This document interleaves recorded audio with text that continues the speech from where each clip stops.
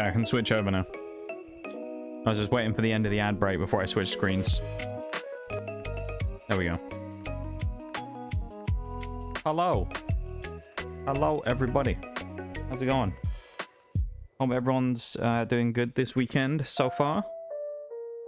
Well, what's left of it, but there isn't really much left of it, is there now? There's only, well, for me, there's only a couple of hours. Very sad. But it means we're almost at the start of a new week, so it has its benefits as well, I suppose. But yeah, welcome in, everybody. Hope you're all having a good one. And yeah, welcome to stream. We're going to be continuing on Mono Dark today,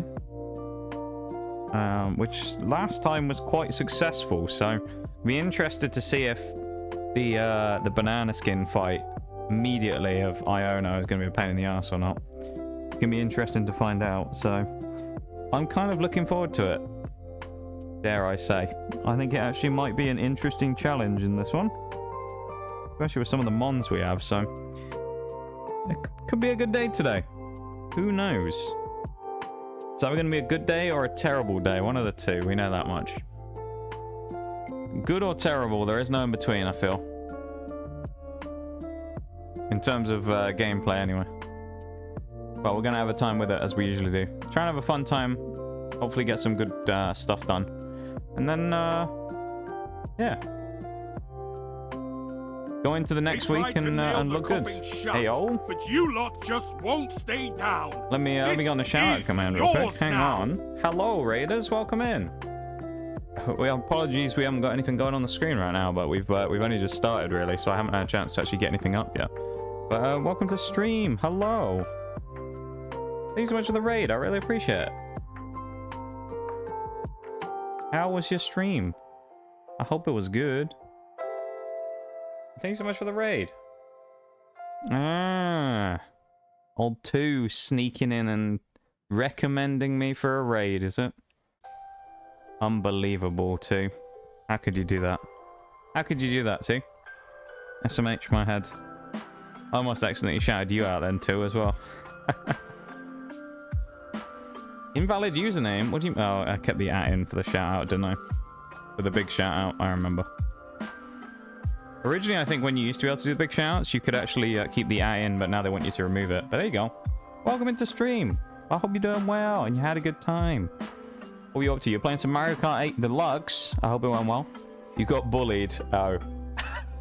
And did some bullying. Okay. It's not as bad as it initially seemed. Doing the double of the bully and the bullier. We'll take that, you know? We'll take it.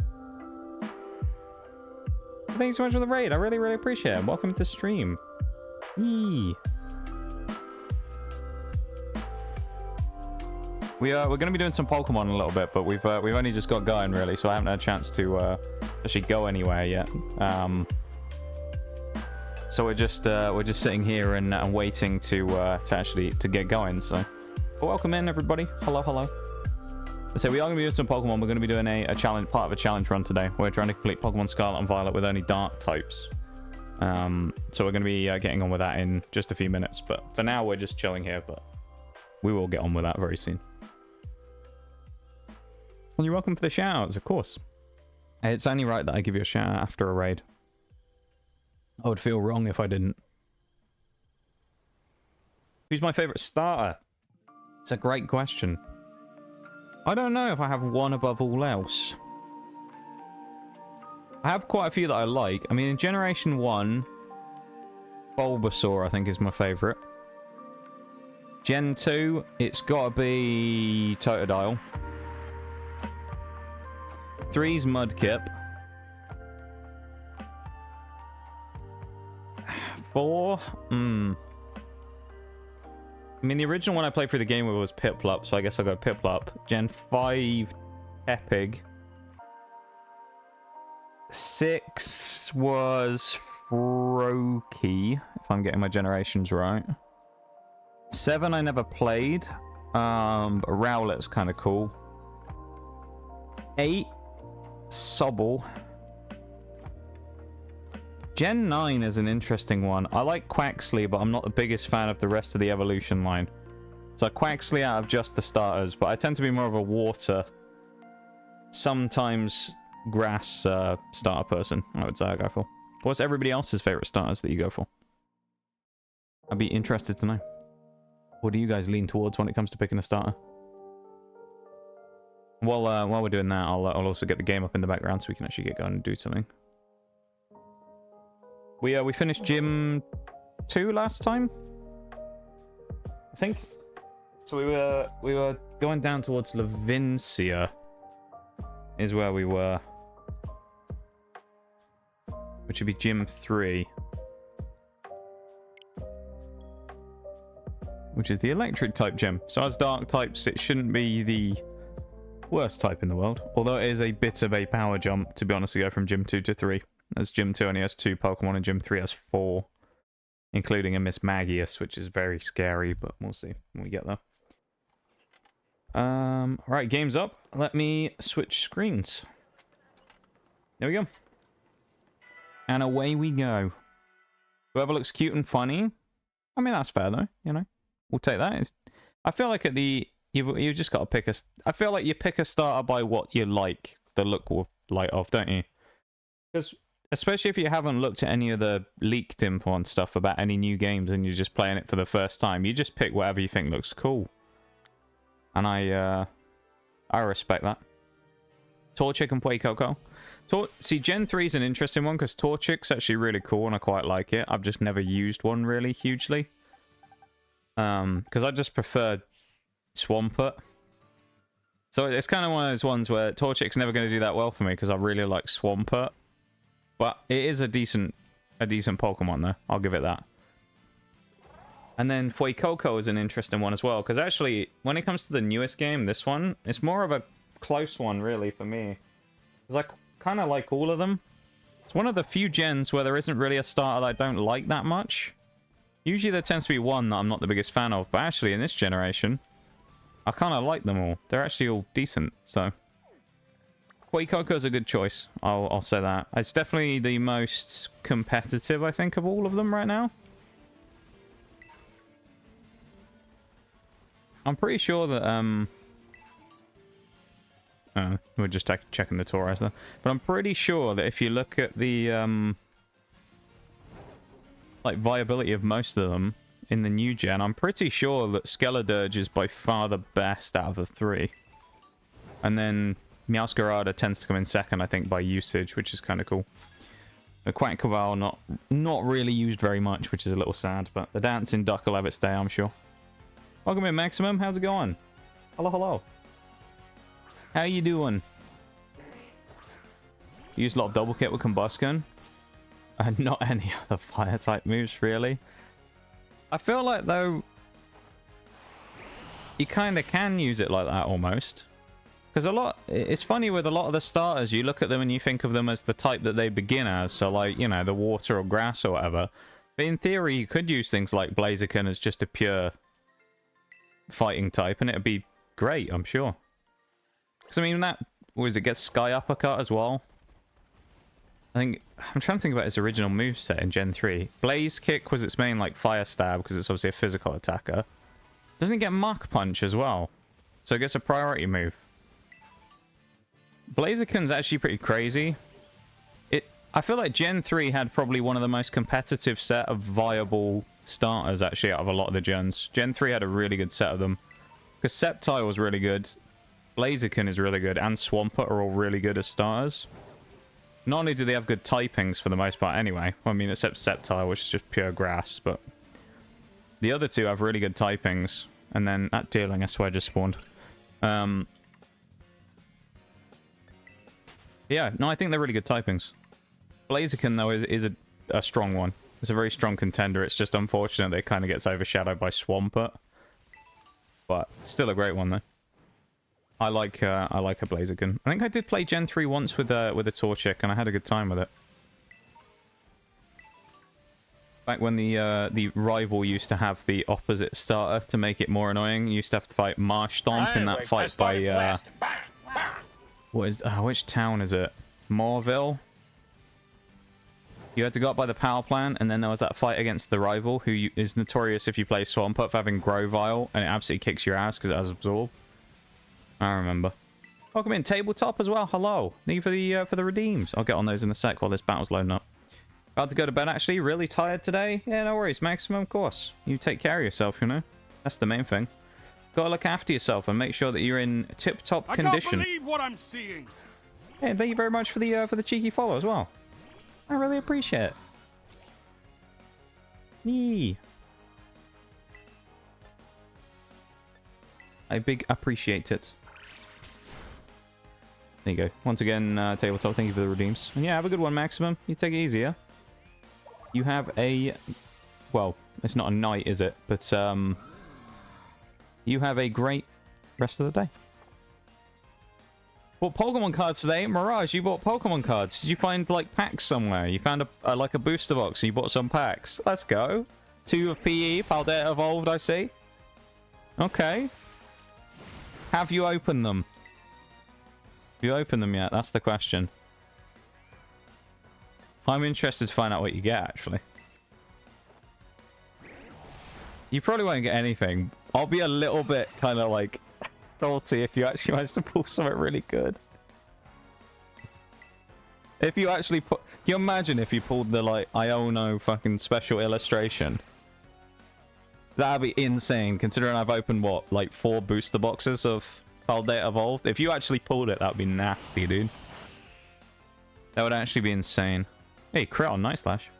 Gonna go grab some lunch. I'll catch you later, friend. No worries, of course. And thank you so much for being here. I really appreciate it. And thank you so much for the raid. And I hope you have a great bit of grub. And we will see you soon. Take it easy. Thank you so much. Eee. Thank you so much for the raid once again. You and Clarissa went into town? Oh, okay. You have. What did you get? I hope it was something good. I hope you got something good.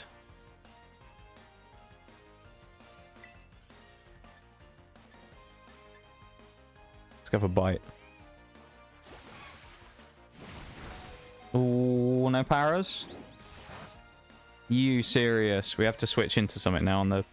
I mean, this isn't a nuzlocke, so it doesn't necessarily matter, but... I think bringing out the poison type's probably a good idea here, just in case. Not that this thing has play rough yet, but still. I'm really interested to see what you get, though, mate. If you get something good and you don't know necessarily what it is, you can send me a picture and I'll tell you if it's decent or not. Oh, Bugger was faster. Bowl's Phobo Stunky is... It's too fast for the Azumarill. Unbelievable. It's the epic rap battle between Pichu and Rattata. Epic rap battle between Pichu and Rattata. I mean, what a line that is. What a line.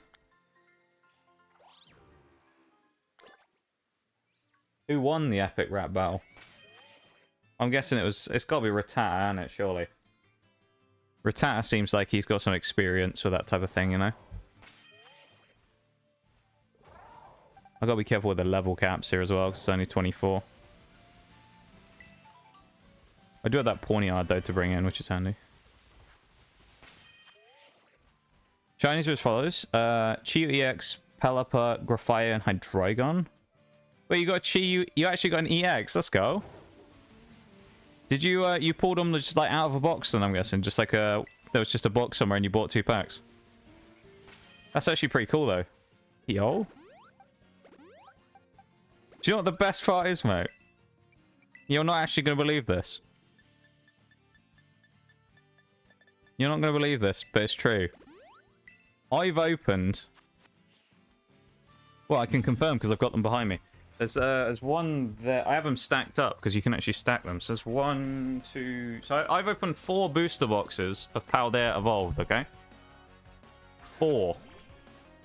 So what is that?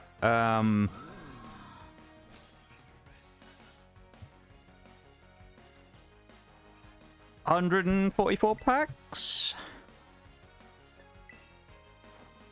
144 packs? I just did some very quick mental maths. Let me do that again. Let me double check that. Figure out how much that actually is.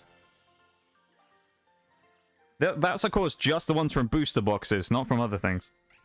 144 packs I've opened.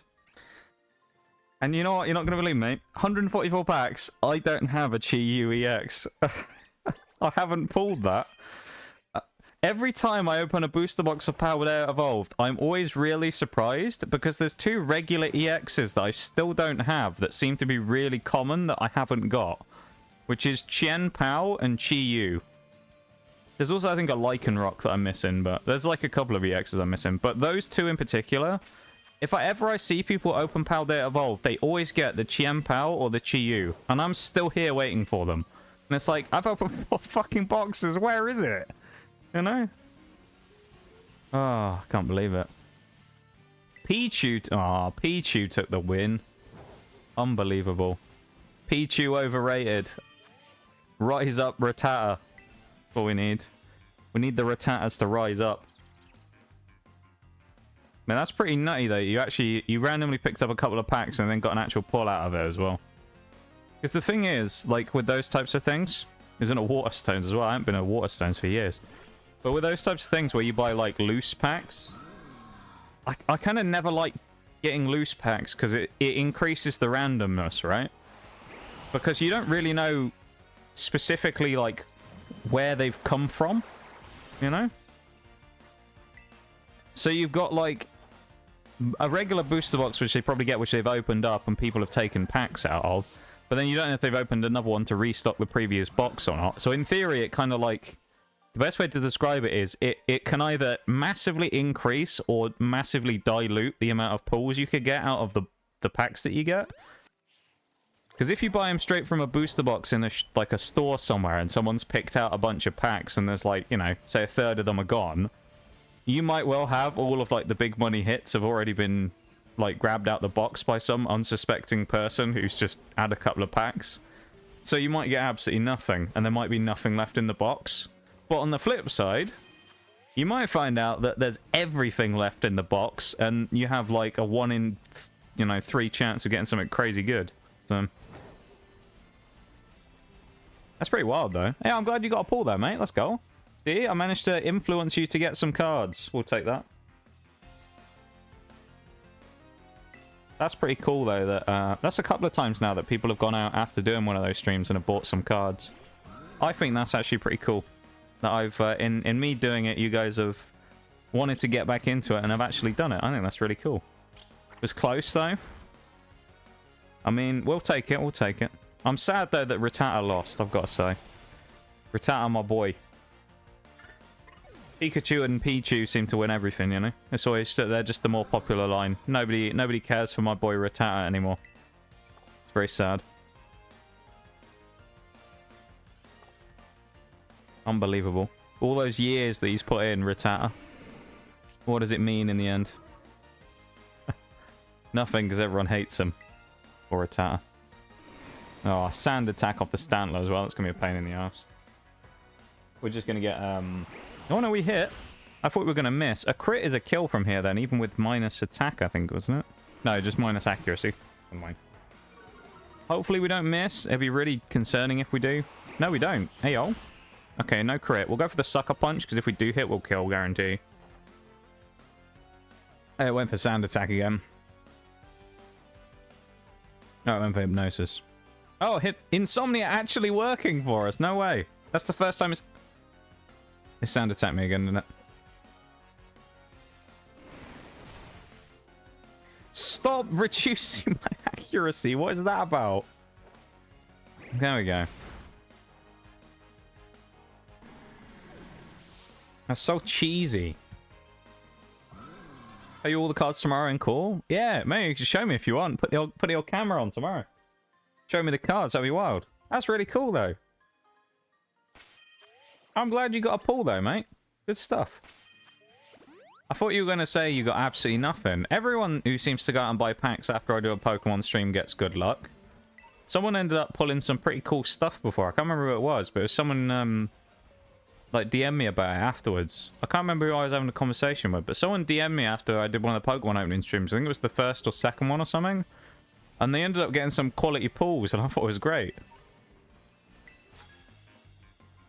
Hey, Orange, hello. Thank you so much for the 65 streak. It ain't much, but a 65 streak's pretty damn impressive, though. God damn.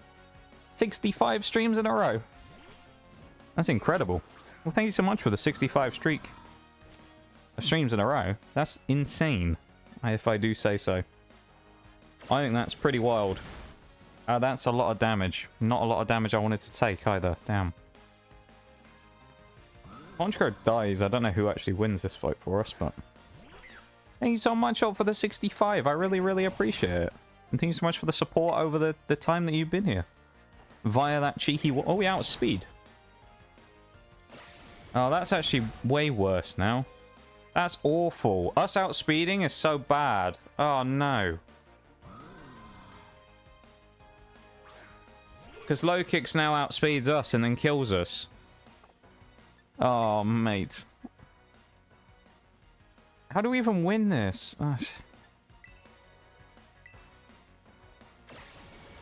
He's level 26 as well, which doesn't help, but... Love Rattata, but I've got to go battery die and be back later. No worries, tabletop, of course. Thank you for the redeems. Thank you for being here. I appreciate it. And, yeah, have a good one. Get that battery back. Conserve the life. I think Stunky is probably our best chance here. We're going Maschiff now, and then try and... I don't think anyone outspeeds, but if we can at least knock out the Rufflet, that'd be nice.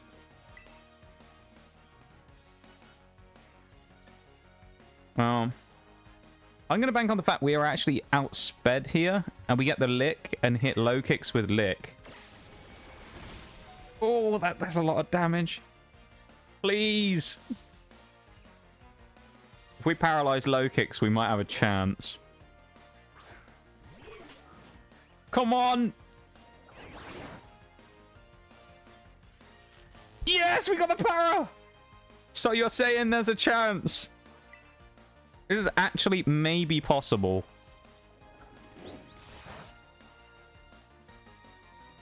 No, he still hits the U-turn, though. Right, we've still got to deal with Rufflet is the problem.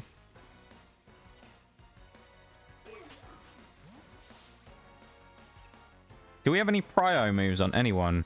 Technically, our Nymble's not allowed to be used yet either, so if he had one, I wouldn't be allowed to use it.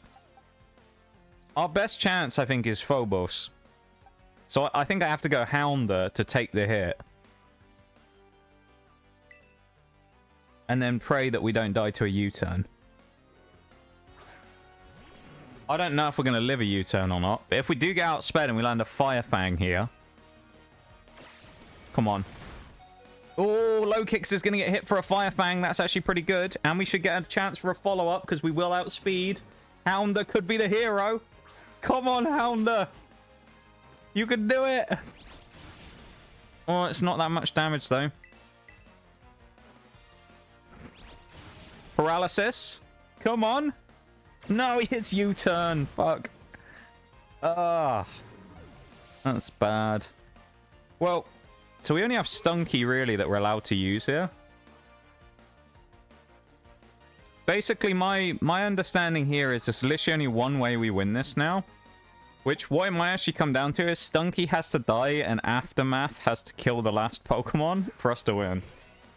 So we might not actually be able to win this properly.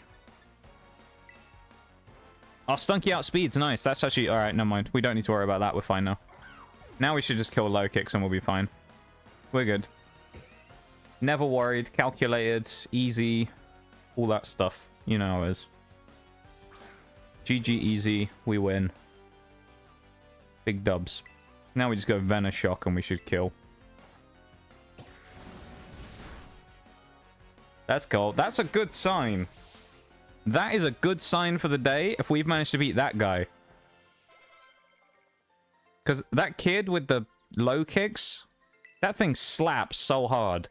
I mean, Lokix in itself, we're going to have one in a little bit, but Lokix has really good attack, and with U-turn, which is a stab, where it constantly switches out, that thing is dangerous. You've got to be careful of that Lokix, you know? So I'm very... That's a promising sign that we managed to knock that guy off. There's also this guy with Klefki, who we'll go after in a bit, but... Whales redeem? Man, it's not often I do a Whales redeem these days. It's become a very, what's the word? A very rare thing these days, the whales redeems. But let me give you a whales real quick, shall I? There, two. A whales for you. Let me do it. One. Yeah, they are pretty rare these days, I'd say, whales. It's certainly not around as much as it used to be. But here we go. 5 minutes is on the clock, so we're gonna be talking in Welsh mode for 5 minutes, and then we're gonna go back to normal voice again very soon, and we'll carry on like normal. But at least for now, we're gonna talk with Welsh mode on. I'm thinking as well about what we're gonna do here, because we've got the gym challenge to do, and I think I'm gonna get out of the way now to get a bit of XP on my team going into the next fight against Iono. So Callisto's not allowed to be used. I forgot that Zangoose we got for the other one as well, for Pokemon Home, didn't we? Demos can't be used until he's about level 50, and then Eris can't be used yet because it's not a Meowscarada. So we can't use it for now. We're gonna have to think about using the team we have here. Nymble actually will be able to be a use soon, because we're going to evolve it to Lokix before we get in the gym. So Lokix is level 24 that it evolves. Same level as Houndour to Houndoom as far as I'm aware. So we should have Houndoom and Lokix going into the gym, which I think are going to be big equalizers for us, because both those Pokemon are quite powerful. Potentially are going to learn some good moves, and I think they're going to be quite strong. So I'm looking forward to it, really. I think it's going to be good. Hiya, Shaylay, how's it going? Nice to see you. I'm in Welsh mode at the moment, so I probably sound a bit strange, but hello, hello. I hope you're having a nice Sunday. A nice day off on a Sunday, of course. Compared to, you know, a couple of months back. Oh, shit, we have to do a rival battle. Oh, no, I forgot this was a thing. Is this where she has, Rockruff? No, because if she does, then you got a horrible lead with, Honchkrow here. Oh, crikey. That's not great. If it is Rockruff, we're in a little bit of trouble. I mean, we aren't completely screwed, but this thing likes to use Sand Attack again as well, so we're going to have to pretty much just... Well, Honchkrow probably has to win this. Yeah, we probably have to win the 1v1 here with Honchkrow, probably going for a nice Night Slash. A crit would be amazing. Not quite, but it's good damage. Goes for Howl. That's good. We outspeed. Lovely stuff. A friend has come in to help break into my car because I locked my keys in it when I... Oh, no. That's twice now in the last week. You've had a key scenario. You've had the work keys, and now we got the other keys. The car keys. It's a bit of a key nightmare, isn't it? Oh, I'll tell you what. Here we go. The breaker started as well, so we'll switch to the BRB screen. I'm still gonna keep up the Welsh mode, of course. I'm not gonna you know, not go in for Welsh mode while we're here, because that would be a crime against humanity, quite frankly, if I didn't do it. So we're gonna keep going with it while we're here, and we're gonna just chill on the BRB screen for a second while the break goes through, and make sure that all of that you know, gets out of the way so nobody misses anything. But, yes, 2 key fiascos within a week now, Shaylay. You're getting a bit of a pattern going on here with key-related incidents, so... Hopefully you're, you know, you can break the habit soon and, stop losing keys in places, because, you know, it's a bit of a pain, isn't it, having to get people to help you out, so... Hopefully you're able to, to get it sorted. That's really unlucky, though. So you missed your pocket and then locked it. Hang on, I got a sneeze come in. There we go. Yeah, so you were locking up, you missed your pocket, and then the keys went inside the car as it locked. That's, I mean, that's unlucky, to say the least. Very unlucky, that is. Suppose unlucky as me when I was doing Monotype Grass fighting the Elite Four. Very unlucky. And well, hopefully you'll be able to get them back fairly trouble-free, and your friend will be able to help you out, because you know, it'd be a bit of a pain if you can't get it sorted super quickly or easily or anything. So And especially if are you out somewhere at the moment, or if you just got back home or something. Because if you're out, I'd imagine that'd be a bit worse than if you were just, you know, you just got home or something. Because at least then you can kind of wait around. If you were out somewhere, that'd be a real pain in the arse. Honchkrow, though, comes in. Big one-shot on Pawniard there as we come back from the ad break. Thank you for sitting through that, everybody, if you did. I appreciate it. We got the wheels timer's gone off for 5 minutes, but actually, since it went through the break, I'll tell you what, I'll continue on for a little bit extra. Just because I can. I think it'd be fair for me to continue on for an extra little bit. Just for a minute or two, you know. Just a bit of extra time on the old timer. Just because I can. Why not, I say. Why not, indeed.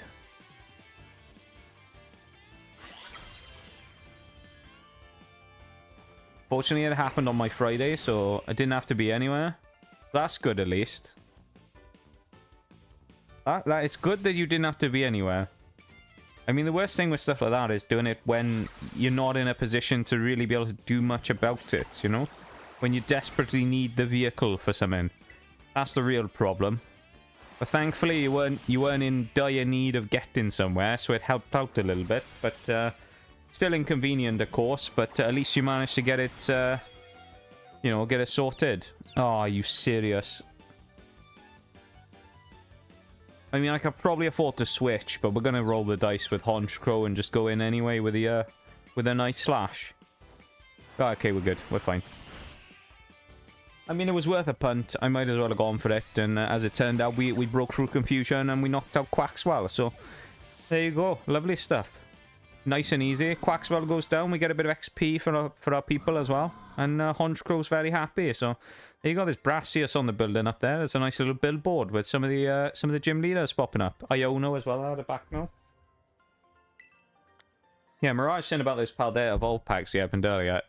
If you'd opened the bloody special illustration Iono, mate, that would have been hilarious. You just bought like 2 random packs and then you open up the like 100 quid card. Would have been hilarious. Especially with the amount of boxes that I've opened as well. If you'd have pulled the actual like mega card or the Magikarp, I think the Magikarp has actually overtaken the Iono in value these days. I've heard that the Magikarp is now the big chase card. So yeah, if you'd got either the Magikarp illustration or you got the bloody Iono illustration, that would have been crazy, mate. It's been a couple of weeks now since I opened those packs, and I miss it. You know, I miss it dearly.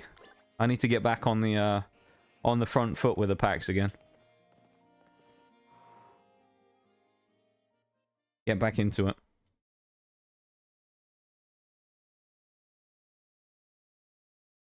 One day, I'll get some more. I don't have plans to do another Pokemon stream or anything at the minute right now, but, yeah. Oh, also, while I'm, just, thinking about stuff, still no announcement about the special announcement, because, the people have still ghosted me, so I'm hopefully waiting to have some good news soon, but, it's been over a week now, and they haven't said anything to me, so I don't know, maybe I'll send a follow-up at some point, if they've forgotten I exist. But, yeah, I may have a potential good announcement at some point soon if I don't get ghosted by the people anymore. So we'll see. But, yeah, that'd be nice. Let's have a little special announcement for the summer in June, wouldn't it? That'd be cool. A little cheeky summer announcement. Getting milk for views here by Iono as well. Leeching off us for subscribers and views. You know what it's like, you know?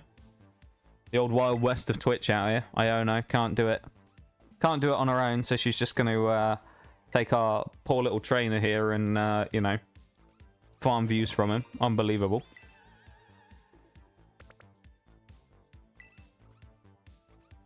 It is kind of funny, though, that they actually made a character, I think, in-game that's a streamer. It's kind of... It's kind of weirdly unexpected for Pokemon. I quite like it, though, the idea that they made like a streamer character. Quite comical.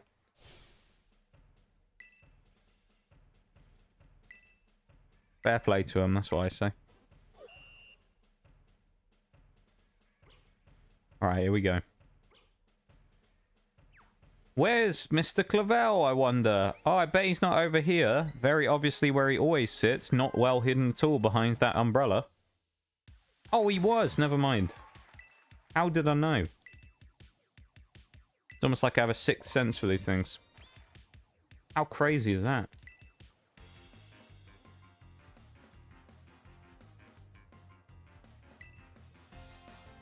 Here we go. Gym trainer Marty with his strange haircut. I don't know what he's trying to emulate there. He's like the Pokemon fanatic, but I don't know what Pokemon he's supposed to be copying with his green spikes coming out of his head. But we're going to get hit for a spark here probably, unless the AI is kind of dumb and tries to use charge. We did get intimidated, which will cut the power of Night Slash, but it's still over 50% minus a crit. He went for charge. Why would you charge in the face of a Pokemon you're super effective against? Makes no sense. Alright, special defense increase. Great. Now you lose. What was the point of that turn? I don't get it sometimes. The AI in this game specifically does some really funky things sometimes, and it doesn't make any sense why they do them half of the time. It's just such a strange move to do what they do sometimes. It's like I've had it before with like various other abilities and things, where they'll find out that I have Levitate, and then the next guy that comes in will immediately use a ground move, and it's like, you already know I have Levitate though, why are you using a ground move? Or they'll sit there and they'll try and boost up to like +6 whatever stat they're trying to go for, and it's like, it's completely unnecessary, and you're just gonna let me kill you before you do it. And it's always when I'm a one-shot. I'll have like no HP left, and they're just sitting there giving me free knockouts, and it's just ridiculous. I don't know. I mean, I'm not complaining, because I'll take the AI being a bit stupid sometimes, but gives me some certainly easier wins on some of these matches, but it's really weird, though, that they do that. Well, Tynamo's been one-shotted, never mind. Tynamo is really weak, to be fair. Would have been kind of evil, but now I think about it, it would have made more sense and been kind of more fun if the ace for Iono had been Electros instead. Instead of a Levitate boosted Mismagius. I get the whole Terra gimmick mechanic thing, but Electros already has immunity to ground anyway via Levitate, and it's a pure electric type. Would have made sense to run that as the ace, I think, more so than Mismagius, but I don't really know what they were going for the aces in these games, because they could have just done the same Pokemon and then just Terra bugged or Terra grassed it or whatever, and made it the same type as the actual gym trainer. Because like Terra Electric Luxray or something is still Terra Electric, even though it's just a regular Luxray. It's no real different from Mismagius. And if they're just going to Terra things anyway, there's no point having a Pokemon that's different, because you don't get the benefit of having the different typing on the Pokemon anyway. Like Mismagius, you go, alright, it was part Ghost, that's great. But then it immediately just changes its type to Electric anyway. So, kind of a bit pointless. Might as well just have it as an Electric type to begin with, instead of a Ghost type who just changes types. Maybe that's just me being cynical. Probably is. Let's switch Stunky out the box, because we don't need Stunky right now. That's Zangoose. That's not who we wanted. Stunky. So these two are currently in the playable section. We're allowed to bring in Callisto and Phobos. Everybody else needs a bit of XP, though, so we're going to try and get some XP on them. Do also have some candies. I may use those, although I'm a little scared to use these medium candies and the large candy, because they're kind of... well, they give a lot of XP. They're like 10,000, and I feel like it'll be too much. Incinerate, though. Okay. Yeah, 60 base power. I mean, we have 37 special attack. We'll take it. That's pretty good. There's a mixed attacker here on our Houndoom. That's fine. Yeah, this thing's like... I feel like if I give them medium candy, they're going to level up too much. How much XP do they have in total? 10,000. 10,000 is large, so we'd be giving them 5k, I think. 700 to level up, which is the most, so let's call that 1,000. Nimble's going to get probably like 5 levels. Yeah, we're just going to have to like do a traditional level up here as opposed to just giving them candies. It ain't going to work. That's a bit annoying. Let's go and fight some trainers, I guess. Bring Houndoom in as the... or Houndour in as the first one, because we got to fight that guy with a clef key, who isn't going to be the easiest fight in the world, but we'll still give him a go. Clef key's only really annoying because it's Steel Fairy, so it's kind of a direct threat to our Houndour. So it's Fairy typing, in theory, I think may stop us being quite as effective as I think we will, and also Clef Key is just kind of bulky. Fairy Lock, we can't switch. Always a dangerous position to be in, not being allowed to switch or whatever. Oh, never mind. No, I was wrong. Or is it Fairy's not very effective against fire? Maybe I was thinking it was the other way around. Oh, that still did some damage. Being part dark, of course, does mean even though we are part fire, we are actually we are still going to take a hit from Fairy and things like that. Anything that is super effective on us, even though we're part fire, will still do some damage. And we'll drop the Honchkrow here. Headbutt's actually a really good move. It's a neutral move, being normal, but it's also very useful. 70 base power. It's a big hit. Yeah. I got no problem with using that. I think it's a great move for us, to be honest. Honchkrow is really close to... Well, Honchkrow is 24, so we'll switch Honchkrow out now, because we don't want to over-level it past 24, because it's kind of going to be our ace in the hole. Yeah, Nymble's the one we really need here. If Nymble's the only Pokemon we have left, I'll kind of implement this as a rule.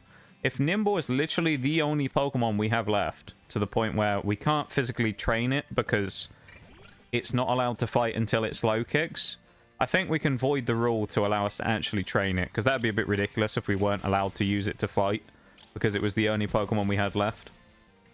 So if Lokix or Nymble, well, Nymble in this case, is the only Pokemon we have left, because everyone else is already level 24, I think it should be perfectly legal for us to do the... Oh, hang on, are we going to die here?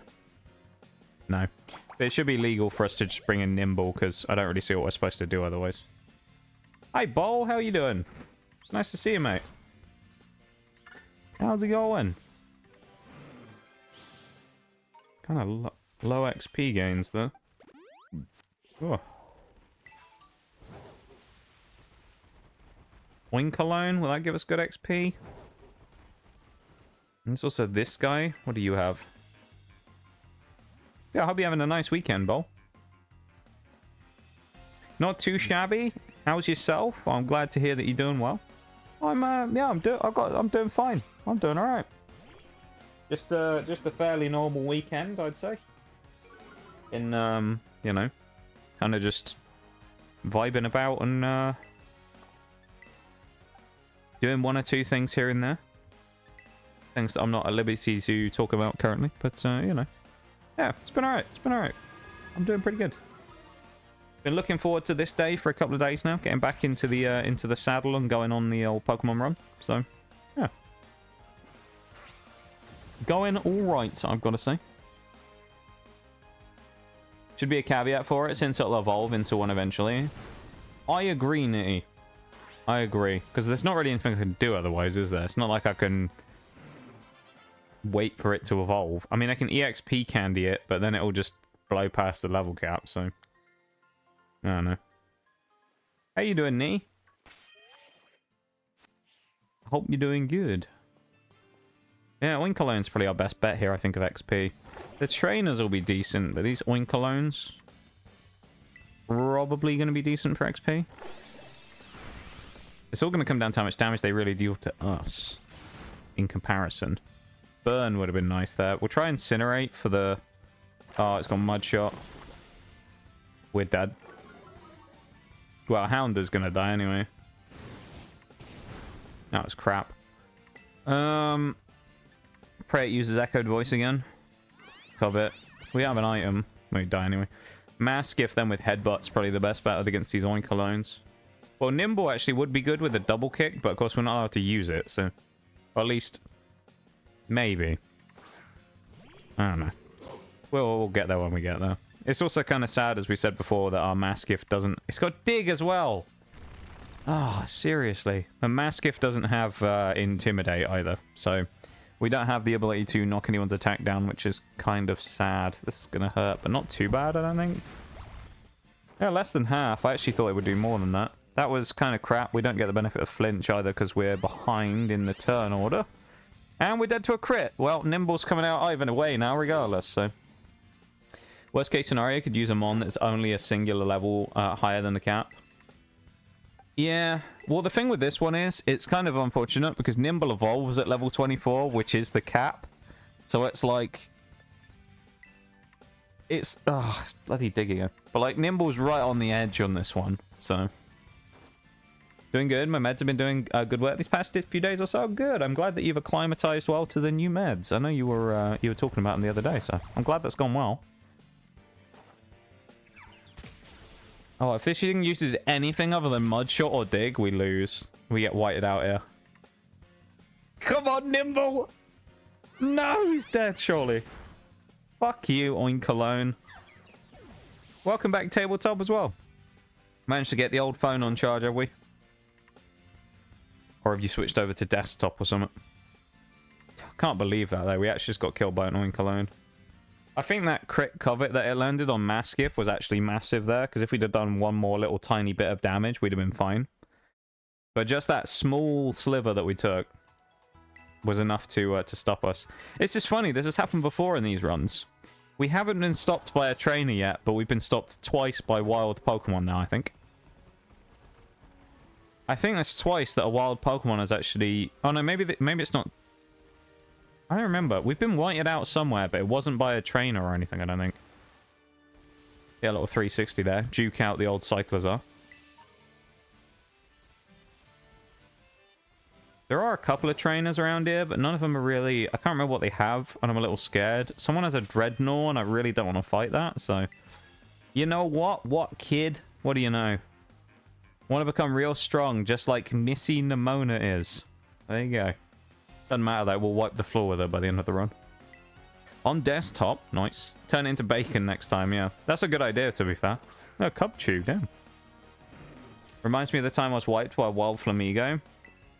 Dude, Flamingo doesn't mess around. The Flamingo, old Jerry as we call him, because we had Jerry the Flamingo, that thing does not mess around. It goes hard on its attack. I think it's crazy. You sit there and you're like, oh, it's just some... random one-stage Flamingo. It can't be that good. He's a monster. Jerry is an actual monster in disguise. You see him and you think, nah, he ain't that good. And that's when you've already lost at that point, when you underestimate Jerry and think he's going to be a pushover. When you think Flamingo is going to be an easy kill, you've lost. Because that thing just... It goes so hard, it's unreal. Isn't this a Firestone or something? Ether, never mind. Don't know why I'm remembering that. Oh, there's one right there. There you go. There was a Firestone nearby, I thought there was. I'm just looking for trainers, really, because, I mean, they might give us some good XP. A lot of the stuff around here is just not going to be that useful. Tauros would be nice for XP, but of course they're fighting types, so they will whoop my ass, and I don't want that. Beep, beep, beep goes the cabbie all through the sky. Well, there you go. If you're saying beep boop beep, he'd be the average bot coming in on Twitch. Those bots have become really frequent as well. The cheap viewers or best viewers, whichever one is the like flavor of the day. Seeing them everywhere. I've already had one this stream already. We had it in like the first 10 minutes on the starting soon screen. We already had a bot. Wild. But to answer your question though, Nitty, because I didn't realize I hadn't until now. It's been going alright so far. We've done like close to an hour. We've had a nice little start. We've been vibing and making a decent little bit of progress, putting a dent in the grind and things. We're we're getting there. We're getting there. The early part here pre-Iono is always a slightly slower part of the game.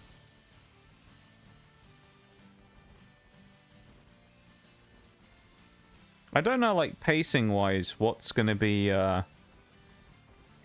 like, whether it's going to be bad or not today. Because usually, I was talking about this last time, I usually try and break the run down into chunks, right?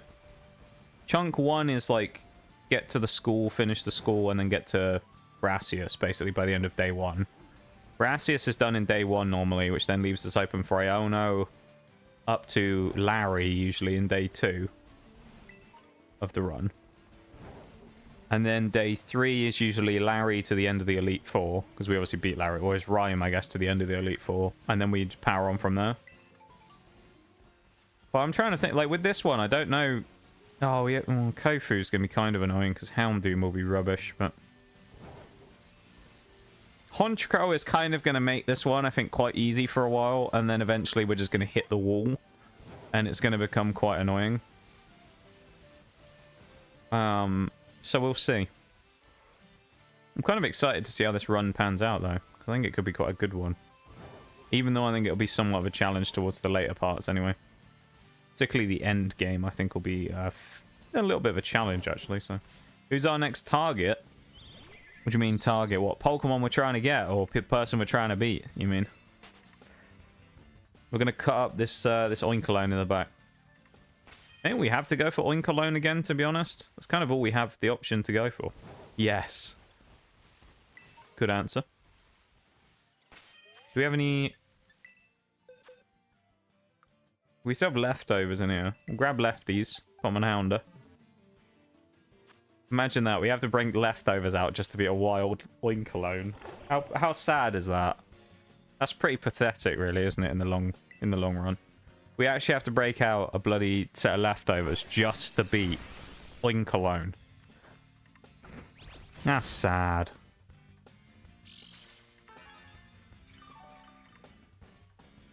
It does give us a little bit of HP back, though, so, I mean, it kind of works, but... Oh, Dig's going to kill us anyway. I can't switch to anyone to avoid the Dig, either. I'd have to switch into Maschiff, so I guess we just have to take the hit and then die. Because this thing will kill me with a Dig, presumably. I think it did before, anyway. Maschiff took less than half, but I can't really afford to switch out and not get an Intimidate off, so... We have to just pray we live and then go for the Fire Fang. Yeah, we die. Tanky. They are.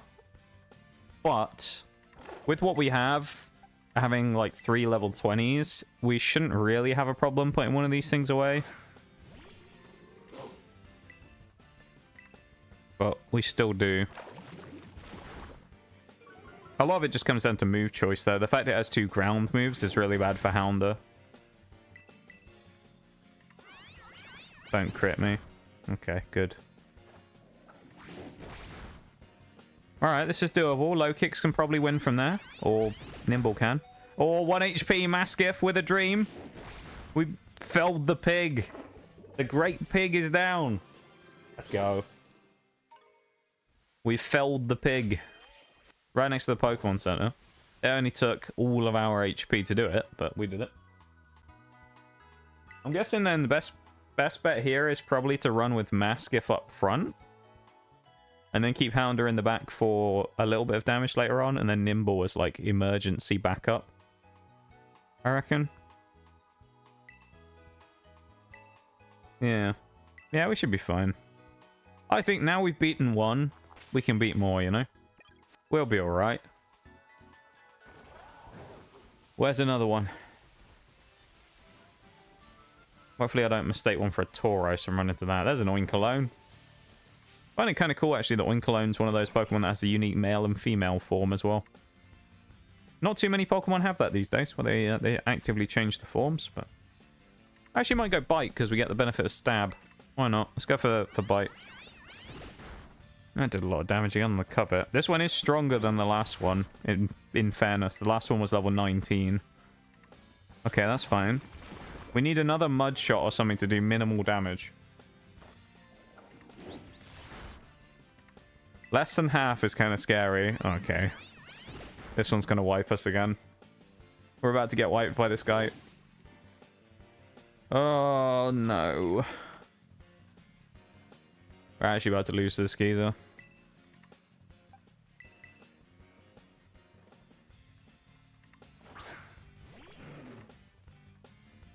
Well, Unless we get like a burn or something, we probably lose.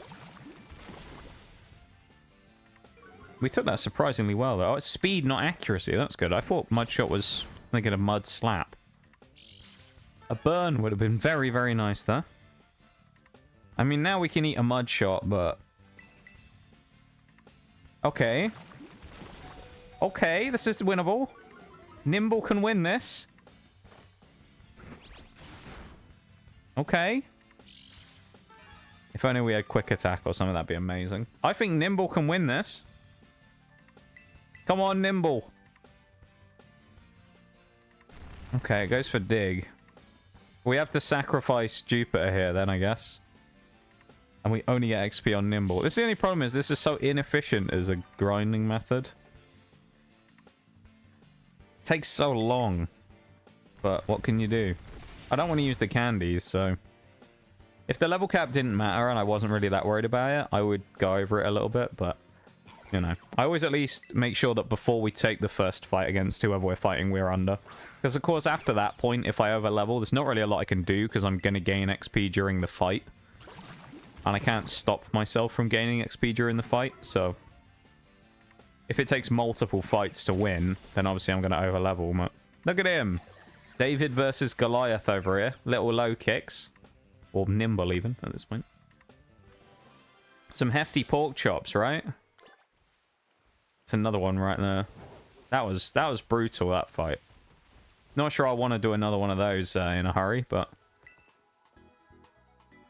I guess Dark type just doesn't really have anything great to fight around here, because there's no Psychic types running around. I mean, there's Slowpokes on the beach, but...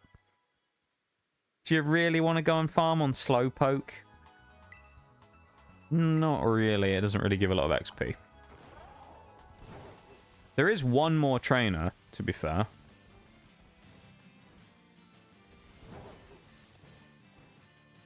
I mean, this is the guy... He has a Zangoose... Zangoose... Curlier and something else. I don't really want to fight that. There's some Tauros there. There are. Of course, Tauros is a fighting type, so that thing will slap the ever-loving shit out of me. So I ain't going near fighting that. After having just finished mono fighting, there ain't no way I'm fighting a Tauros. That thing's gonna demolish me. He's gonna hit me with a raging bull, and I'm just gonna get absolutely crushed. Slowpoke tails are a delicacy. Yeah, that's in Gen... Is it Gen 2? I think they end up talking about that. Isn't it like Team Rocket or something after Slowpoke tails? I want to say. Well, hold up. You know the drill. The Brib screen is up. While the Brib screen is up, we wait for the break to finish. And while we're waiting for the break to finish, as it is the second out of the breaks in the cycle, I'm gonna get up for a second and stretch my legs. Okay, so I'll come back to and read everything in chat when I'm back. Okay, so I'll be back in a sec.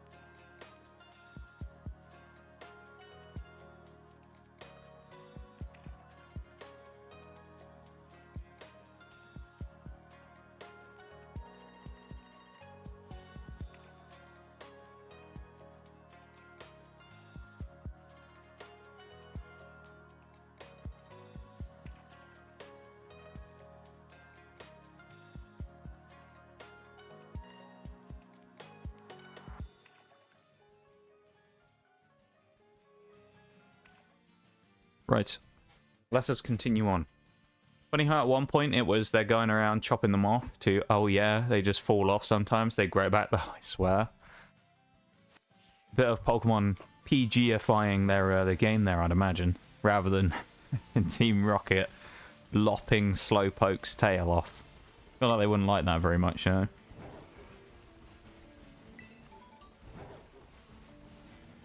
Going to original, I believe you could actually pick up Slowpoke tails and keep them as items. Yeah, I think you could, you know. I think they did it in Heart Gold, Soul Silver as well. I'm sure you could get Slowpoke tail as a item. Oh, hello. Oh, this geezer's only got a Squawk ability, doesn't he? I remember. Welcome back from the break, everybody, as well. Thank you for sticking around through that while I just went and had a quick stretch and stuff.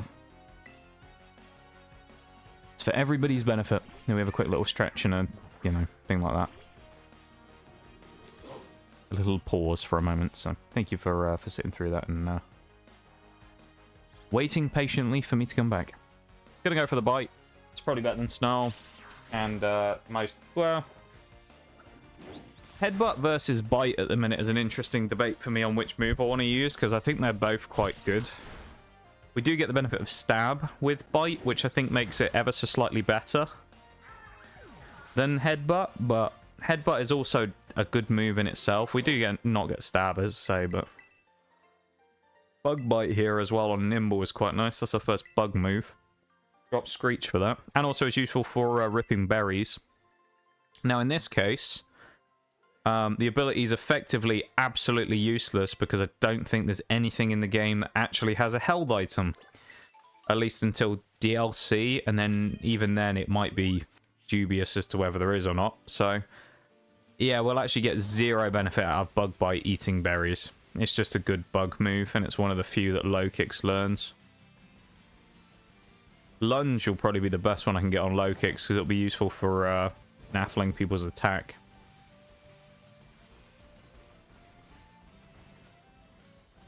Now, Pokemon Media, it's the Slowpoke tails are cruelty-free foods, yeah. Cruelty-free Slowpoke tails. How would it be deemed cruelty-free, though, to take a Slowpoke's tail, other than, well, just what they say, they just fall off randomly? Like lizards. It's cruelty-free because you shoot the Slowpoke first so it doesn't feel it when you take its tail off. It didn't suffer, at least, you know? I think there's a trainer up here we might want to fight. Makuhita, though. Always on the lookout for shinies, me, of course. Gotta keep an eye out. You never know when you might find one. We sometimes run into them on these runs. I need to look at what a Nacli shiny looks like as well, because I really want to get a shiny Garganical. No idea what it looks like, but it's just one of those Pokemon I quite like. That'd be nice to have one, you know? You're Bill. I'm not Bill. It's not my name. She'll charge us $1 million if we lose to her. Give you the ability to interact with enemy held items, but the enemy will no longer hold items. I know, right? It's great, isn't it? All these, like, item use moves, yet you have none that can actually be used, because none of the Pokemon hold them. Pardon me, what? What do you mean, me? What's wrong? Hey, flinch off Maschiff, nice. Go for a Snarl, because we never use it. Look at that. I like how he barks when he's used it as well. It's actually good, though. He's a happy lad, is Maschiff. I really wish I had more XP candies now, because this is, quite frankly, a little painful.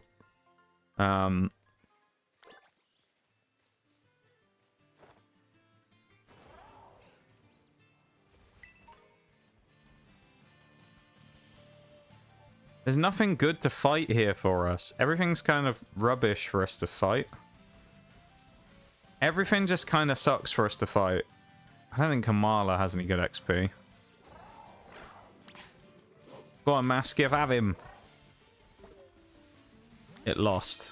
Okay. Lost the fight. Oh dear. We lost the fight. That's not so good, is it? Think of the hydrating spinal, Nitty. The same as how Lapras was hunted to extinction and now they're thriving. The lore changes. Inconsistent Pokemon lore, you know.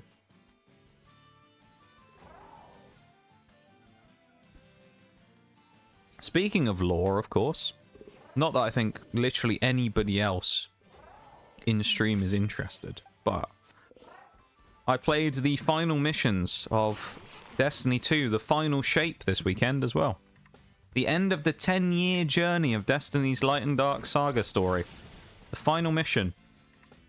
And the final cutscenes and stuff. And I've got to say, they needed to deliver big for it.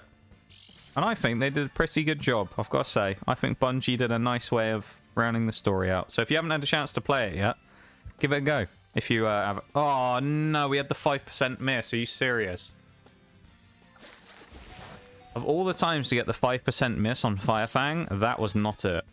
But yeah, if you have access to D2, the final shape, and you haven't played it yet, I would thoroughly recommend it. He has a prio move. Fuck you, Houndour. Why couldn't you just hit your move in the first place? Why have you got to be so trash that you just can't ever do anything useful? Why? The life of a Houndour, I guess. Sucks ass, dude. Houndour sucks. Oh, that was trash as well, to be fair. My run, I accidentally skipped the Dark Team Star and did the Fire one before Iono. I think I did that in my original playthrough as well, actually. Because it doesn't tell you what order to do them in, so that was the wrong button. I ended up doing, I actually did Brassius first as a gym. I did Brassius first, then I fought Mela. Then I did, well, I did Clorf was, I guess, the first thing I did in the whole game. But then I came over to Katie. And then I did Giacomo. I think I skipped Larry and maybe Kofu as well. And I went straight to Rhyme after that. Or something. I ended up skipping a bunch by just not knowing where I was going. I do wish... like one part of this game that they did change or had made a useful feature for is that it roughly guided you on where it says you should be going based on your next level. Because it feels like it kind of just throws you in and it's like, right, go on then. And it's like, where do I go? What should I do? And they're just kind of like, well, figure it out.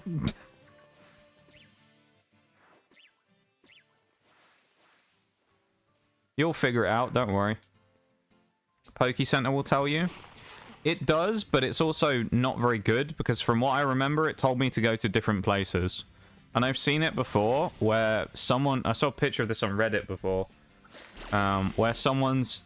They hadn't even done, like, the first gym yet on like another playthrough.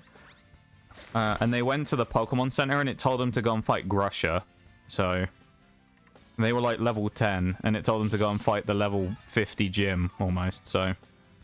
when it comes to what the Pokemon Center says, I honestly just completely ignore it, because I think it's just badly implemented.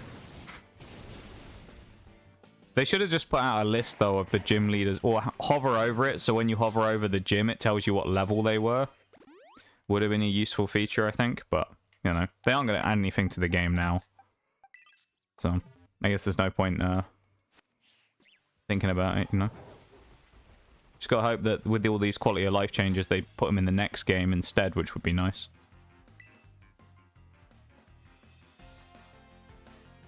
I doubt they will, but you never know. Thank you for the lurk tabletop as well, I appreciate it. I hope you have an enjoyable time lurking away. Oh, this thing's part of water. Water poison. Bite's the best move we got here. That did surprisingly a large amount of damage. I thought we were going to get kind of mugged off, though. I'll take that. Yeah, we'll have that. Nice.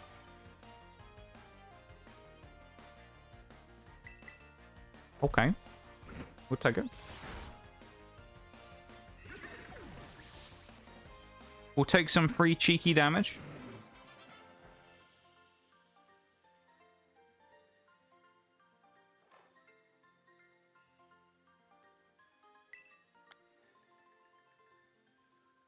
That was rather successful, I think. No, speak to Chili again as well. I think the bot is dead in Discord again. Just noticed. We do have access to Sandile for this run, Nee. You are correct. We have access to Sandile indeed. We aren't going to get one straight away, of course. Because unfortunately we can't get it until the desert.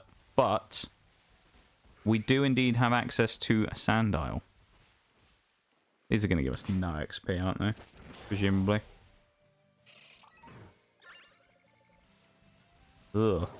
Yeah, 77. Or a Choreo might give us some, but... meh. What level are you?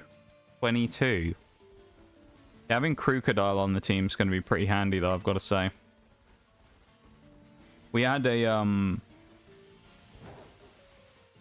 Krook from Mono Ground. We had a Krookodile. That thing was really good. If anyone remembers, I don't know if you will, in Mono Ground, one of the first chances we had to actually finish the run was a 1v1 between Roaring Moon and Krookodile. Because we had Outrage on our Krookodile to use as a dragon counter. And I think we were already confused, and the only thing we could do was to Outrage again. We came very, very close to one-shotting Roaring Moon. We left him with, like, a small chunk left, and we lost. And it was so sad. Because Krookodile was about to have its big moment, and then I think the next time we did it, we ended up working it slightly better so that Krookodile ended up using Outrage, did like 2/3, died, and then we cleaned up with what we had last. Yeah, that's the problem, Nitty, is we have a lot of frail stuff. We have some which are a little bulkier. Just the majority of our team are... it's kind of like ice and a little bit like fighting. Except fighting probably has a little more of what we're missing. But over here, what we're definitely missing is bulk. If you look at the team so far, Houndoom, not very strong. Maschiff, meh. Lokix is definitely not very, like, bulky. Like, Meowscarada, not bulky. Hydreigon later on, not bulky. We do, to be fair, we do have a bit of bulk in King Gambit eventually, and Bisharp, which not very much, but at least a little bit. Just kind of nice. But, yeah, we definitely don't have, like, this big level of power that we might want, you know? We're definitely more on the side of...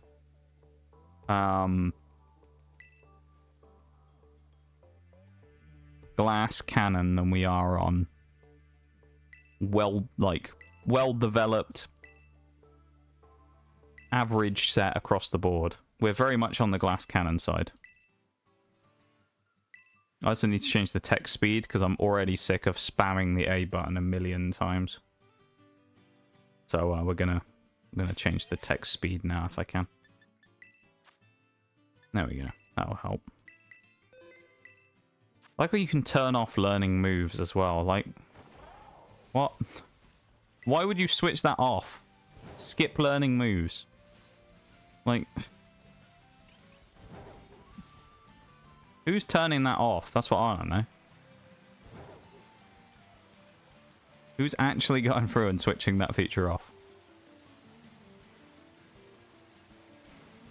Someone obviously does, but I mean, like, someone must do it all the time because, like, it exists, so you know someone's done it. But I just don't understand why it's even there in the first place. I guess, considering we don't really have much else to do, we kind of have to fight this trainer up here. But then the trainer's surely going to be way too powerful for us with just Houndour and Nymble. So I think we're going to have to fight something else again because Houndour's not going to be strong enough. And we don't have Maschiff to fight Oinkalone anymore. So I actually don't really know what the best choice for us to do here is now because we don't really have anything that's super useful. We need... how much do we need? 1100 and then 750 just to get to level 23. So I really wish I had some more small XP candies, but I don't. There may be a chance of getting Rotom to spawn down here, who actually could be decent fodder. but even then, there's a Shuppet, which is okay. Magnemite, I guess, is fine. I mean, some of these, like, ghost types might be decent. I mean, there's worse ideas than fighting Gyarados. If we had an electric type, I'd genuinely go for the Gyarados, but we don't. These Finizons will kick my ass as well, so I can't go for them. Oh, there's a bunch of Slowpokes here as well. Yeah, I think I fancy our chances against a Slowpoke. We'll take on a Slowpoke. Hey, we beat Slowpoke.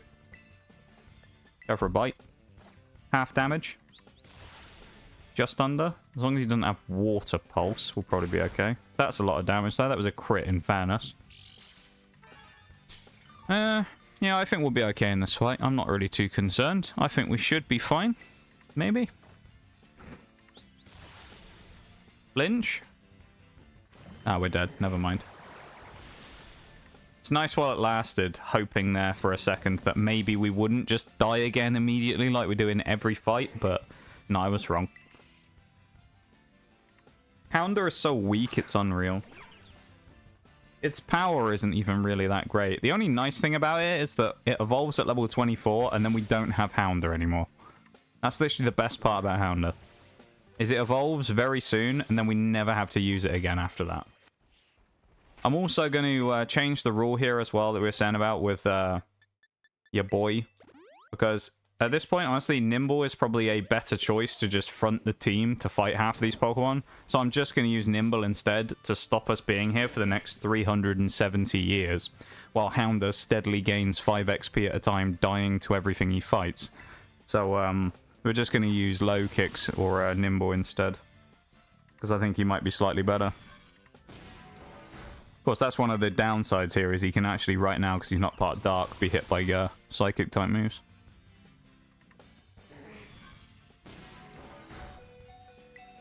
Do we go Stab? We have to go for the Stab Bug Bite and hope for a crit here, otherwise we die. So, unless we go for Astonish, get a Flinch, and then do it next time, I think we'll try for the Flinch. And then we knock him out next turn. He didn't get flinched. Okay. I thought Astonish used to be a guaranteed flinch back in the day. I don't know if anyone can confirm that. I'm sure Astonish used to be guaranteed flinch, kind of like Fake Out was. And then more recently, particularly in this game anyway, it never flinches anymore.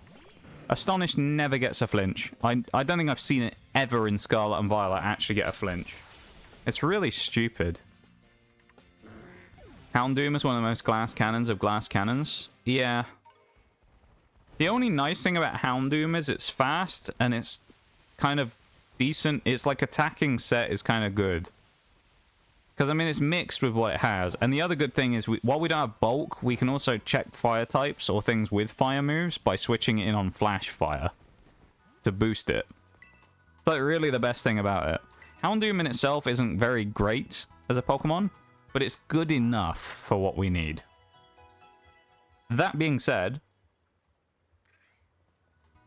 I do think in this run, Houndoom is going to be heavily outshined by a number of other Pokemon.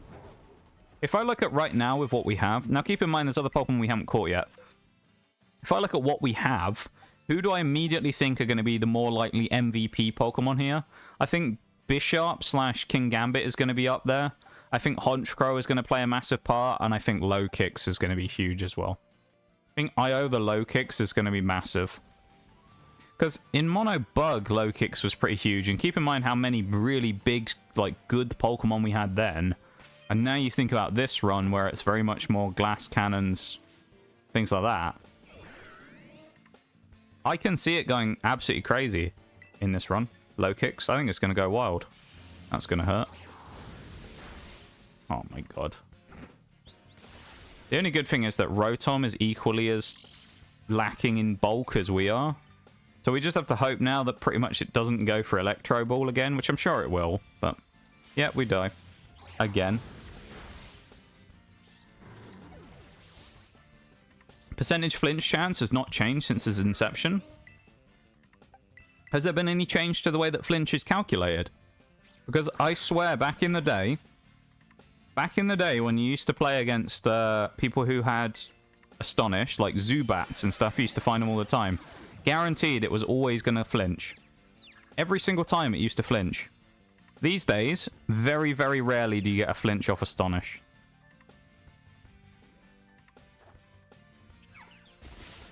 Well, Io didn't get the kill. That's actually really bad. Nice, he got one-shotted. Okay. See, Nymble kind of has an excuse for being lacking in bulk, because it's basically a baby Pokemon that you get right at the start of the game. Now, albeit Houndoom, you can get any evolves early and stuff as well, or Houndour, but you know, it's a dual-type Pokemon, Fire, Dark. Fire usually known for having quite decent power, and he just doesn't. Also, fighting Rotom there apparently is a mistake because they're too strong, so we're not fighting Rotom anymore either. Because Electro Ball, which is based on speed, he's just too fast for us to fight. So, what we'll do instead is we'll go and terrorize this gang of Drifloons. There is actually a Rotom stuck in the cliff. You saw his little wing sticking out a minute ago. But there is one in there stuck in the cliff. Why aren't you fighting? Part of me thought there was a shiny there for a second. Still been that way. 30% chance to flinch. I'm amazed that if that's actually correct, it's a 30% chance to flinch and that's never changed. I'm amazed, quite frankly. Because from my... I mean, it's all RNG at the end of the day. But from my experience of when I've played against Astonish in the past... Why will he not fight?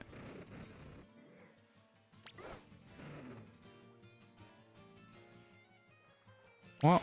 Is it because he's in... It must be because he was in the sky. Then it's not a shiny.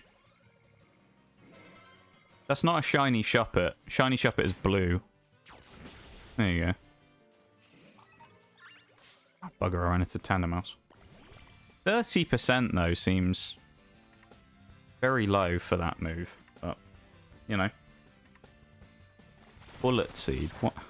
Okay. I don't know. Astonish has always been one of those moves that I always thought was pretty rubbish. Just generally, it's a pretty crap move. It's just only useful because of flinching. So, I don't know. It's nice to flinch people, I guess, but like other than that, it kind of just sucks. Can't even run away. Come on. Houndour, please. You have like one thing you're good at, which is running away. And you can't run away from Tandemaus. This Grimer looks like he's about to attack us as well. About to get jumped by Grimer. He's about to, like, try and eat me alive or something. Crabrawler obviously is a mistake because that thing's a fighting type. It's pure fighting as well, even though you think it might be part water. It's pure fighting. And then it evolves to fighting ice, of course, with Crabominable. We go for Bite here on Sandygast. At least this looks like a potentially winnable fight. Let's go. We're winning a fight. We're doing it. We're actually doing it. Let's go. Houndour's actually going to win something. Oh my god. Zubat, it was bread and butter for psychic coverage before Bite, before... Yeah. Yeah, exactly. Because it used to get... I remember, it used to get Leech Life that was just awful back... It was rubbish back in the day when it had like 20 power. It used to be such a rubbish move. And then they buffed it from 20 to 80 or whatever and made it actually good. Which is fair enough, really. I don't mind them doing buffs like that, because it wasn't really being used. Not really very many Pokemon had it at that point, and why would you over any other bug move? And they made it into a good bug move and a recovery option. Which I don't mind that they have recovery options for majority of types these days. Whether or not they're widespread or not is a different story, of course. Because you could look at, like, Dark and say, well, what's Dark's recovery option? And if I remember rightly, and I might be wrong here, I think the only recovery move that you have in the entirety of Dark type is Oblivion Wing on Yveltal. Because I'm pretty sure that's a recovery move, isn't it? Oblivion Wing.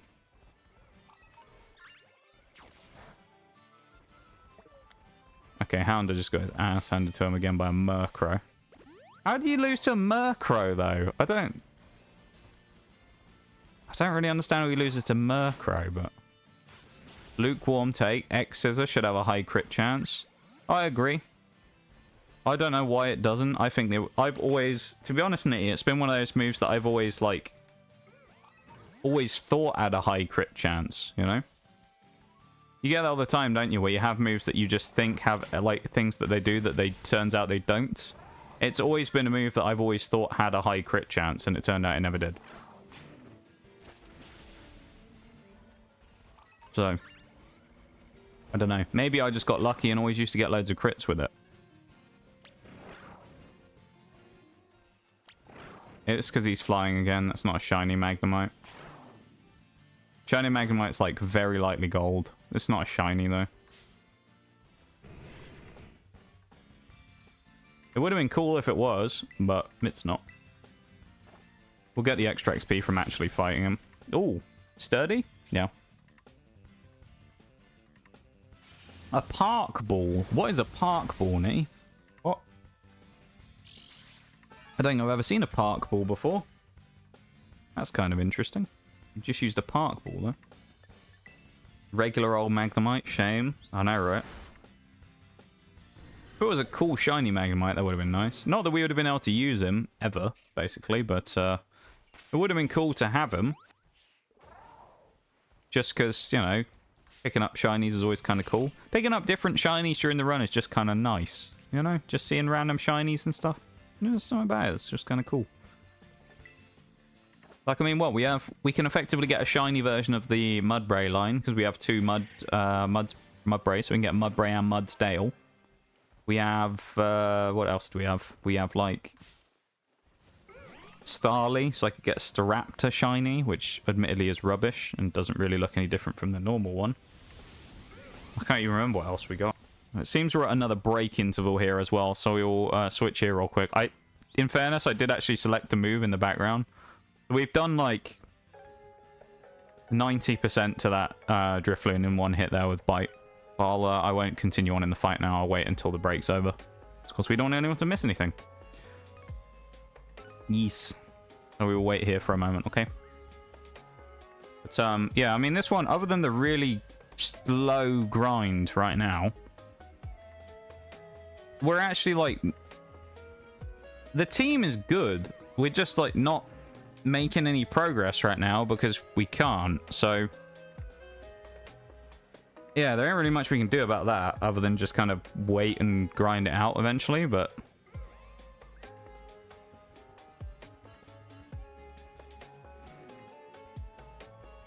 Big things are coming with this team, though, I feel like. Minus Houndoom. If you just completely ignore the fact that Houndoom is even on the team and don't acknowledge its existence, we actually have a good team, alright? So if you just do that, you just pretend it doesn't exist, then we're fine.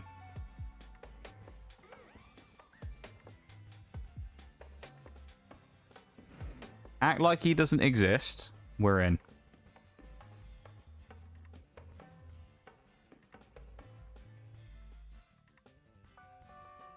Rude. You wouldn't be saying that, Bevan, if you'd seen the performance of Houndour today. He has sucked. He has sucked. Welcome in, Bevan. How you doing? Also, I asked what the park ball was, and I never saw what it was. Event ball, there's increased chance of being shiny. Okay, nice. Well, you have an even lower chance of it being shiny, of course, if you don't make the catch, so that's unfortunate. There you go, we get the kill here with Houndour. Nice and simple. Although we did take an aftermath hit, which is kind of annoying, but... What can you do? One more victory, I think, and Houndoom will Houndour will evolve, which is going to be actually decent. Squawkabilly's not a terrible fight here for us either. That might be good XP. I should have fought it in a regular fight, not a thingy one. Yeah, because he got beaten. Oh, Houndour. Doing okay? You got any plans for the weekend? Anything fun? Or is it just exam prep and stuff like that?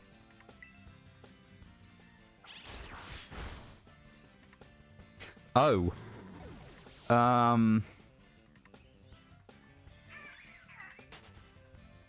Right. Let's not fuck with Squawkabilly, apparently. He just kicked my ass. No, thank you. Don't want to get smoked again. Weekend is almost over. What I should have said was, did you have any plans for the weekend, of course? Because, yeah, it is Sunday now, so... Basically, if you did, you've probably already done them. I think it's Shadow Ball at, like, level 20. What? That's a crazy powerful move to get that early on Drifloon, of all things. Holy. Studying and Pixelmon. Okay. Fighting for the clan's honor, I'm sure. A new team for Showdown. I still haven't been on Showdown for a while now. While I enjoy the battles that we do, our little post-stream series that we have, I can't bring myself to actually do random battles anymore. It's too painful. What's the theme for the new team? As we watch little Houndour actually get good here.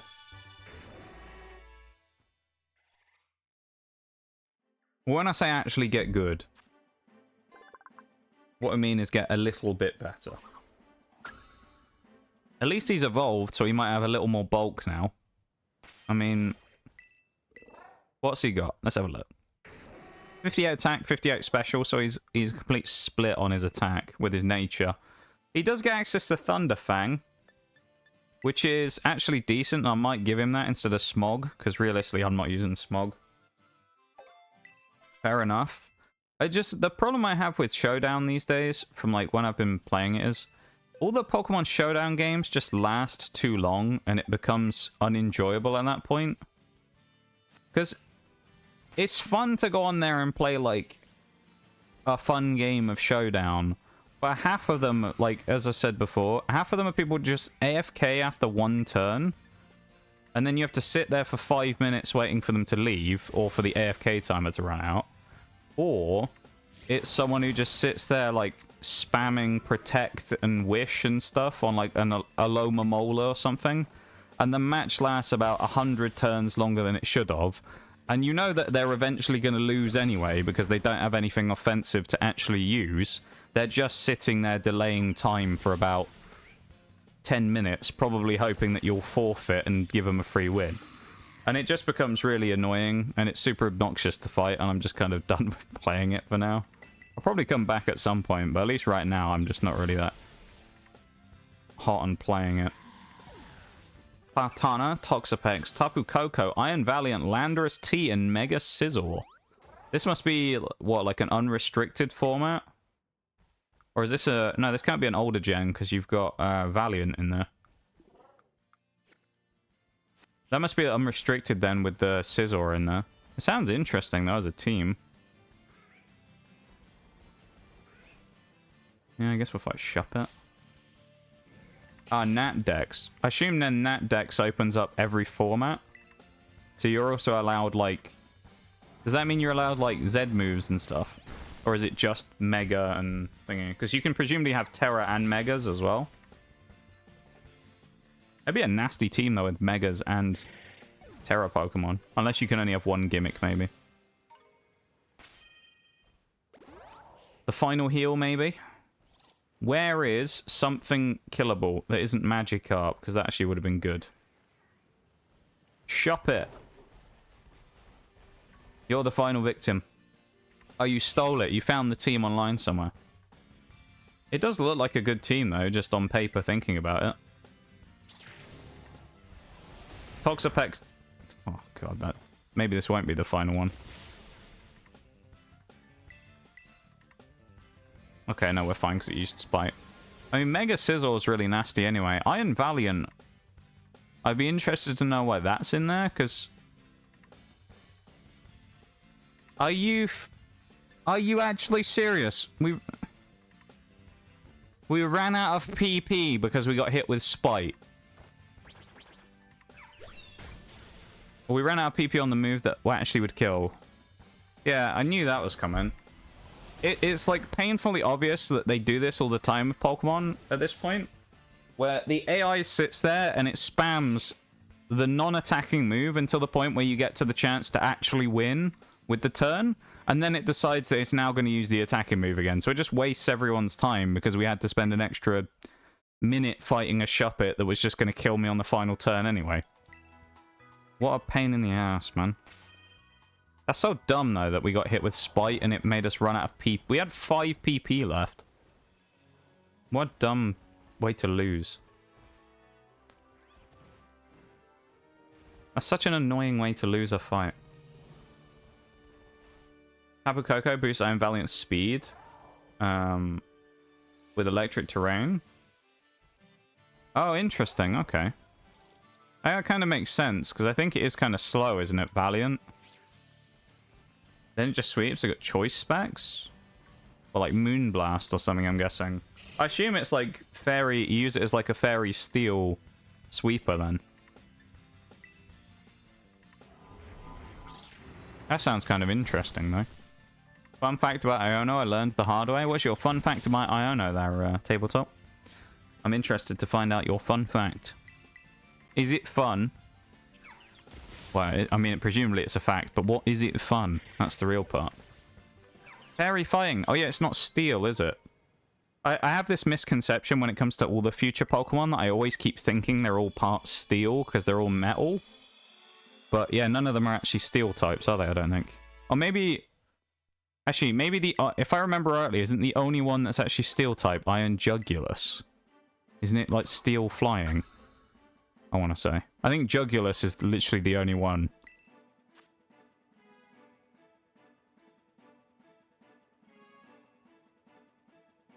We'll keep Bug Bite and go drop Astonish for Lunge. Lunge is actually nice here. We'll take that. Well, our team's ready, so we can actually do the fight now. We'll go and take on Iono in a sec here. Real question is going to be about leads and stuff like that. Who do we lead with? Magius is going to be a pain. But at least we have attacking options to deal with it. We got Wattrel who's... Oh, we need to get everyone out of the box first. Wattrel up front, who at least in this one isn't going to be a huge pain in the ass, but I'm definitely not using Lokix up front.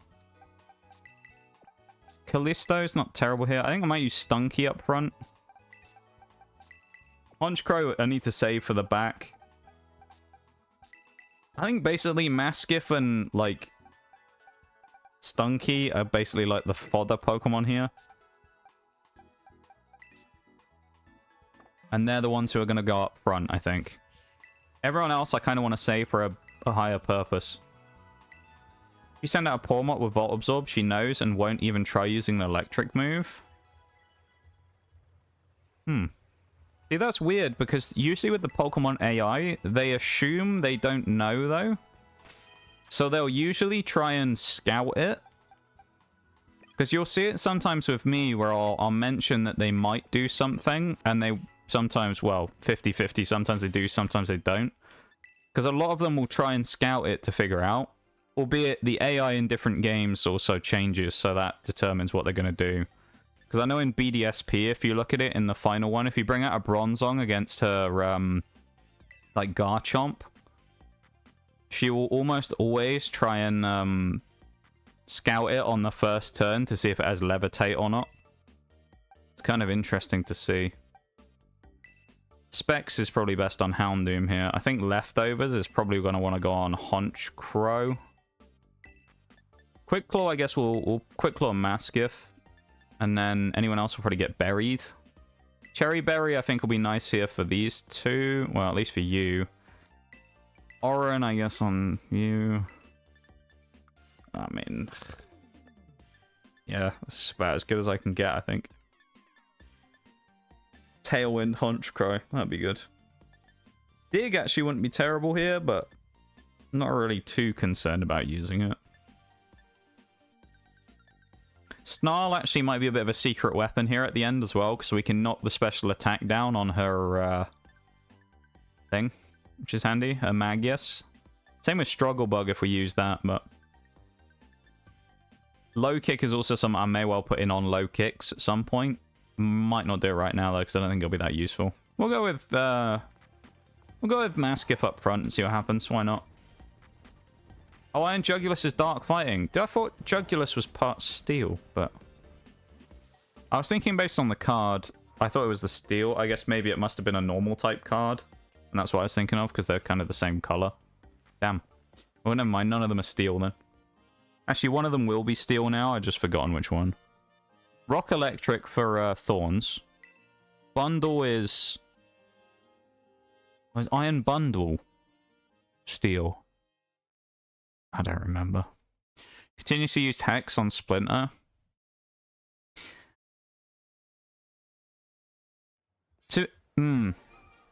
What that may be, though, I don't know, Tabletop, but what I may say, I think that might have come down to the fact that the AI knows that electric-type moves are going to be less effective on an electric type than a ghost move would be. They probably just thought that, like, Stab Hex would have been better than Charge Beam.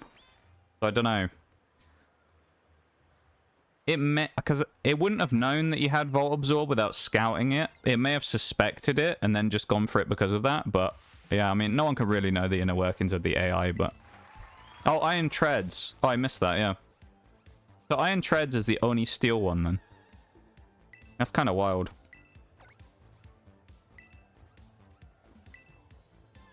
I'm surprised there's not more of them that are steel, but I guess that would kind of make them a bit gimmicky if they were all partly the same type.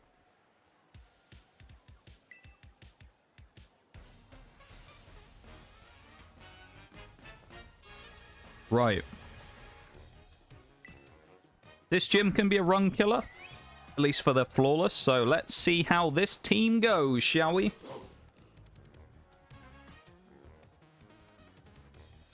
Wattrel is going to go for Uproar or Spark, one of which is physical and one of which is special. Chances are it's going to outspeed me, so really it's an option of whether I go for Bite or Headbutt, and I think I'm going to take Stab Bite. Quick Claw activates. That's a good start. Potentially a flinch on turn 1 could be very useful. How much damage are we dealing? Quite a lot. That's good. We are going to take a hit, though. Okay, so Maschiff. That's annoying. We got parried on turn 1. I feel like getting parried then is not a good, like, sign for the rest of the fight if we've already been paralyzed on turn 1. We do get the free win, though, against Wattrel, which is nice.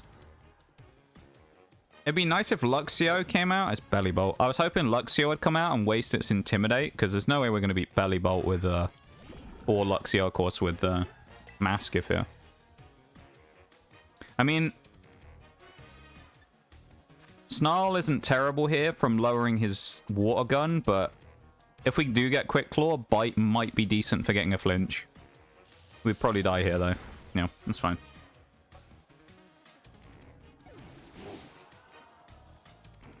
Yeah, Belly Bolt's kind of the biggest problem here. I think probably Phobos is the best thing to go for, and then sort of just Prey. I don't really know. We have to just hope that it goes... So why has it got 18 damage? That's weird. I guess speed-wise, we're probably slower. But we'll try... No, we are fast. Okay. We have to kind of just flinch our way through the fight. Okay. One more Spark, and at least it will take damage from thingy. I'll try Venoshock, because I just want to see how much damage it will do. Slightly more than Bite did. Yeah, this isn't great.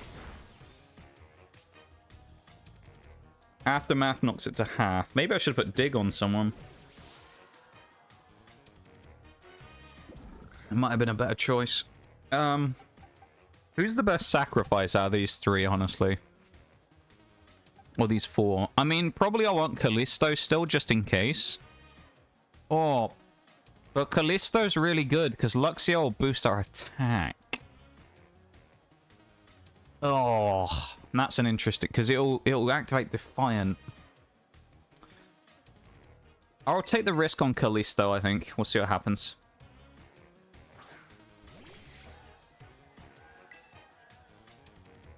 Fury Cutter's probably our best bet.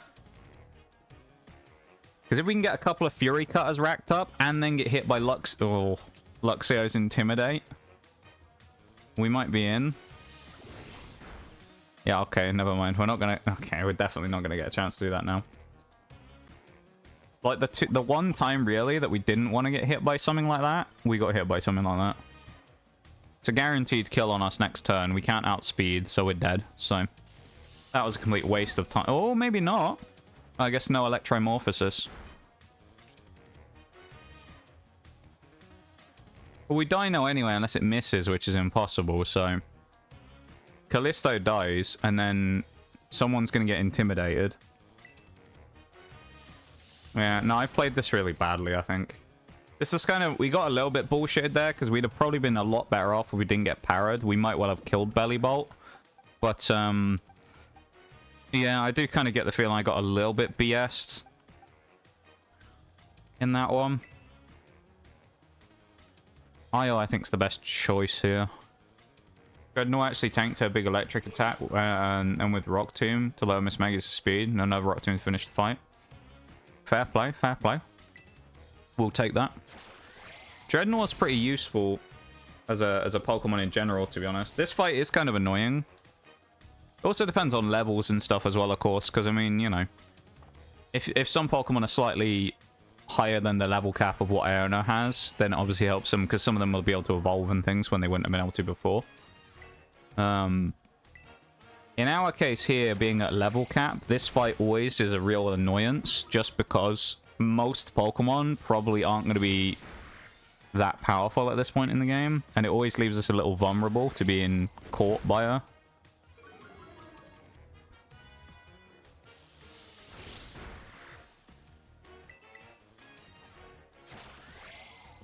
Well, we got the kill there, which is nice. Didn't know we were at Haxaras. Just a basic Snorlax, that's probably worth, like, pennies. If it's not shiny of some sort, whether it's, like, a reverse foil or anything like that, it's usually worth absolutely nothing. Some trainer cards can, on the odd occasion, be worth something, but that's basically only if they're, like, playable ones. But Snorlax will be worth nothing. It'll be worth, like, pennies, probably. Raphael's a beast, so use level caps. So you're at a level 24 level cap for this one.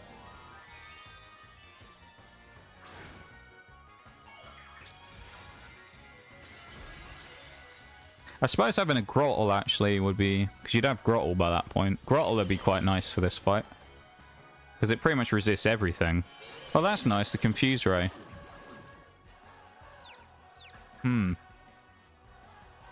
Lokix lands... I mean, it won't change anything to do with the stats, because it'll only drop attack, and Miss Magus obviously is a physical. We've hit ourselves anyway, so it doesn't matter. We'll now die. Well, will we die next turn? It's charge beaming me, which is slightly concerning. We do... I think we resist charge beam, though. We probably survive this, but it's going to boost its special attack. Cool. No, we don't resist it. That's not great. If we could have taken 2 of those, that would have been nice. We can survive hitting ourselves again. And thankfully we didn't. Okay, that's decent. It missed! Lokix! Come on, get a crit or something! Come on, Lokix! Now's your chance for a free attack! Come on! Oh... Well, we have Sucker Punch, don't we, on Honchkrow? So we're basically guaranteed a free win now. Unless it Confuse Rays me. Will it miss? That's the question. Goes for the Hex. It doesn't want to miss again. Io goes down, but Lokix has swung the balance back in our favor in this fight. Let's go.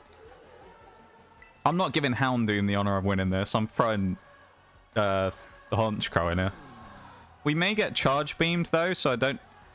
It's the question of, does it Charge Beam or does it Confuse Ray? And I think on the balance of probabilities, I'd rather risk it and get hit by Confuse Ray and Sucker Punch. Because if it Confuse Rays me, it means it's guaranteed next turn it's going to attack, so I'll get a free Sucker Punch next turn no matter what. Stole it from Dan because it's her favorite Pokemon. Snorlax is a pretty cool one, though. We do have one from BDSP where we did the Nuzlocke. We have a Snorlax. Nice, we hit ourselves. Okay, Honchkrow is going to die now, then, because it hit itself in Confusion. So if we'd have gone through Confusion, we'd have been fine, but now we die here. Yeah. Oh, boy. Well, now Houndoom has to win a 1v1 because of the Sucker Punch thing. I mean, I guess you could say that was a misplay, but at the same time, I had a valid strategy for doing what I did. I just got kind of unlucky. Now we have to do is live a hit, because I doubt we outspeed. It missed. Okay, we win then. That was way more clutch than it should have been. Fucking Houndoom got the chance to win that as well. I'm so disappointed that Houndoom's the one who won it. Have a couple of code cards as well if you want them. I don't actually use any other code cards, to be fair, because I don't play the online TCG. I've thought about it, but I haven't actually had a chance to play it yet. So I mean, I don't mind, mate, if you you can chuck them if you want them or whatever. I'm not too worried. I have, to be honest, because I haven't used any of the codes I have a box probably with like a, God knows how many, probably close to 1,000 codes in. That's ridiculous.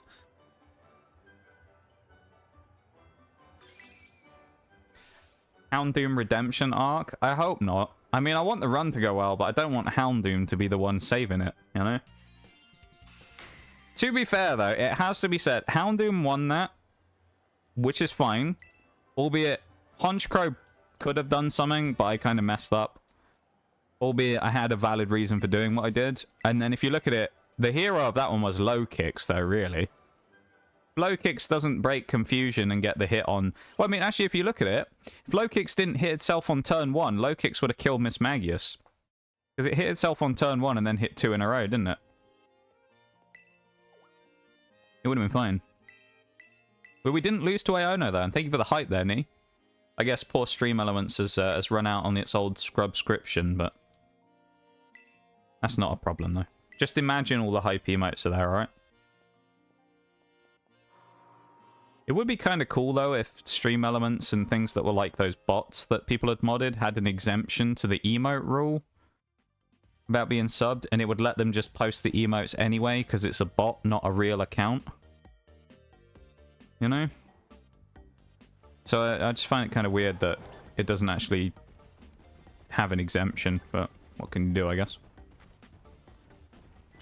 Yeah, there we go, Nee. Thank you for that. Houndoom's... Is Houndoom's your favorite, is it? I mean, Houndoom's fine as a Pokemon. It's just this one that we have has just let us down too many times already, you know? He's let us down a few times already, and our disappointment is quite high with this particular one. It has to be said. Right. I need to grab the sheet real quick and see what other stuff we can encounter before the next gym. So the next gym, which will be a little way off because we're not going to do it straight away. Next gym is going to be Kofu, which in theory should be a lot easier than the other. Other Pokemon we haven't captured yet, which we can encounter.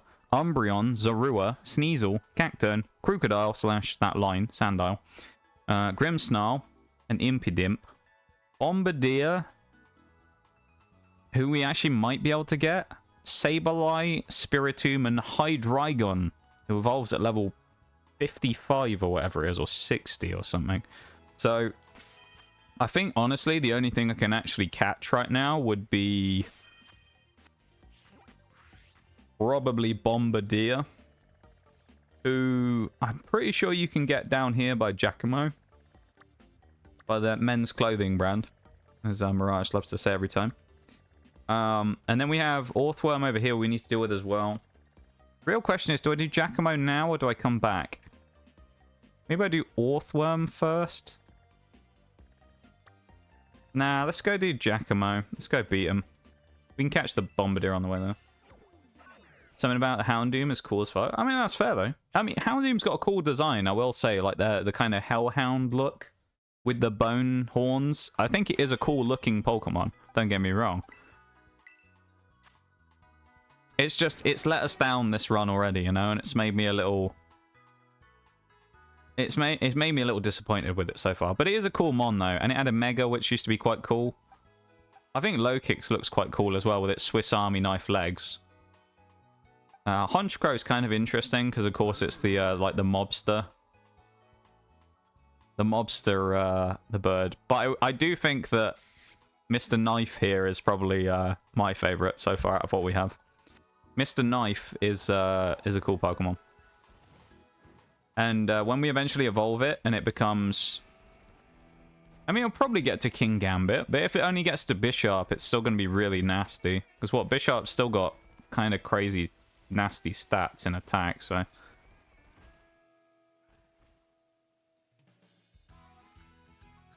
But yeah, it is a cool mon, though.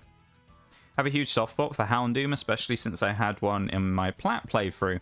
Good old Lucifer burnt my enemies to a crisp. And of course, in Platinum... they actually added some more fire types, because in BDSP, or in just Diamond and Pearl, there were hardly any fire types, because of course there was only, what, like 2 or 3 in Gen 4 before Platinum, where they actually had access to some more of them. But before that, they made it painful to get them. I've definitely found Bombardiers down here before. The only thing is it might have been slightly further down the road. So we may not actually be able to get it right now. We may have to do Giacomo first. But I've definitely seen them on this road before, flying about. I've never actually really bothered to catch one, because I've never really had much interest in Bombardier, but yeah. Trying to think for Dark here, who's going to be the best? I mean, Jupiter and Io, I think, are definitely going to be the 2 best, maybe, for this fight, just because Fire is quite nice against the Pawniard, and then... Lokix, obviously, with fighting-type moves, and Bug, naturally, you'd expect is going to be our best mon for fighting the Reveroom Starmobile. So, I think those are going to be our best shots, so I'll put them up front. And then pretty much everybody else is just... I mean, everyone's going to be decent, because they're not going to be hit super effectively, so everyone else is going to be fine. I think these are probably our top people for this particular fight. Found a jacked up Don fan looking for Orthworm because I didn't know which was which. What do you mean the jacked up Don fan? Like one like the Paradox one, you mean? While you were looking for Orthworm?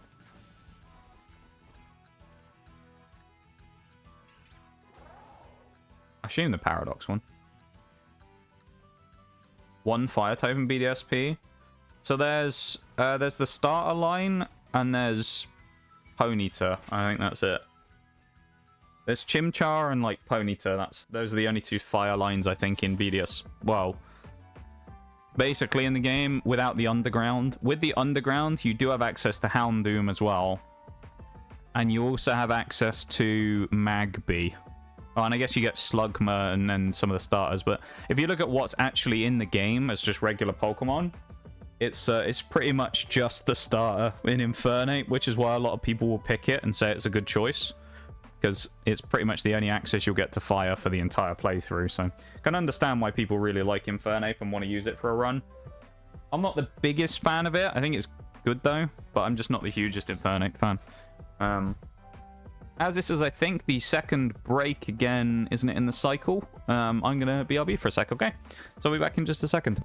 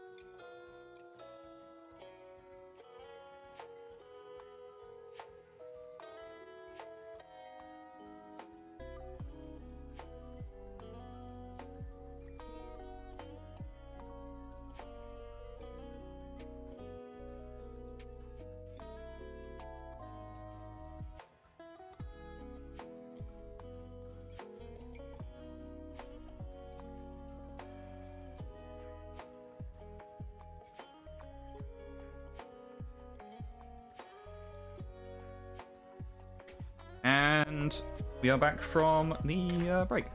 Long ad break this time. I guess you must have just got either lucky before or unlucky this time, I guess, on the length, because the actual breaks, whenever I run them, I have them auto set up to run. So they're always supposed to be 2-minute break every time. Sometimes, though, as we've kind of established before, it runs shorter or longer ones. Well, not longer, it runs shorter ones sometimes. So, I guess you got, like, the actual regular length one maybe this time, rather than, like, a shorter set of ads. I don't know what determines that, though, because it kind of doesn't really make sense, though, does it? Just as a general thing. Do you have it where Twitch says it's going to run 2 minutes of ads and then doesn't run 2 minutes of ads? I wonder why. Like, if there's a reason for it. Whether it's like there actually isn't enough ads to show you that it wants to show. And that's why it does, like, a shorter break sometimes. I'd genuinely be interested to know, because it's just kind of a strange thing. Because you see it all the time. We had it when I raided on Wednesday. When I raided into Ellie, she was talking to me for a bit, and I started talking in chat, because, you know, I saw the ad break was obviously still going, but I thought it had ended. And she, like, wouldn't respond for a minute, because she thought I was still in the ads. And then, until I said, oh yeah, the ad break's over, we weren't continuing on the conversation. This is kind of funny. First 3 were long ads, but the last 2 were very short. Yeah, I'd be interested to know how, just as a general thing, how Twitch does the distribution of ads and stuff like that. It's just kind of interesting to know how their, like, presumably algorithm or something works to do it, or their AI works to actually distribute them. Some of those things you never really kind of find out about, and it's just kind of vaguely interesting. It's a dull topic, but it's vaguely interesting just to know how they actually determine what people see and stuff, you know? Obviously, they're region-based, so maybe different regions have certain amounts of ads at a time that, you know, they're running more of, and because they never run duplicate ads on the same break, so maybe they don't have enough ads to run, and that's why sometimes you get a super short break. I don't know. Kind of interesting, though, as a topic, I think. But thank you for sitting through the break, though, everybody. That's the main point, of course. I do appreciate you for sitting through it and helping to support the stream. And just being here and hanging out, you know? Obviously, it all goes a very long way to actually supporting the stream. So, thank you for that.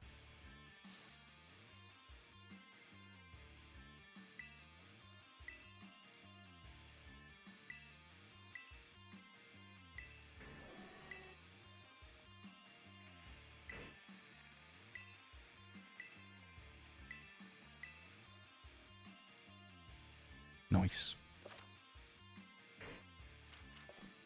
This should be easy enough. As we do, we'll just run through here and everything will die. One thing I don't know about is where Zorua spawns, because I know we need to get one of those. Curb Stomp by... Oh yeah, the Titan Great Tusk. Yeah, of course. Never a fun thing to run into, of course. Did you not know what level it was? Hang on, why were you looking for an Orthworm there? You can get an Orthworm. You can actually get Orthworm earlier than that. I don't know if you know about it. You can get it in the mines. The only thing is you have to have done the Titan fight first. So when you've beaten the Orthworm Titan, it will spawn the Orthworm minis in. Which I didn't know about this before, because there was one time during Mono Steel where I spent like an hour looking for one. And then I found out afterwards that you had to have done the Titan fight first. Because I was trying to get one to use for Iono, because I thought it would have been a useful team member. And as it turned out, you couldn't actually get them at that point. It was very sad. But that Great Tusk, though, doesn't mess around. That thing's got some pretty gnarly moves. I mean, it has, what, Brick Break and Knock Off are its 2 main things that it uses. And it has Rapid Spin. At least that's the 3 that I know of. It might have something else as well, but its moveset's actually pretty decent. And with a Knock Off, you know, ruining all your items and stuff if you have them on, it's kind of annoying to fight against, honestly.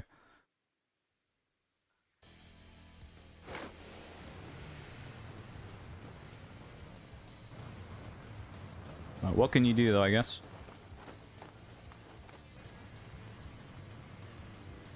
You just gotta live with the pain.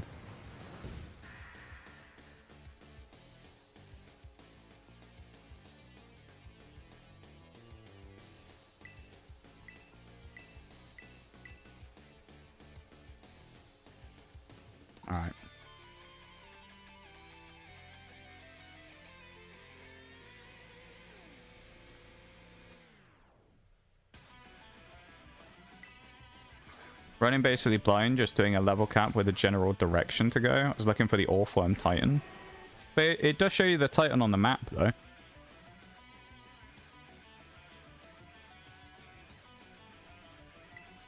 So you should have just been able to find it from there. Because it's on, like, the opposite side of the map, isn't it? You have, like, the two desert areas are basically parallel with each other on the opposite sides. I didn't know if we would one-shot that or not, but I'm glad we did.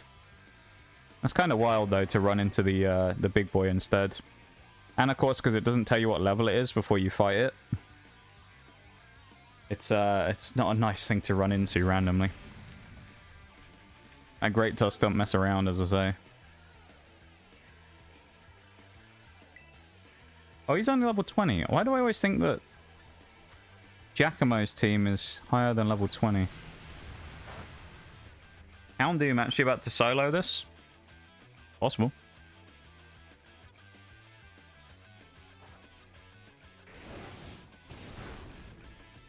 Just says steel or ground, and I thought the worm was a ground. Oh, yeah. Yeah, it's like the...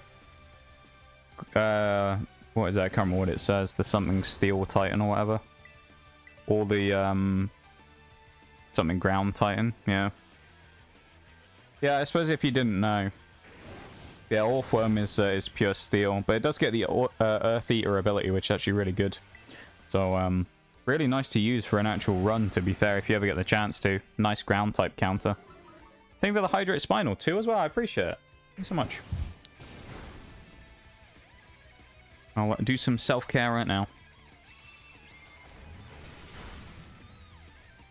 Okay, so the AI I don't think knows what move to use on me. Oh, it's lost. Houndoom actually just won that so cleanly. That's wild. Well, there you go. We've beaten 2 Titans, 1 Team Star, and 3 gyms.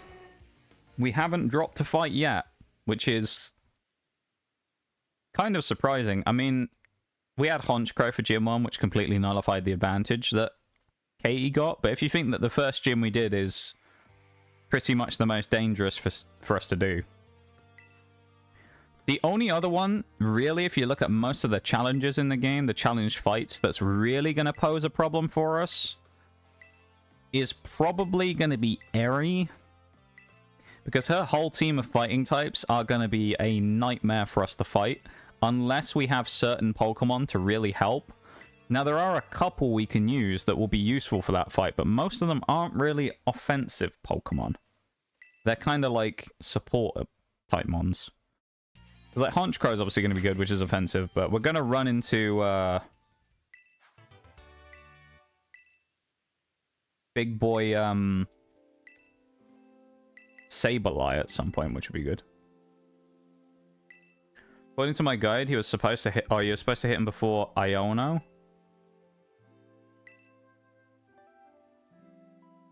What does my sheet say?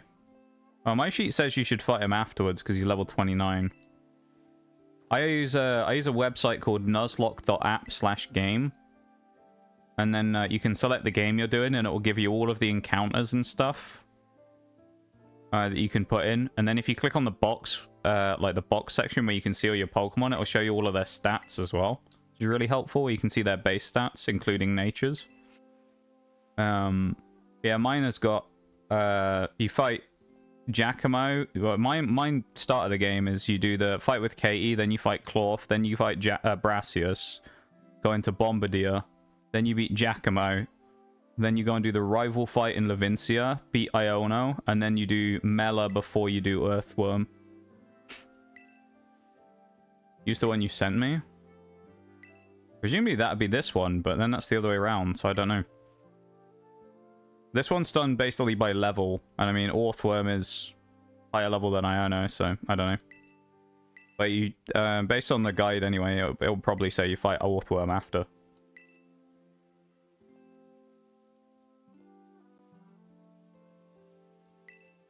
It's talking about Giacomo? I'm very confused. Did you mention Giacomo at any point, or am I just, like, going off in a different direction?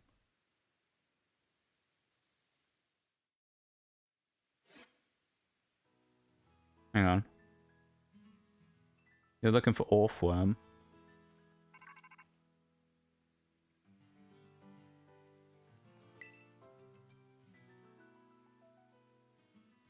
Oh, you mean you're supposed to beat Giacomo before Iono? I see.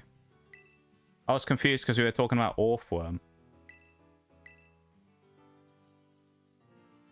Yeah. I didn't know that you'd started talking about Giacomo. I thought you were still talking about Orthworm, which is why I was confused. Yeah, Giacomo I always think's higher level. It's funny because his Pawniard's actually a higher level than his I can't Reverie. believe what I'm seeing. Oh, hang on. I feel like this name's going to take a bit of thought to pronounce. 1 second. Oh, hang on. Oh, is it? This is going to be one of those ones where I'm going to think, because it could be DH Eden, but it could be D Hedden. DH.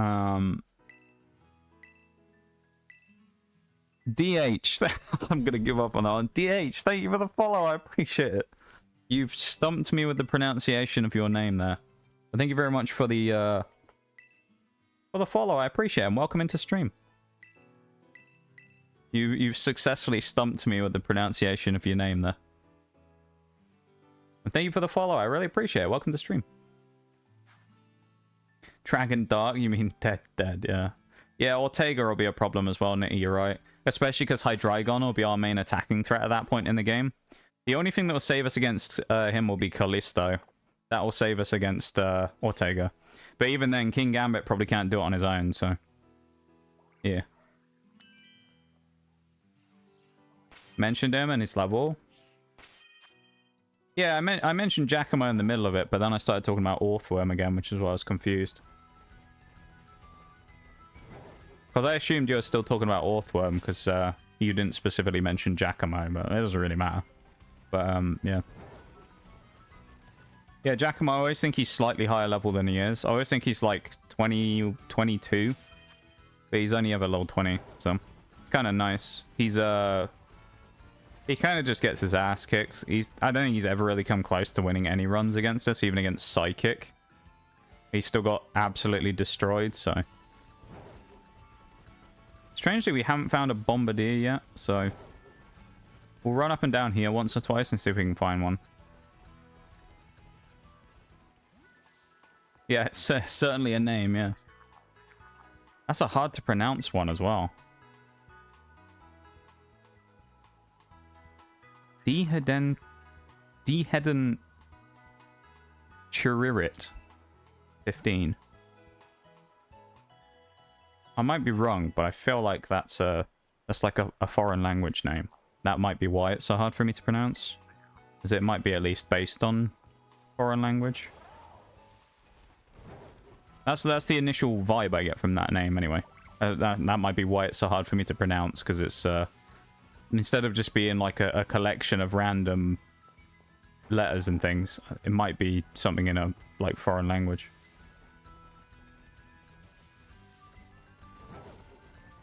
I'm a slow typer. Yeah, that's fine though. That's okay. I was just confused because, as I say, I didn't know we were talking about Giacomo. Because the thing is, like, when it comes to stuff that I'm talking about is, I talk about a lot of things usually in a small space of time. So sometimes, unless people specifically say one thing, I probably don't know what you're talking about. Because I tend to talk quite quickly when it comes to, like, and go through, like, topics and stuff quite quickly on stream, so... Usually if there's something from like a few minutes ago that you want to mention, I won't understand. I'll have no idea what you're talking about unless you specifically say what it is. What am I doing here now anyway? So I've been Giacomo, which I guess opens Orthworm up now. So Orthworm's 29. We don't want to fight that yet because we'll have to prep for Kofu first. If we're going to do that, we're probably better off going into the desert and trying to catch Sandile. I reckon we can get a Sandile right now. Oh, maybe he'll be too high level. I don't know. He's going to be on the fringe of the levels here. Not on like the cap, but just catching him is going to be kind of... He's going to be a bit of a fringe level. He's going to be like mid to high 20s, I think. I want to say like 25 plus. Which is good because it means we don't have to level him so much. But it's also bad because it means we have to catch level 25. He also will be absolutely useless against Orthworm, so I'm definitely not taking him for that fight. Houndoom will be the premier choice there. I might catch a cacnea as well, because I can get cacturne. So it might be useful to catch... What level are they? 25. 22 is nice. I'll go for that one. Callisto and Phobos will be valuable for Ortega. Yeah, that's true. Yeah, Skuntank. That's fair. I kind of forgot we had Skuntank for a minute there. You're right, Nee. Yeah, Skuntank will be really good there as well. I think the only thing is with that one, and it's going to be about balancing who goes out where. Because with that particular fight, you tend to find that the first couple of Pokemon spam like Baby Doll Eyes and stuff. So they instantly nuke your attack if you're not careful. They always use Charm or like Baby Doll Eyes. So you got to make sure that you get everything set up. Celestial Bodies. Anyone got anything for a name? I'll throw it open to you guys. We have moons and stuff like that if anyone wants to pick a name. Moons, planets, things like that. Owing to the secondary typing, thankfully, but I think the Steel's ability to tank might hit. Yeah, I think it will be pretty useful. The real question will be how useful will it be? I think it's going to be good. I just don't know if it's going to be enough, you know?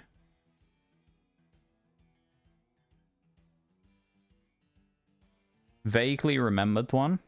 Okay, we got Nitty's cooking right now. Luna. Is Luna specifically the name of one? Isn't the moon... Well, other than being called the moon, isn't it called? I feel like I'm thinking of something else here. I'll also get some pages up in the background of moons if we end up not having any at any point. I'll get Saturn's moons up in the background because there's loads of them. That'll be a good one. Moons of Saturn. Right, I've got some backups if we need them. I'm letting Nitty cook real quick. Because he says he's vaguely remembering one. So we'll give him a chance here. Daphnis. Daphnis, eh? For cacnea. Daphnis the cacturne. What do we reckon, chat? What are we feeling? It's a creative name. I like it. The ones we have... Oh, we did say as well. We haven't done one yet. Who would it fit best? Hang on. Let me just look at who we have left. I know what we're calling Crocodile, though. Crocodile's name is already going to be, like, blanked out. We're going to call that one Titan. Because we said last time about the name Titan, we just never gave it to anything. So Titan is going to be Crocodile. Let's go... Oh, yeah. I'm going to go Daphnis. I'm going Daphnis. I like it. It's also one that would be quite annoying to pronounce in a Welsh accent, I feel like. So, if a Wales redeem was timed when Daphnis was currently out in the field, it would certainly cause problems. Inner Moons of Jupiter, I believe. There you go. Speaking of the devil, there's a Wales redeem right now. It's the second one of the stream. That's the first time we've had 2 Wales redeems in a stream since about the 1990s or something. I don't know. It's been a long time, actually, since we've had a double Wales redeem. I was talking about this earlier because 2 did one at the start of stream. Wales has sort of fallen off these days. It's not really as prevalent as it used to be. But here we go. Wales redeem. 5 minutes on the clock again. Caught ourselves a nice cacnea. And now we need to go and get ourselves a Sandile to go with it. So we got Daphnis the Sandile. Daphnis the cacnea. There we go. And then we're going to go get Titan the Sandile. So we just need to find one first. I know they spawn over by... Mr. Great Tusk, but I kind of try and avoid running into him, to be honest with you. But we'll see. Yeah, I couldn't remember the name of the Pokemon then. It was Cacnea. That's the one. So where are all the Sandile? Normally they're super common, but I can't find any of them. I mean, the Sandstorm's not helping necessarily with close range visibility. Relors. Don't really want to fight Relor, so we'll dodge that. Oh, here we go. We got a group of Sandile. Here we go. Got a couple of gangs of Sandile. Is this one on his own? He's level 26, though. 23. 23 is not bad. We'll have a level 23. Oh my god, they're all swarming us. We've been swarmed by Sandile. Oh, he's Intimidate as well. That's good. That means he's not Moxie, but Intimidate's pretty good though. I'll take that. Welcome in, Oreo. How's it going? It's nice to see you. How was work today? I hope it was a good day. Well, a quiet day anyway. It's nice to see you. Daphnis might be an MVP. You never know. I mean, maybe. Put it this way though, Nitty. From previous previous time when I've seen Daphnis in, what was it, Mono Grass, he kind of sucked. So, well, he didn't suck. He just didn't really, he wasn't really that great. So, don't expect Daphnis to do much. It's also kind of crazy the Sandile is faster than Houndoom.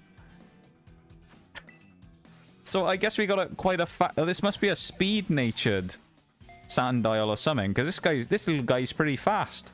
He's outsped Houndoom. And I mean, I know we've been bagging on Houndoom all day, because, you know, because it's Houndoom, but that must be a fast Sandile, though. The Desert Croc. Titan, I already said we're calling him, because we did mention the name Titan was on Wednesday, I think it was. Well, no, it's Thursday we mentioned the name Titan. We just hadn't come up with the Pokemon to put it on yet, but I think Crocodile is very much a choice for that. Intimidate. It's not speed-natured. It's a special attack. Ugh. That sucks. How are you all? It's going pretty good, to be honest with you. I think we're doing alright. We're surviving, doing a bit of Pokemoning, as we do. You know, we beat Iono first try today, which was very nice. Actually, I just realized, if we wanted to, we could have caught that Sandile under level and actually used it against her. That's kind of wild, isn't it? But we've got a Sandile now, which is very nice. So we've got another couple of Pokemon. We're not fighting Kofu yet. We've got to go and do Orthworm, but we definitely want to level up first. This fight against Mela, I don't think it's going to be insanely bad, but it's not going to be great. Is there anywhere really we can level up super easily? I don't think so. It's not time for Chanseys yet, though. I think that's a bit early for that. Busy as fuck today, but I stopped at the store to make a yummy mixed drink tonight. Oh. Orange juice, half and half, and whipped cream flavored vodka.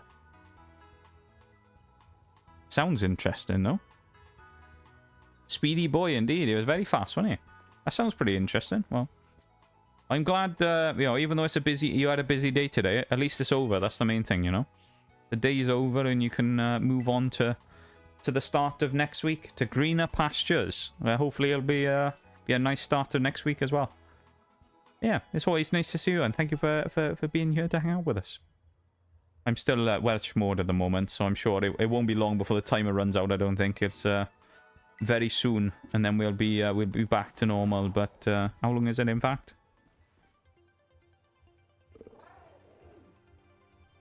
$30 seconds. There you go. Twitter's always is doing that annoying thing again, where it's sending me purple star tweets again as well. Where I just saw a notification then where it's told me that it basically it effectively shows you it like someone's just added you, like a random person. But they never have. And it's always just like a random tweet from someone who you don't even follow. Who it's like, yeah, you want to see this, and I don't understand why they bother showing it to you, to be honest with you.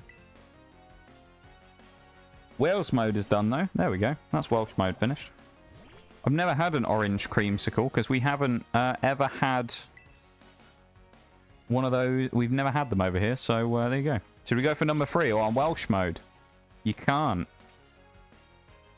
because it's on a timer, so you can't do it for I think 30 minutes. So there you go. Can't do another Welsh mode for about 30 minutes.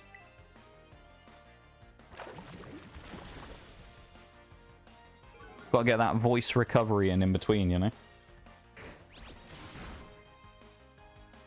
Still no burn on any of these Fire Fangs. That's kind of wild. That was as good as what I had last night. We're hoping for the best. We got flinched as well, so now Houndoom's gone back to its Houndoom's gone back to its natural place again, mediocrity. So yeah, no Houndoom usefulness here again. So we'll go into... Well, we use Lokix because it's got double kick. The Pig of Doom, yeah. Is it capped out at 2? I don't think it should be. Oh, it says all of them have been claimed. That's weird. I don't think it should be capped at 2. I can double check right now for you, actually, if you want. Let me have a look. Let's have a look, shall we? I don't think it should be. Unless I changed it to that, maybe because no one was really using it anymore. So I thought it doesn't really matter, but... Oh, interestingly as well, in channel points, there's a watch streaks button that you can switch on. So maybe if someone doesn't have watch streaks on your stream, then it might be switched off in there. So there you go. There's a little thing to be aware of that you might not have it switched on. Rewards and stuff like that. That's what we're looking for, isn't it? Whales. Edit. This used to be 5,000 as well, whales. Oh no, it's got 2 redemptions per stream. Yeah, I guess I changed it down to 2 because the chance of us actually having 2 redemptions of it per stream was really low. So I guess it's just on 2 then. Well, there you go. So only 2 whaleses.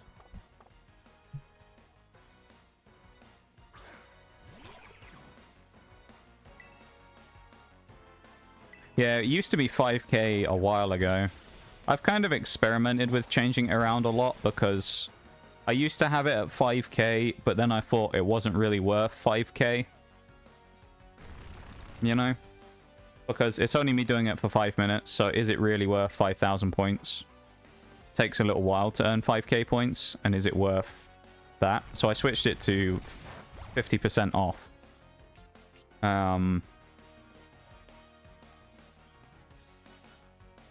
Well, I've always kind of had the intention of putting in a bigger, like 100k redeem or something. I've just never come up with something that I actually think is worth doing. The 100k takes such a long time to actually build up to. I don't think I've ever had anything to offer that's worth the amount of time invested to get to 100k channel points, in my opinion. So, I think I brought it down because I was gonna bring out something bigger. I just haven't had the opportunity to yet, because I still haven't come up with an idea that I feel is worthy. So yeah. But we beat the Pig of Doom, though, again. The double Pigs of Doom. We have successfully vanquished them, which is very nice. So, they're all done. Now we just got to, wait for the break to finish, and then we can carry on.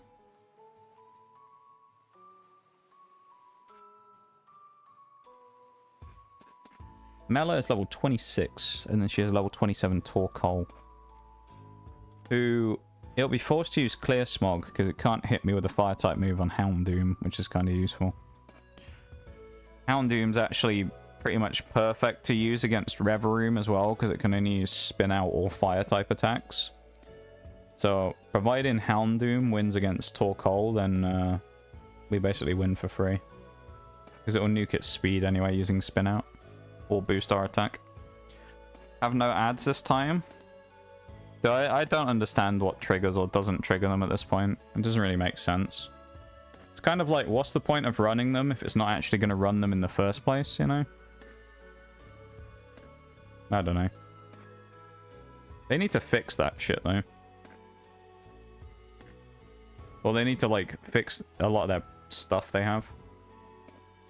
That's the weird thing I found with Twitch is, like the other day with the whole subs price increase, they're really quick to roll that out, but as I pointed out, and that they used it as their version of why they did it was not only like costs of stuff increasing, but will streamers get more, so it's kind of what you wanted, right?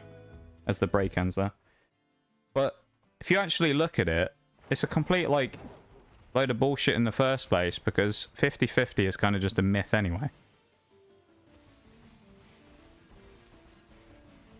And I proved that last week by saying that if you look at it, which is the equivalent of a UK subscription, that if I paid to someone else or someone paid to me, which is £5, which is the equivalent of about $6, you'd expect it to be 3 to Twitch, 3 to the streamer.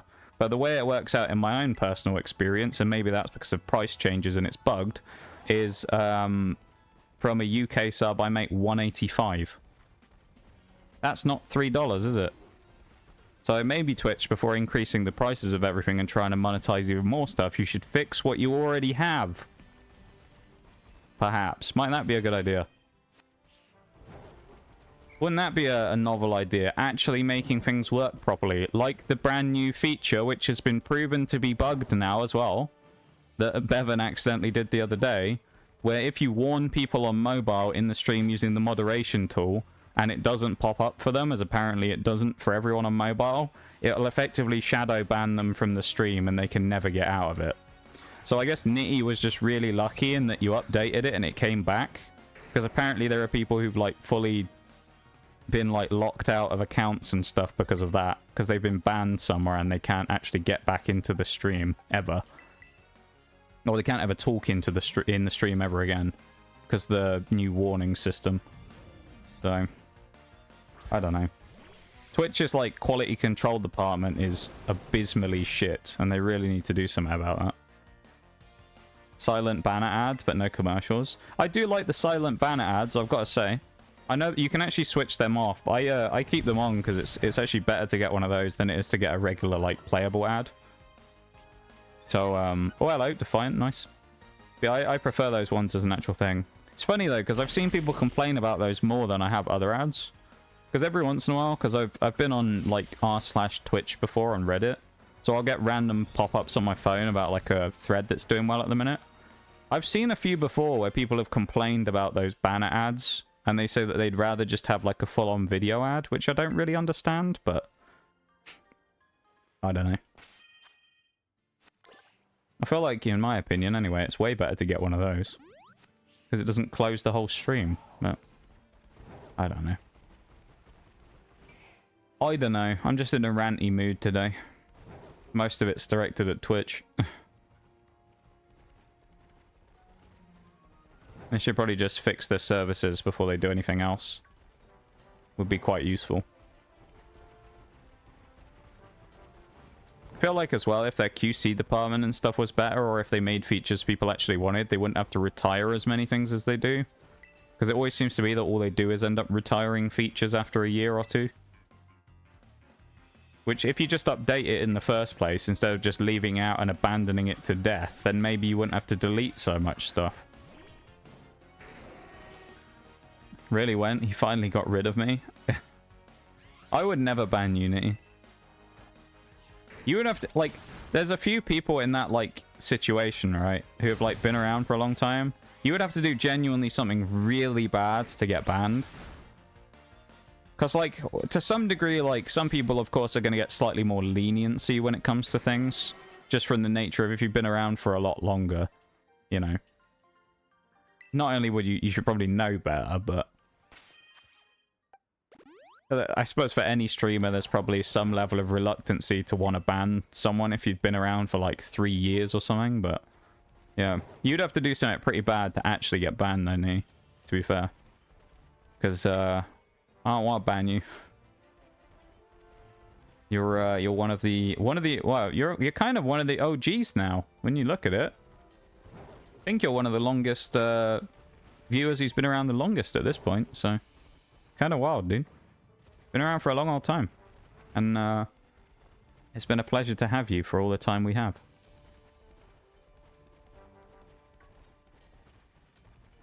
It really has. Banner ads are better, still gets the ads out without interrupting people's experience. Yeah, no, I agree. It's better, I think.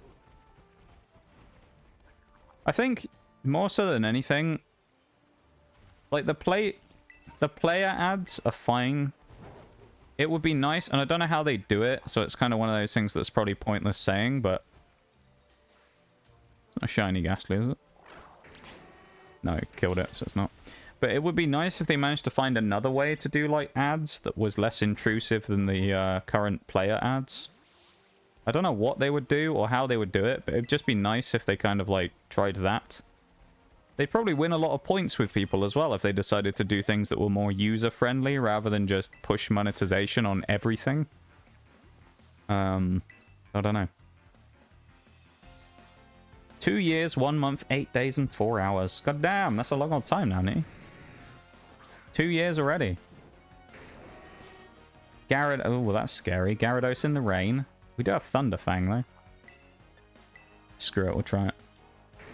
It's been a pleasure to have you here, though, for all those 2 years, 1 month, 8 days, and 4 hours, Nitty. It's been great. Nitty the OG. Yeah, Nitty is one of the OGs at this point, though, I'd say.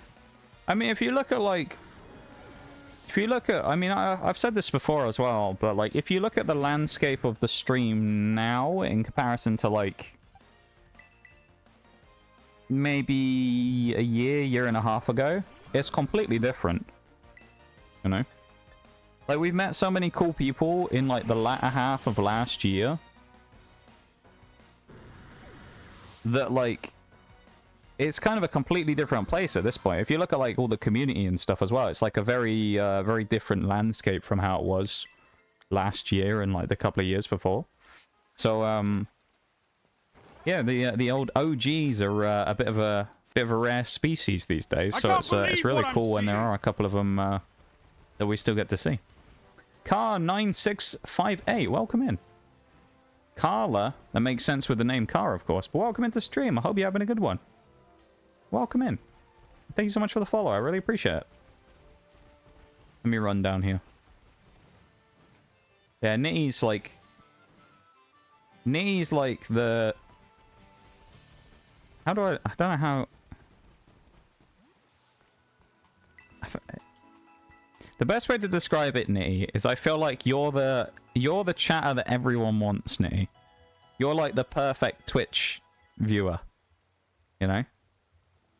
Where it's like you engage with the community, you have your little memes and your jokes, you don't ever do anything weird or that test the waters or pushes the boundaries. You know, you're just like the like perfect example of what I think every streamer really wants as a viewer, you know? You're like the perfect personification of the viewer. Favorite Pokemon is Eevee. Ayo. We will actually have a potential chance of getting an Umbreon during the playthrough we're doing now, because we are playing with only dark types. So, there is a chance that we may have an Umbreon at some point during this run. Right now we don't have one, of course, but there is a chance of getting an Umbreon later on. So there you go. Not quite the same as Eevee, but one of the evolutions. So similar.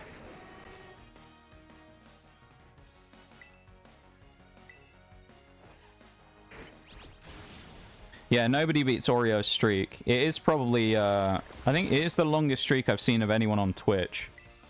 I haven't seen anyone beat a 120 yet, which I think is pretty insane. To just think about that in its own, like, thing. 120, well, I guess more than that now. I don't know what the next one is after 120. I assume it's 125, but, like, just to think about the fact that you have a streak like that, it's kind of just insane, because... You know, I talk about it a lot, where I say about, like, it wasn't that long ago that I would have kind of been... I would have been kind of, like, more blown away by that for any reason. And I would have followed it up by saying something like, I don't know why you bother wasting your time spending 120 streams here in a row. Because everything sucks. But, you know, I don't say stuff like that anymore, of course. Nor do I think stuff like that anymore. But it wasn't that long ago that I used to think that, so it's kind of still mind-blowing to me that people have streaks longer than about 3, you know? It's pretty wild, so... 2 is like that too? Oh, I don't trust it. I trust 2 as far as I can throw him. I'm joking. Of course. 2's he's a little rascal, you know? He's a little rapscallion, as you could say. No, 2's great as well. But yeah, Nitty kind of holds like a special place. He's yeah.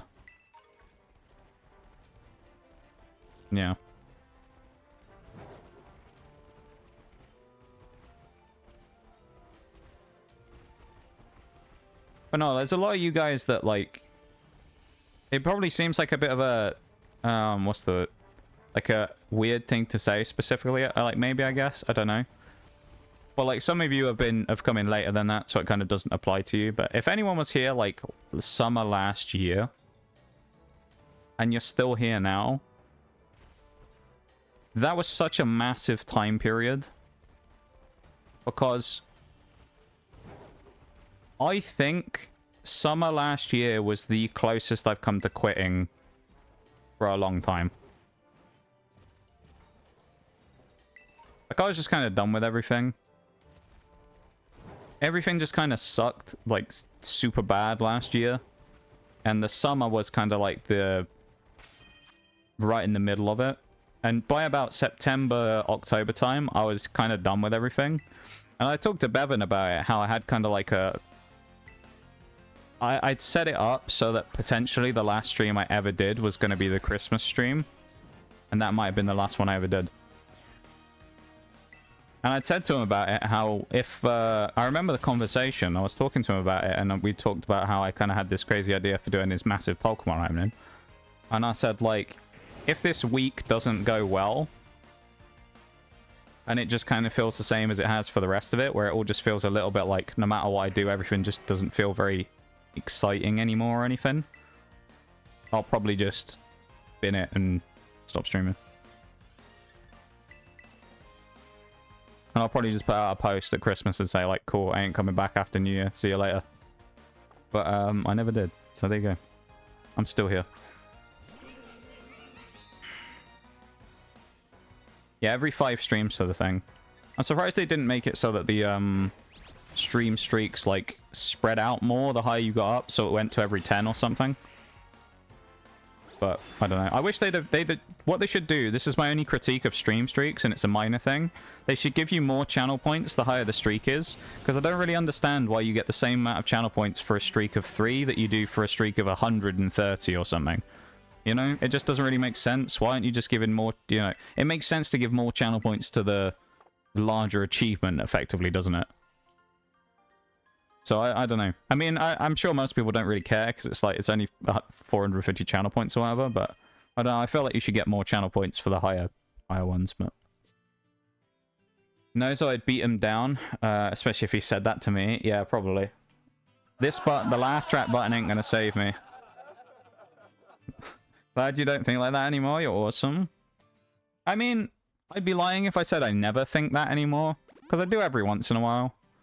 Sometimes I'll have a day where I'm just like, you know, I'll kind of just like finish whatever I was, you know, finish playing Fallout or something. I'll be like, yeah, that was a bit of a clusterfuck. I'm like, I don't know why anyone ever bothered watching that, because it was boring as hell for 3 hours, but, you know. I feel like it's kind of natural that everybody has that every now and then. I just don't do it I probably still do it, just nowhere near as much as I used to. That used to be literally a daily occurrence for me, where I'd finish stream and be like, God, why did anyone fucking watch that? It was awful. And that was like literally every stream.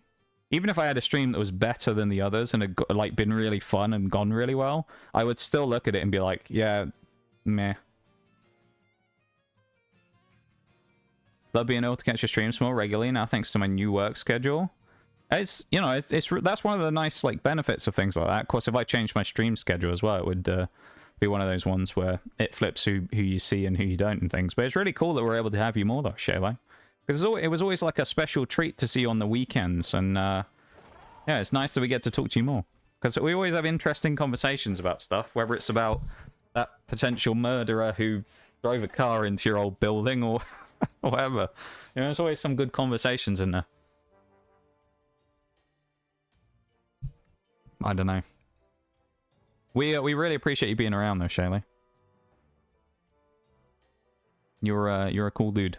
Very cool dude. The run's going well, Spartacus, as well. We've beaten Iono, we've beaten Giacomo, and we're actually grinding up right now to go and beat Orthworm the Titan. So it's coming along well. We're rumbling along, you know?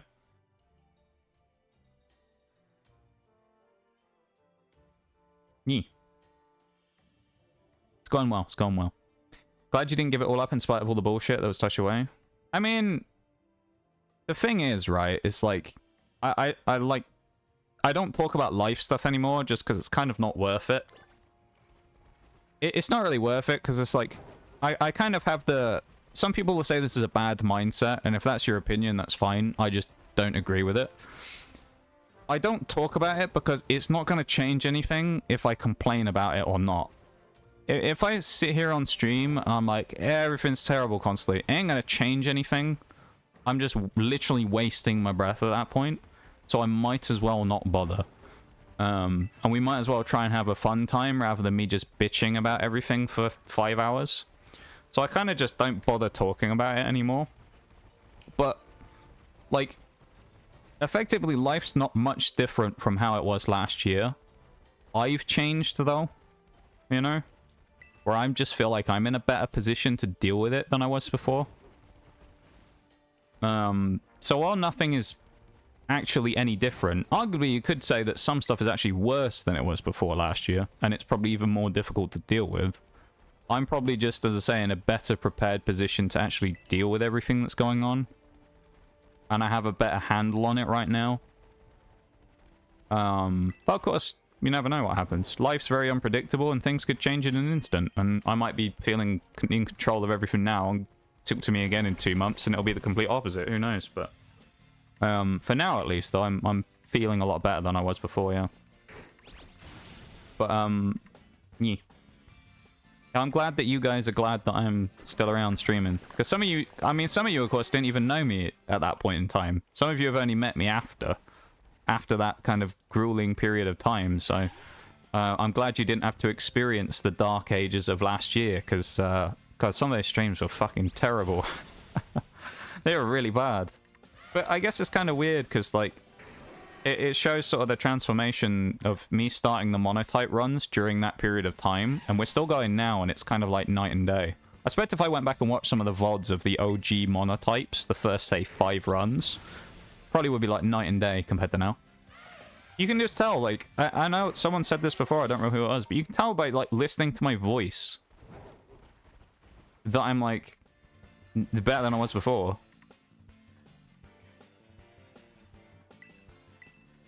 I don't sound like completely monotone anymore from when I was just like done with everything, you know? So, yeah. I'm glad you got your keys back though, Shaylay. And good luck with the laundry. Everybody loves a bit of, everyone loves doing a bit of laundry, don't they? Does anyone else find laundry satisfying, or are we not laundry fans here? Sometimes when I was younger, when I was like a little kid, I used to like watching the laundry spinning around in the drum, in the washing machine. Never stop streaming, totally not holding him at gunpoint. I mean, one day eventually I will, of course, because that'll just be the nature of it. But I'm sure in some capacity I'll be around for a while.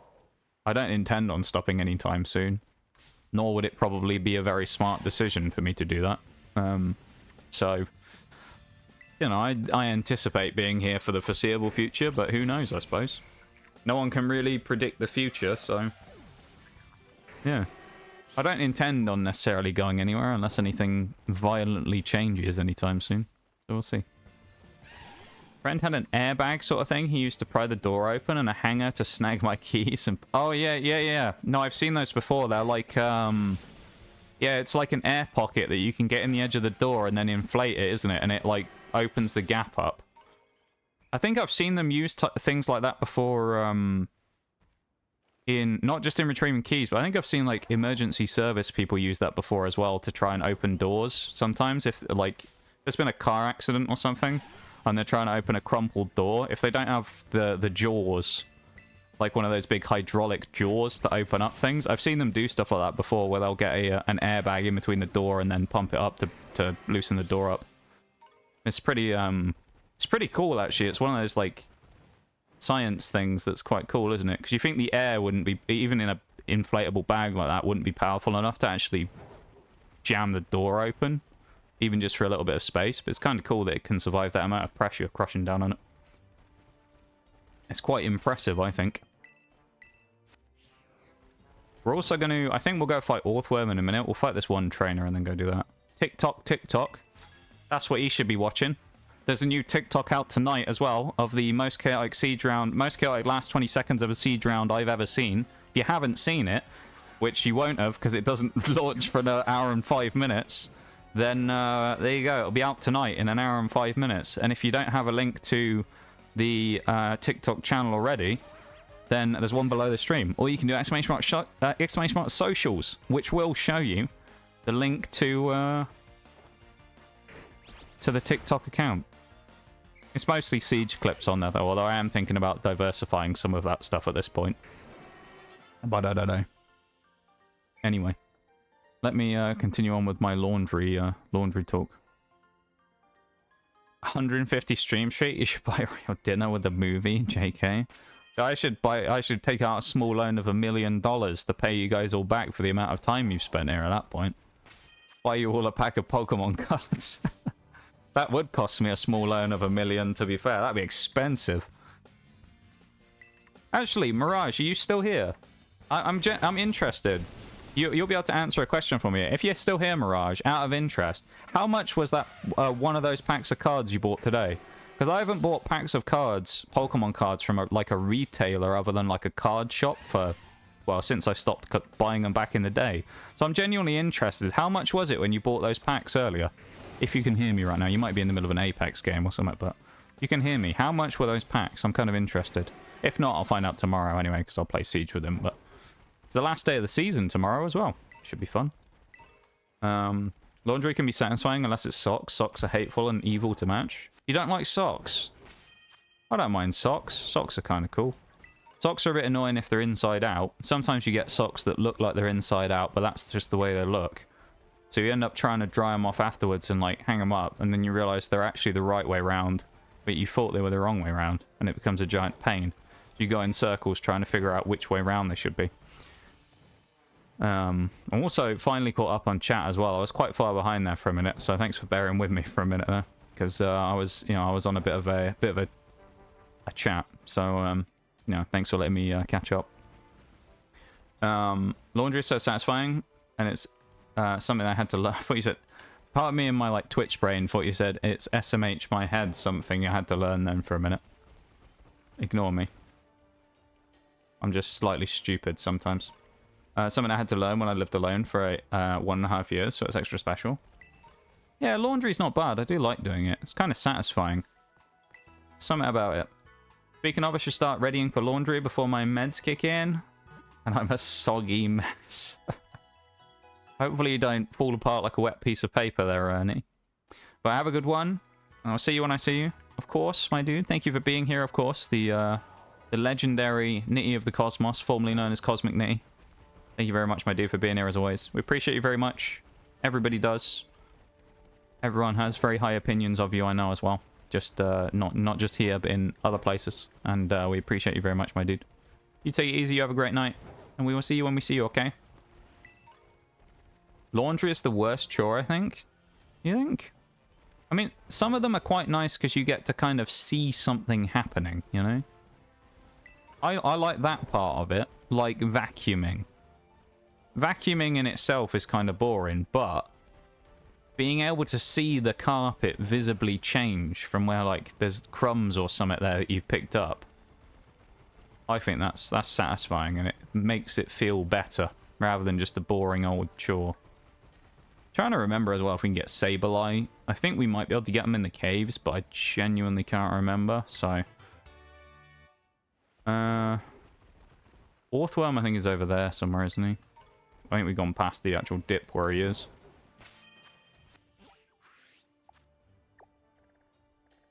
Yeah, he's there. I don't want to check details. Yeah, I thought he was over there somewhere. We'll run around this way. We also got a Larvitar last time as well, if you're wondering why I'm ignoring them for a T-Tar. We actually caught one last time. It's just been sat in the box. Rather relaxing and warm. Okay, that's fair. Warm. That's an interesting way to describe it. Tell you what, there's not many better feelings though than getting the, you know, that smell that you get with the fresh laundry when you pull it out. There's something nice about it, isn't it? Pull out the fresh laundry and it just feels nice and smells good. You're like, yeah. That's been a successful little bit of laundry right there. About to lay down for a nap. Catch you later. No worries. Tabletop, of course. Go have a good sleep. We will see you when we see you. And take it easy. Oh, there's a Nihilego in chat. That's actually an interesting mon. That's an Ultra Beast, if I remember rightly, isn't it? I'm actually going to go for that. I don't do this much anymore. I'm going to go for that Nihilego. That thing's actually kind of nasty, just because it's kind of a rarer mon. That must be part of an event or something. I swear that normally doesn't spawn. Going to go Incinerate here on Orthworm as well, because it's probably got Bugger All special defense. Yeah, it does. We've absolutely decimated it. He hits back pretty hard, but Incinerate is more than enough here. After I was talking all that smack about Houndoom earlier, he's actually in a position to do some good stuff here. Just a long process with Laundry, and I don't like it. Most things are like 1 to 2 real steps. Laundry is like 50. Yeah, it can be. Especially if you have like different things that can't be washed or whatever at the same. He's had the zoomies then. Running circles around us. But if you have things that can't be washed at the same time and stuff like that, then it can be a bit annoying, yeah. Separating your colours and your whites and stuff and all that can be a bit annoying, but it's not too bad. I don't mind it.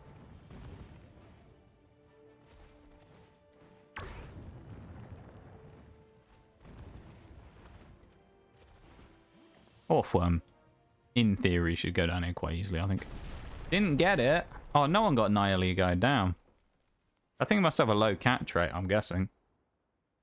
How many of us went for it? 3 of us? That is sad, though, that only... Well, nobody got it. The house always wins, you know? We've been had there. We've been had.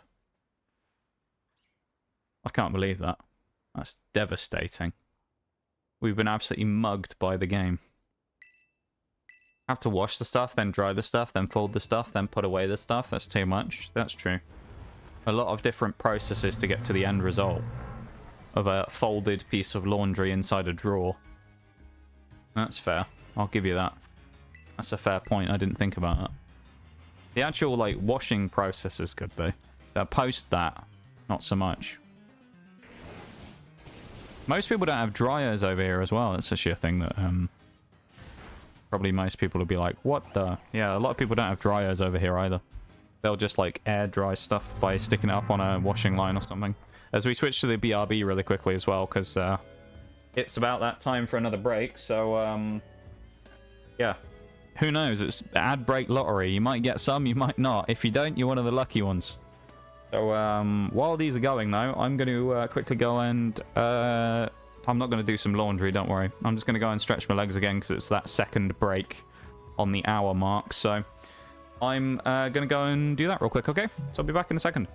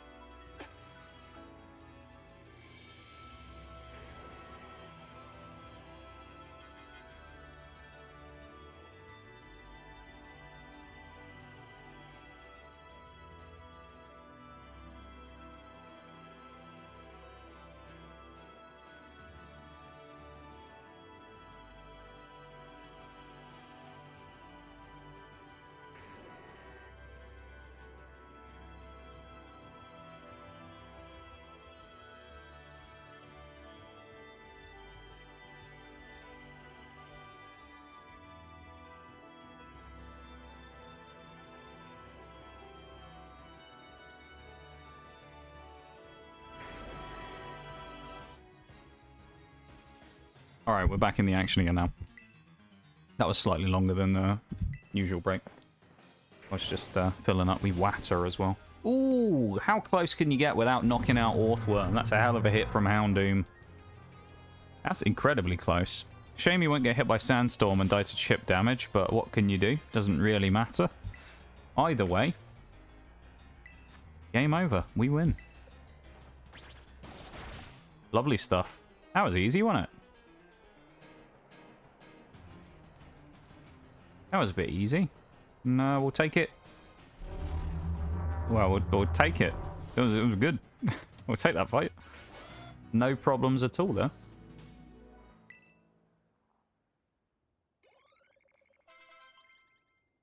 Up to level 28. Get Toxic as well. Ooh.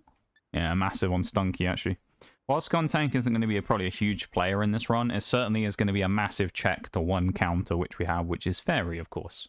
So anytime a Fairy type's in play, Skuntank's going to be our guy.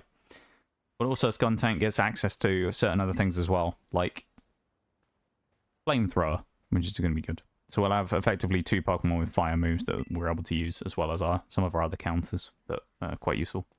So although we are not necessarily in a position where we have a team that's hugely diverse in terms of type combinations, we actually do have quite a lot of coverage in one way or another. And a lot of the coverage stuff we have is quite powerful moves as well. And then there's just some Pokemon later on which are going to be goated anyway, like Hydreigon, which gets quite useful move access as well. Quite a lot of good moves, and also gets access to some very strong dragon moves. I mean, Hydreigon's probably going to be the first Pokemon in the entire series since the start that's actually going to be able to use Draco Meteor effectively. Because that thing's special attack is crazy high. So Hydreigon's probably going to be really good. And it's going to be one of the main sweepers of the team towards the end of the run. If we can get it set up with some support anyway, because it is lacking in a few areas, so we'll need a little bit of a push in the right direction. But Hydreigon should be a big heavy hitter though, so keep it in mind. It should be useful. I'm looking forward to seeing him going out and you know, destroying a few people. Hydreigon will probably be really nice as well against Hassel. I might be wrong. The only thing is speed might be a problem, but we'll see. We also will have King Gambit, who of course will be a good dragon check, so we've got a good team, really. Lokix is strong. Mabostiff will eventually get access to Psychic Fangs and things like that to counter poison types, and also gets Play Rough, which counters a couple of other things like Dragon, Fighting. So Honchkrow, of course, is a fighting counter as well, being part flying, so we have a very good diversity on the team, which is kind of the whole point of the run. As I've mentioned many a time, while you look at a Monotype and you might go, oh, it's not as difficult as a Nuzlocke, doesn't really matter, because the whole point is it's more about forcing you to use different combinations rather than just rely on tried and tested same old Pokemon. Because like the thing with it is, whereas you're still going to get some of them in there, like Scizor is a good example in Bug, right? Scizor is always going to be a good Bug type. It's never not going to be. And you already know Scizor is really good, so Scizor is going to be in the team. When you have to force 5 other Bugs in the team as well, you're going to be able to use something other than Scizor, because Scizor isn't going to carry the whole game. You have to use the other options. And some of those other options turn out to be really good. So, yeah. Something to keep in mind.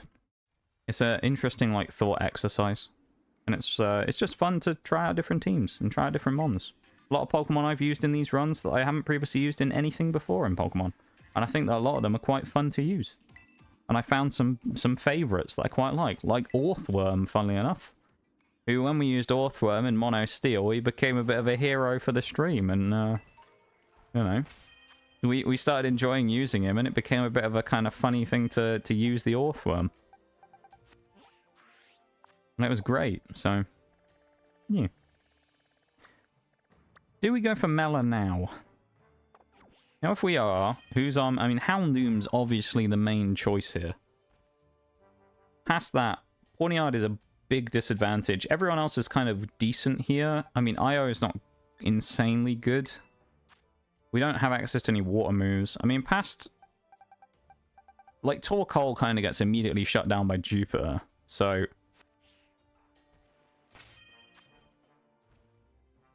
Yeah, I think we'll... I think we're going to do it now. Let's go and do Mela now. Why not?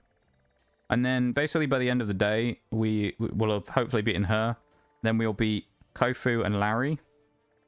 And then Atticus is a maybe, because he's always kind of usually right on the edge of whether we'll do it or not.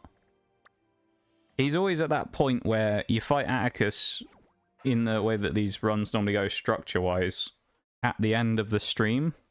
And so it'll really come down to what level we are and whether we have any access to any other Pokemon. Because some of our other stuff we have will be really good there. Pawniard will be really nice, but it doesn't evolve to Bisharp, keep in mind, until the Elite Four. So we won't even have Bisharp, let alone King Gambit, until almost the end of the game. Which is kind of scary, because that's where that thing's going to become really good. At the same time, though, that's where some of the other Pokemon we have will be in that same boat, like Hydreigon, because it's Gen 5.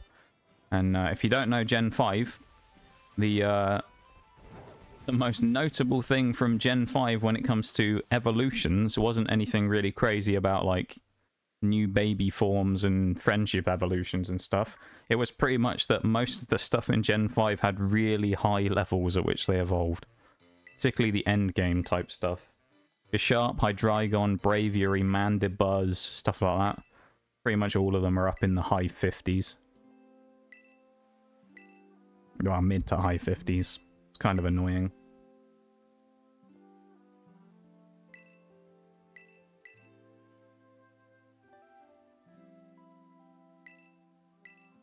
Have a bit of water as well. I'm getting a bit dehydrated.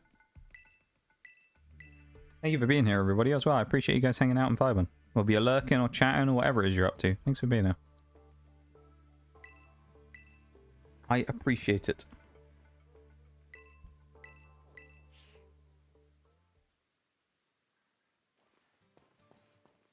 Oh, Houndoom's about to fight its younger brother as well, because this person, if I remember rightly, has a Houndour. So we're going to beat Houndour, and then we're going to use Houndoom to sweep the rest of the fight. Hopefully. In theory, anyway. I say in theory because, who knows, it might go wrong. But we'll see.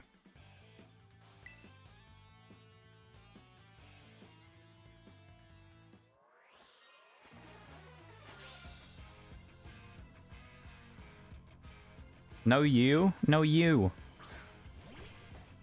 Can't know you me. I'll know you you. Yeah. Get no you'd.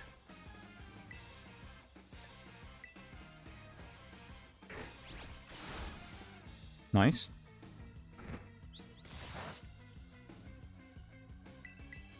No you you. No you you you.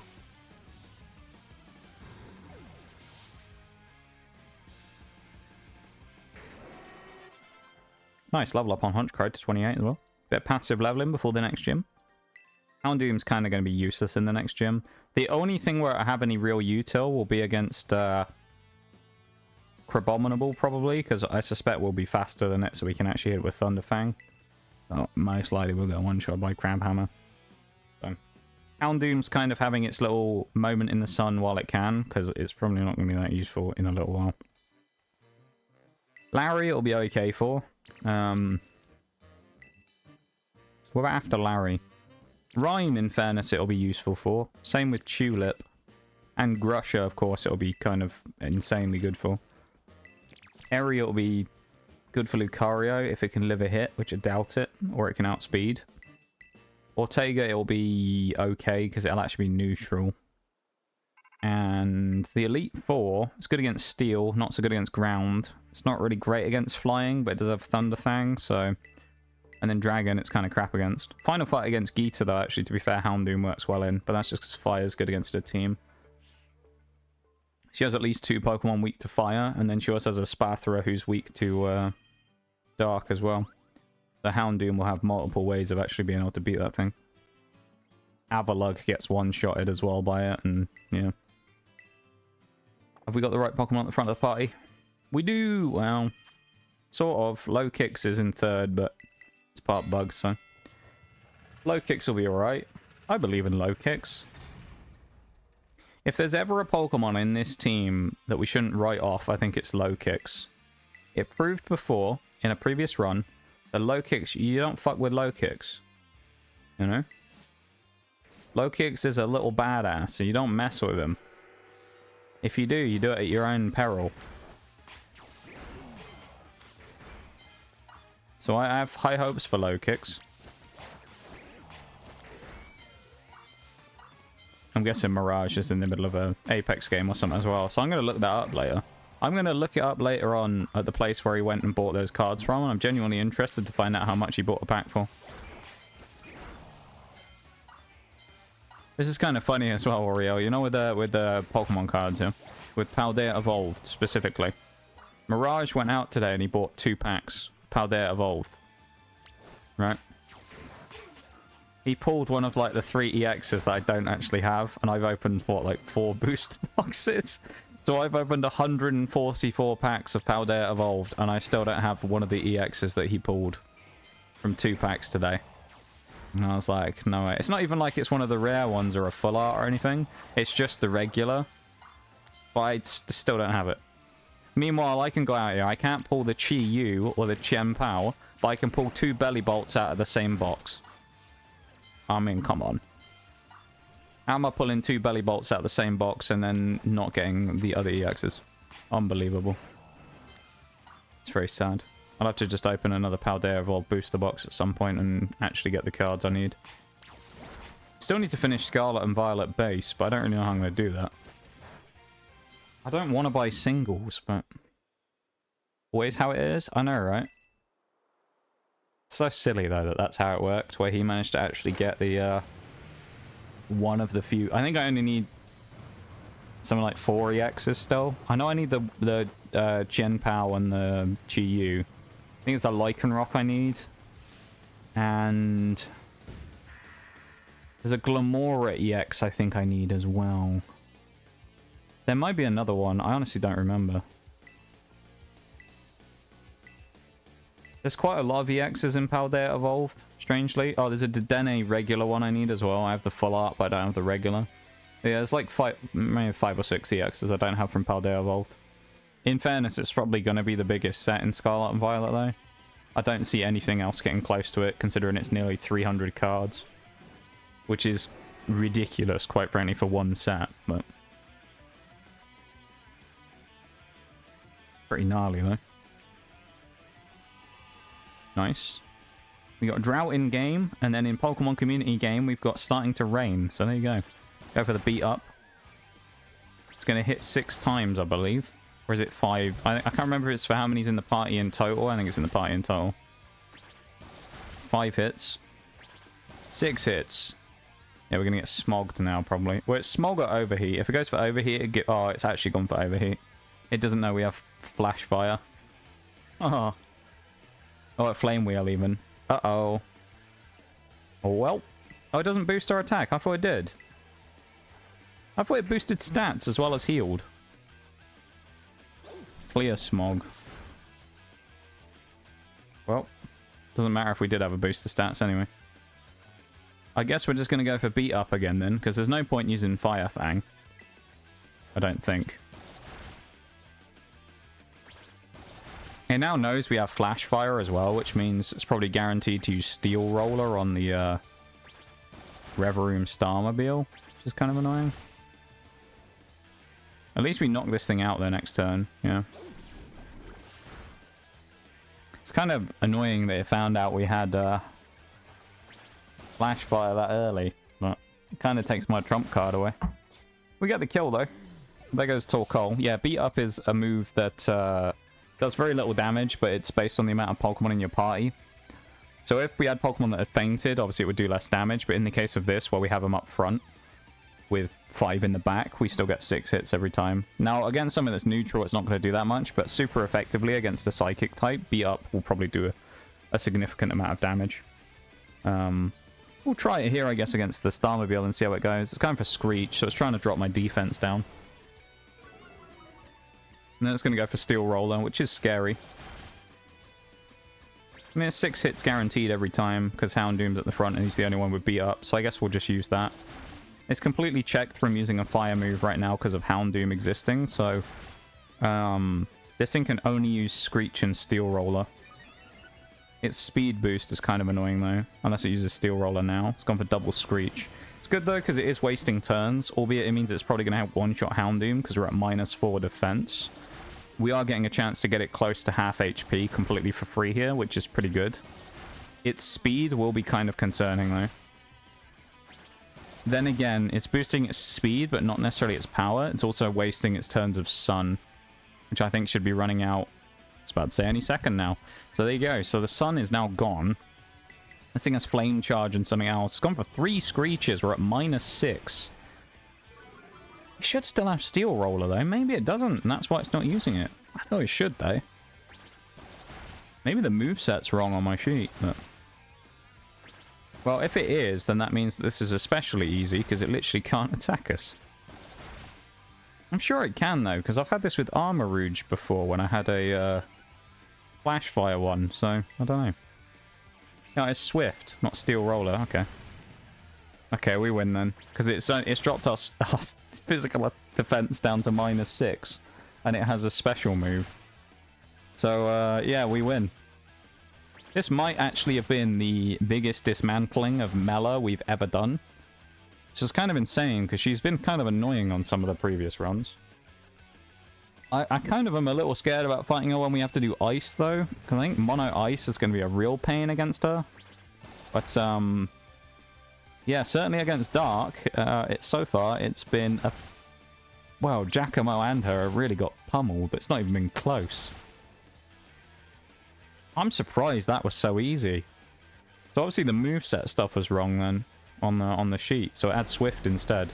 Either way, it still couldn't attack us because it only had Overheat and Flame Charge as its fire moves, which is its main offense, of course.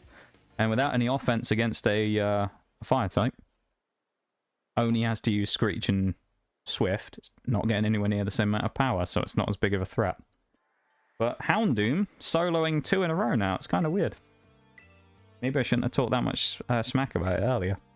Or, by talking smack about Houndoom, now it's come into its own and it's started going well. Who knows? All I know is, I'm glad we're doing well. And we're rumbling along nicely, you know?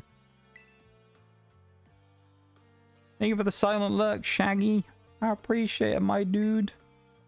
Thank you, thank you. It's good to see you, man. I assume you must be working. I'm guessing. But, or you're out, one of the two. But thank you for being here, Shags. I appreciate it. She just casually breaks our arm while she gives us a handshake, though. Flame Charge TM? Yeah. That's actually not terrible, Flame Charge, honestly. It's tempting to put on Houndoom, but we probably already are vaguely fast enough, so... Little char loss there as well.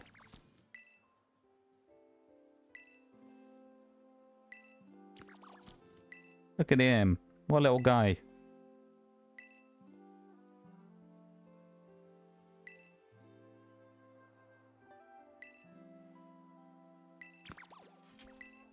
Thank you, Shags, for the silent alert, mate. I appreciate it. It's good to see you.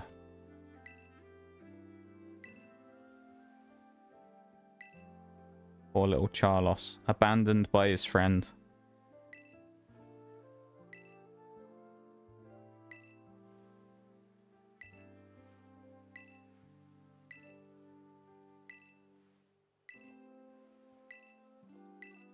Again, we've all seen this stuff before, these cutscenes, because I've spammed through it so many times, so...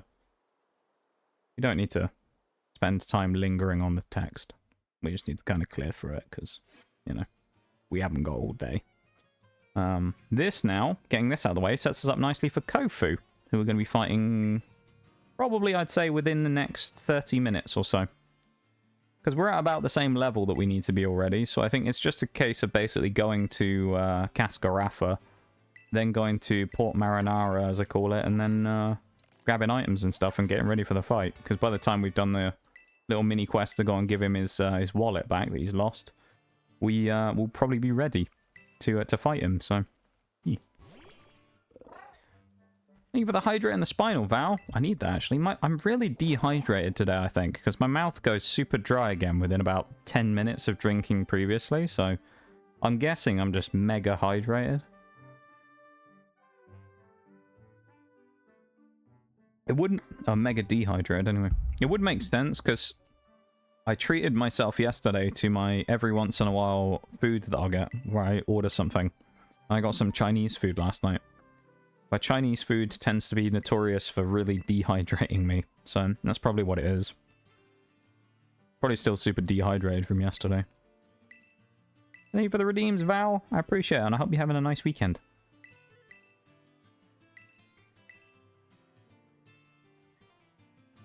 Nice. Well, there you go. That's Mela dealt with. This has been, dare I say, a very smooth-looking run so far. Now, I know I shouldn't say things like that, because that's the absolute curse of the run that I've probably just invoked there by mentioning that we're doing really well. But it's going surprisingly well. I thought Dark was going to have more problems at this point by now. But it hasn't. I'm very surprised. I thought we were going to have real problems with Dark. But so far, Mono Dark's been kind of easy, dare I say. Team's kind of... Well, apart from the random trainer battles and stuff, and the fights against Oinkalone, apparently, with our little baby mons, everything else has just been a blowout. It's been crazy. Even nicer knowing that I have tomorrow off, too. Ayo, let's go. Getting the Monday off. We'll take it. Huge. Hope your weekend has also been great. It's been pretty good, honestly. I've been doing okay. I'm doing alright. So, I ordered some food yesterday, which was nice. I got a cheeky Chinese, which was nice. And I've just been having a nice, relatively chilled out weekend, honestly. I haven't really had too much that I've been up to. Been, playing around with a few things maybe for stream, but I'm not going to talk about any of that yet. It's a secret. God, the game's lagging up a storm here. Bloody hell. Crikey. I wonder as well, can I go and grab black sludge now for Stunky? Might be able to. I might go and do that. Pretty sure I can go and get it now because I've beaten the next. I've beaten the gym. There's definitely an item normally here in these cacti as well.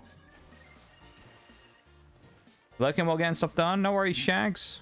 May you be productive and all the things go well for you. Yep. Oh, maybe it's that one I was thinking of. And Small, hello. How's it going? How you doing? Kind of funny that you and Val come in at the same time.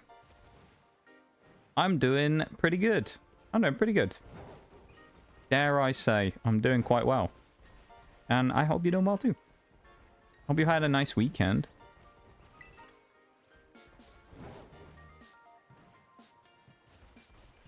Yeah, I'm going to clear the lower floor here, and then I'm going to go to Levincia. I'm going to go buy Black Sludge so I can get leftovers ×2, basically. Trick is an absolutely useless move here as well, because no one has held items on the AI teams. So I will just fail, I think, every time you use it. Trick's kind of a memey move, though, where you can switch items with someone. You can effectively, like, completely cripple someone's offensive team by switching the wrong item on them. Like, lock them into only being able to use one move or something. You can absolutely destroy someone's offense. Pretty cool. Absolutely exhausted. Hey, oh, you've been busy this weekend, then? Val? I know, the Val is here. He treated me to a cheeky hydrate and stretch a minute ago. There he is. Hi, Val. Peeking in. Trying to hide away. The ultimate lurker, Val. Where's the Delibird shop over this side? I don't remember. I know there's one up the other end. Can't remember for the life of me where the Delibird shop is up this side. Oh well, let's just go to the other one. Oh well. Been working this weekend, both days or just today. It's kind of sucky, though. Always sucks to be busy doing stuff on a weekend, you know? Hopefully, though, you get maybe a little bit of extra time off during the week because of doing the weekend? Or is it just the way that the rotation works that you have to be in on the weekend this week and you don't get any benefit from it? Oh, we don't get Black Sludge left. Oh, yeah. Fuck. So sad. Cheeky Hydrate. I love a Cheeky Hydrate. I need another one. My throat's completely dry again now. Feels like swallowing sandpaper. Hopefully I'm not getting a sore throat. You love a good lurk? You do love a good lurk, Val. You love a good lurk. I appreciate that you love a good lurk, and I love a good lurker. Have tomorrow off, AO, just like Val. You guys copying each other. You came in at the same time. Now you both stealing tomorrow off from each other. Unbelievable. I'll give her the cheeky hydrate. I appreciate it. I needed that. I don't know why I'm so like... Well, other than the Chinese that I ate yesterday, I don't know why I'm super dehydrated today. It's really odd. I don't seem to be able to rehydrate. Oh, and we got an ad break coming up as well, so I'm going to switch to the BRB screen while we wait for that to clear through as well. I'm only scrounging items in the town, but still, we'll switch over screens just while we wait. Val's husband, so it works. I see. I see, I see.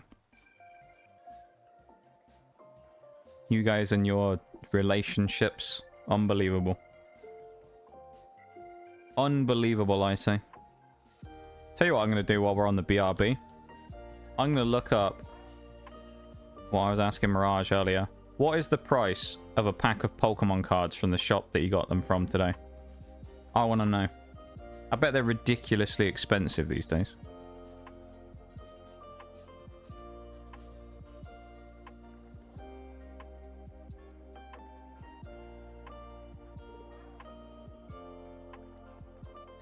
Let's have a look. I reckon £4 a pack. If I'll even be able to see them on here.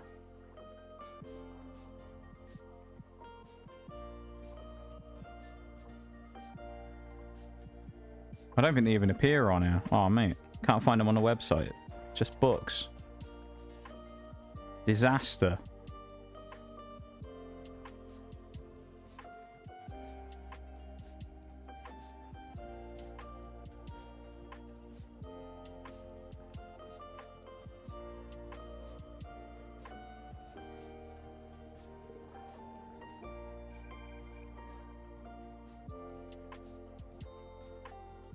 No, I guess you can't find them on here. That's weird. Oh well. Never mind. Perfect timing at the break there as well. I couldn't find what I was looking for. I was saying earlier that Mirage ended up buying some packs of Pokemon earlier in an actual shop versus when I've gone and got any for the last number of times now. I bought them from like card places specifically rather than just general retailers. And I was interested to see how much more expensive I bet it would be buying it from another place instead of from the card shop itself. But I can't find it at the place he bought them from. Very sad. Back from the ads. Welcome back from the ads, everybody. I do appreciate you sitting through them, of course. The necessary evil of Twitch these days, I feel like. So thank you for sitting through the ads and vibing there for a second while we let that go through. Of course, you didn't miss anything. Because I did stop. Camera going wild right there. Let's go up the lift. Hey, welcome back, everybody. It's nice to see you all. And thank you for being here. Hanging out with me. I appreciate it very much. I do. That's what I'm talking about! That's why he's the MVP! That's why he's the GOAT! The GOAT! What a redeem. I'm not sure who the GOAT is specifically right now, but that's why he's the GOAT. Hey, Val, for the GOAT. For the GOAT redeem. We love the, I love that redeem. I just love that sound effect. There's something about it. It's great. The GOAT. works well in these Pokemon runs because there's usually a goat that ends up stepping up as our main threat on the team. There's usually someone. Just excited about the goat. He really is. He loves it. He must be the only fan of Go-Goat that exists. Everybody else hates it. Right, let's go and deal with the dropped wallet, shall we? From Mr. Kofu.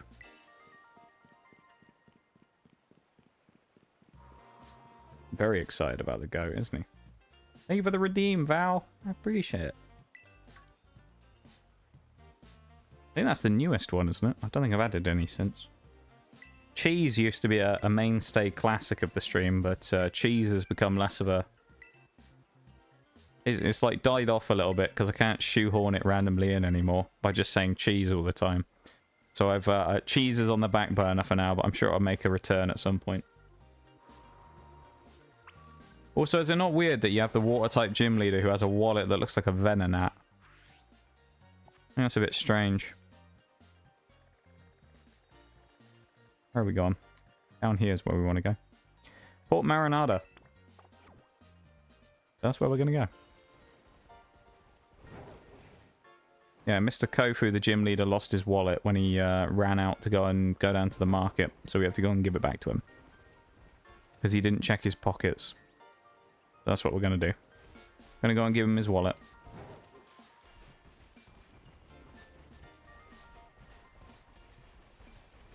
Take a shortcut through the desert.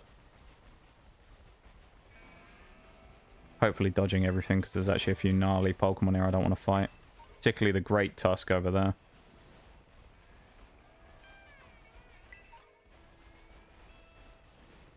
Got Orthworms around here as well. That's always cool. I actually found a shiny Bronzor here before, I remember. It wasn't on stream, but it was a long time ago now. But it was the second shiny I ever found in this game. Around here there was a shiny, random full-odd shiny Bronzor. Which is green, the shiny Bronzor. They're normally like that bluey kind of teal colour, but yeah. Green Bronzor is shiny Bronzor. Kind of cool. Yee, shinies. I found a couple just randomly running around. Found a few on stream. We actually found one right around here somewhere, I think. We found a Stunky right down here before, I'm sure. Right after we jumped off the edge here, maybe. It's like hot pink, the shiny Stunky. I have it in a box somewhere. Just sat forever stuck in the box. Never coming out ever again. I probably will actually, but I'll probably bring it out somewhere at some point. Use it for some purpose. I don't know what, but something. Ooh, Sableye. We need that actually. Level 21. Well, grab one of those while we're here. We do need Sableye. Shinies can be pretty cool though. The only problem with shinies in this game is that some of them are trash. A lot of the new shinies aren't really that cool, if you ask me. They made a lot of them a bit lackluster. They're not that interesting anymore. It's quite sad. We use Beat Up because I don't think it'll kill. Okay, I used Detect. Maybe it will actually. I'm kind of scared of knocking out this Sableye. I'm just going to ball it.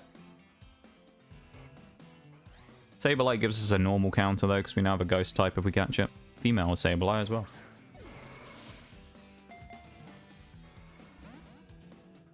I don't know why it won't go in the ball, though.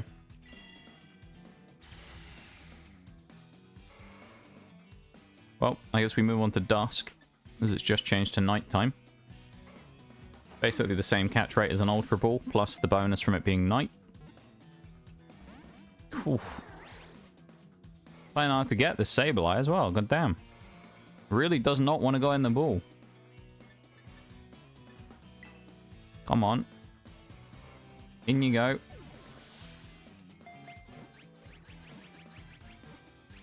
Of course it goes in the Great Ball, but it doesn't go in the Ultra or the Dusk. Naturally.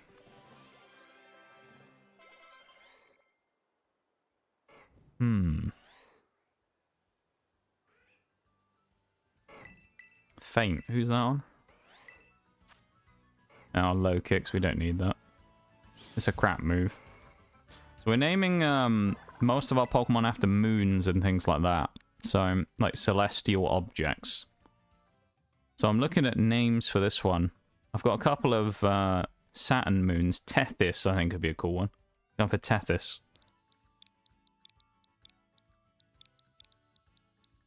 There you go.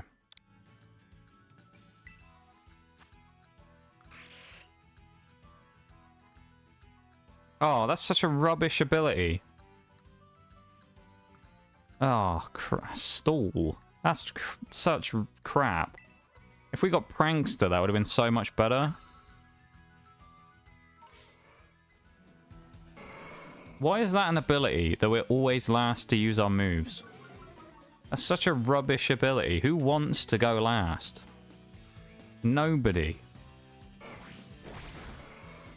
No one wants to move last. That's such a rubbish ability. Why does that even exist?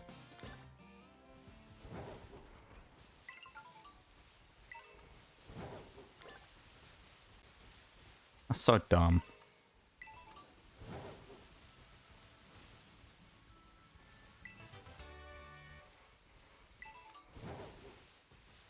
Thing is, we have to turn around. I got the crossroads. This is where we'll find... There he is. Facing towards where we came from. Just randomly stood there. With his monobrow.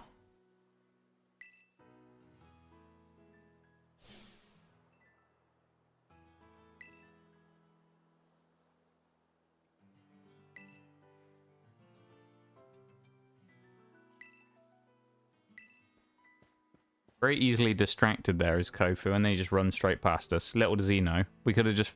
Well, then again, I don't know why our character doesn't just flag him down and give him his wallet, rather than just let him run past, but... There you go. Pokemon logic, I guess. There wouldn't be a quest if we did that.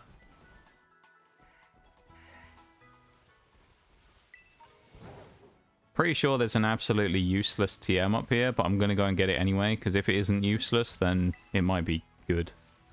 Chances are it's going to be absolute crap, though, and it doesn't even matter. It's going to be utterly worthless going and grabbing it. Or maybe it's just a Moonstone. I don't think there is actually a TM up there. Worst part about this is where you get a random Pokemon that spawns in the middle of a group of something else's. You always think there's a shiny because you see the off color. Then you realize it's just another Pokemon that spawned in the middle of the group. Very annoying. All these mints are worthless as well because we aren't doing any changing of natures and things. It's just a bit overkill for what we're doing here. We don't really need to do it. Chipped Pot is useless because we're not going to get Sinistea, but we'll grab it anyway. Poison Jab will actually be quite a useful TM, I think. As the rains come in, we're at a bit of a storm here on the coast. Salt Vest as well actually will be really good. That'll be a super useful item. Especially considering we're mostly glass cannons on our whole team, so having a Salt Vest will actually be really nice. It'll give us a lot more bulk. Bulk, of course, being defense of one way or another for, or HP, I guess, depending on which one we're looking at specifically. But that's what I mean when I use the term bulk. Being able to absorb hits. Rather than just, you know, taking 3/4 of your HP off in one shot. So yeah, bulk is just survivability, pretty much. These little, like, mosaic-y patterns are pretty cool, though, aren't they? We got a Cloyster here. I don't think I've seen some of these. Oh yeah, there's different ones. Out here. Marl. There's other ones inside the, like, market area, but I don't think I've ever seen some of these. We got the Shelder. What else we got? There's a little Clauncher. There's nothing down there. There's a Dragalge glistening in the rain there. Psyduck. We've got down here. There's a Skrelp. Pretty cool though, no? I like the little touches like this. Bruxish. Slowpoke as well. It's Forks' favourite Pokemon. And then down to the corner where we have a Love Disc. I think that's the last one. Yeah, then we have Cloyster again. And then Magikarp. There you go. Yeah, in here you have some of them on the walls. I guess you have the opposite ones behind us. I've just never looked at them before. That's kind of cool. Oh no, not all of them though.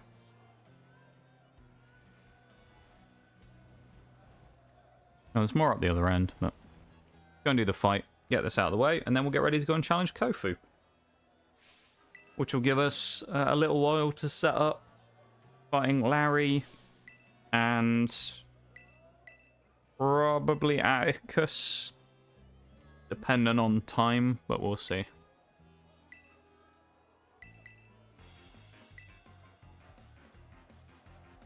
If you're wondering why I've got Houndoom out front here as well against the Water Trainer, it's because he has Thunder Fang. I'm banking on the fact that we'll probably outrun most of this, although we probably won't outrun the Floatzel, so that'll probably hit me, but... Oh, Aqua Jet anyway. Okay, that did way more damage than I was hoping it would. Never mind, we're going to switch out after this. Ooh, it's going to Aqua Jet me again. Crit is nice, but we have no priority moves, so I guess we make the switch into Honchkrow. So then we can Sucker Punch, worst comes to the worst anyway. He'll attack me with something and we can Sucker Punch it. Next turn anyway.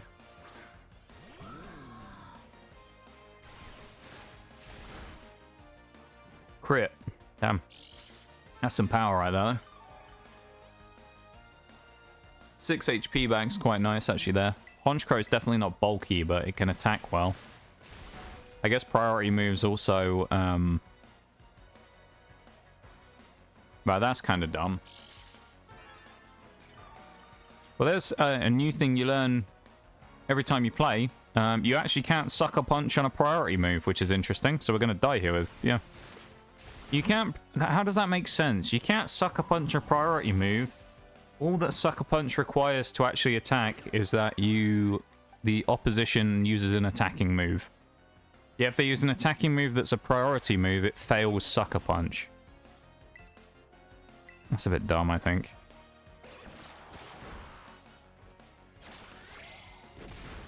That seems like one of those really, like, weird rules where it just randomly is different for one situation there, and I don't really understand why. But...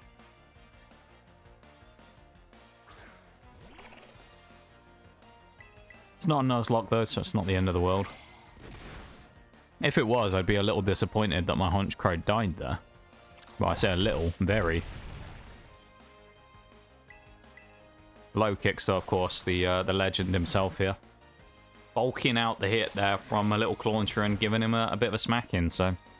Clauncher as well is one of the illustration rares that we were missing, that we actually got from the Scarlet Violet base set booster box we opened. Like... 3 weeks ago now, whatever it was. 2 weeks ago. 3 weeks ago? Something like that, yeah. That was really fun. I need to do that again sometime. See if I can get some more booster boxes. Build up me Microsoft points to get some free boxes again. It's going to take about a year, but... Screw it.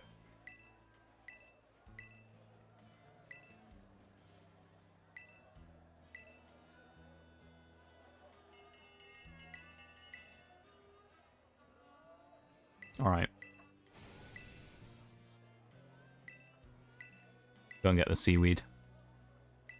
Is it the... What is it? I can't remember what it's called. The something seaweed. I was going to say it's Wakame seaweed, but I think that's actually real. This is just something else.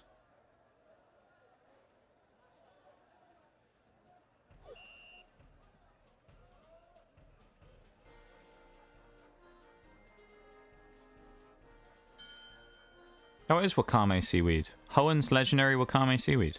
I'm sure Wakame seaweed is real as well. 40 grand is usually enough to win this. Sometimes 35 does, but 40k is like a guaranteed win. One day I'll say that and I'll get outbid by the AI, but as far as I'm aware, 35, 40k, you never lose. Once you put that money up, you just always win. And we get to keep the 10k change, so we'll take it. Not that it really matters, because if I needed money, I could just sell a bunch of crap, but... yeah, still. Gym challenge 1. I'm getting a bit sleepy now as well. It's almost 11 PM though, I suppose, and I haven't really slept all that well the last few days. While I was saying the other day that my sleep schedule has been getting steadily a little better by me actually sleeping a bit earlier on some days and things, it's still doesn't mean I sleep all that well. So, still a tired lad.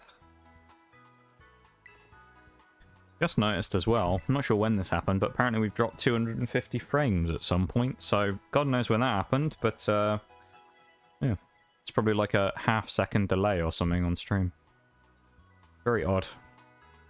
I have no idea when that happened, because I haven't even noticed it until now. Strange. Angrily throw my Pokeball there at the person at the counter. That was a bit of a misclick. I've had a chance to use this controller for a little while as well. I've got to say, I'm a big fan. I really like this new controller that I've got. I posted a picture of it on Twitter a couple of weeks back, and then I also showed it off on the hand cam stream that we did. But 21 quid this cost me. Really cheap for a controller these days, considering how, like, good it looks. I was very surprised. This is a third-party controller, but goddamn, it's actually really good, like... it's really cheap for the design and stuff on it. Usually, especially when it's wireless, a lot of these Switch controllers that you can get, even wireless ones, are still going to cost you 30, 40. So I'm very surprised that I managed to get this one this cheap. But I'm very glad of it, though.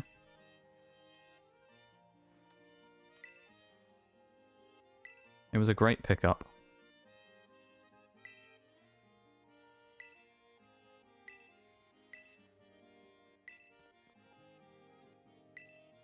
Okay, here we go. I mean, this fight really, looking at Kofu's team, he has a Veluza, which is weak to us because it's part Psychic. So, shouldn't be that bad. Then he has a Wug Trio, which is, while not weak to us, it's neutral, but it's not the most defensive thing in the world, so that should be fine. And then he has Crabominable, who is slow and slightly bulky, but will go Terra Water, which therefore gives us an advantage with Houndoom with Thunderfang, so he should be fine, I think. We'll be fine. I don't anticipate any problems. Shouldn't say things like that, though, should I? Sure, I'll get caught out now that I've said that I don't anticipate any problems.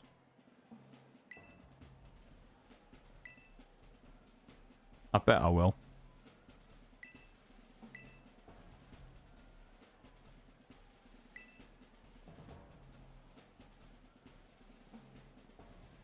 Now, I have a good feeling about this, though. If of all the runs that go flawless, if it's dark, that'll be kind of crazy. Dark or ice will be the most unexpected ones we could get, I think. There's an item back there I missed as well. That's annoying. It's going to be in the background the whole time. Actually, no, the kid might cover it up. That's super annoying, though, that there's just that random Pokeball sat in the background. Hate stuff like that. 4 minutes as well until that new post goes up on the TikTok and that as well that I was mentioning about earlier. Oh no. Oh, it's already gone up. I must have done this one accidentally at 10 o'clock instead.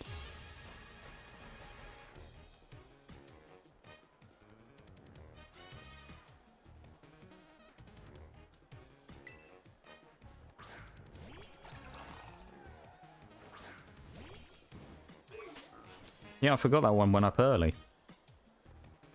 There you go. It's already been up for an hour.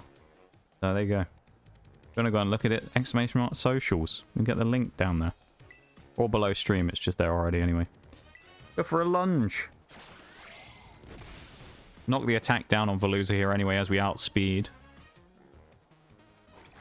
Oh, that's Pluck. Well, that's kind of annoying. We don't have a berry, though, that's useful. We still have Cherry Berry lingering about, but that's fine. Strangely, we didn't get hit by Sandstorm either, so I'm not sure what that's all about. Thought we should have.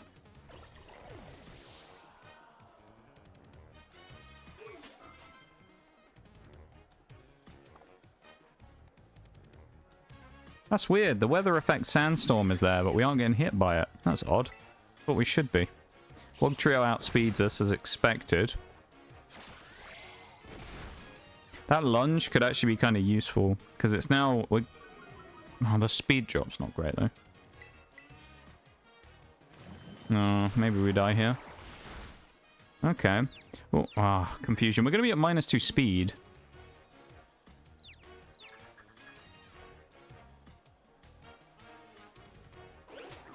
Yeah. That's a bit unlucky. That's fine, though. I would have liked, if I had the opportunity to land a...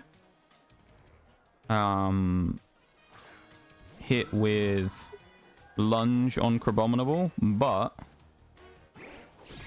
it doesn't matter. So, we got away with it.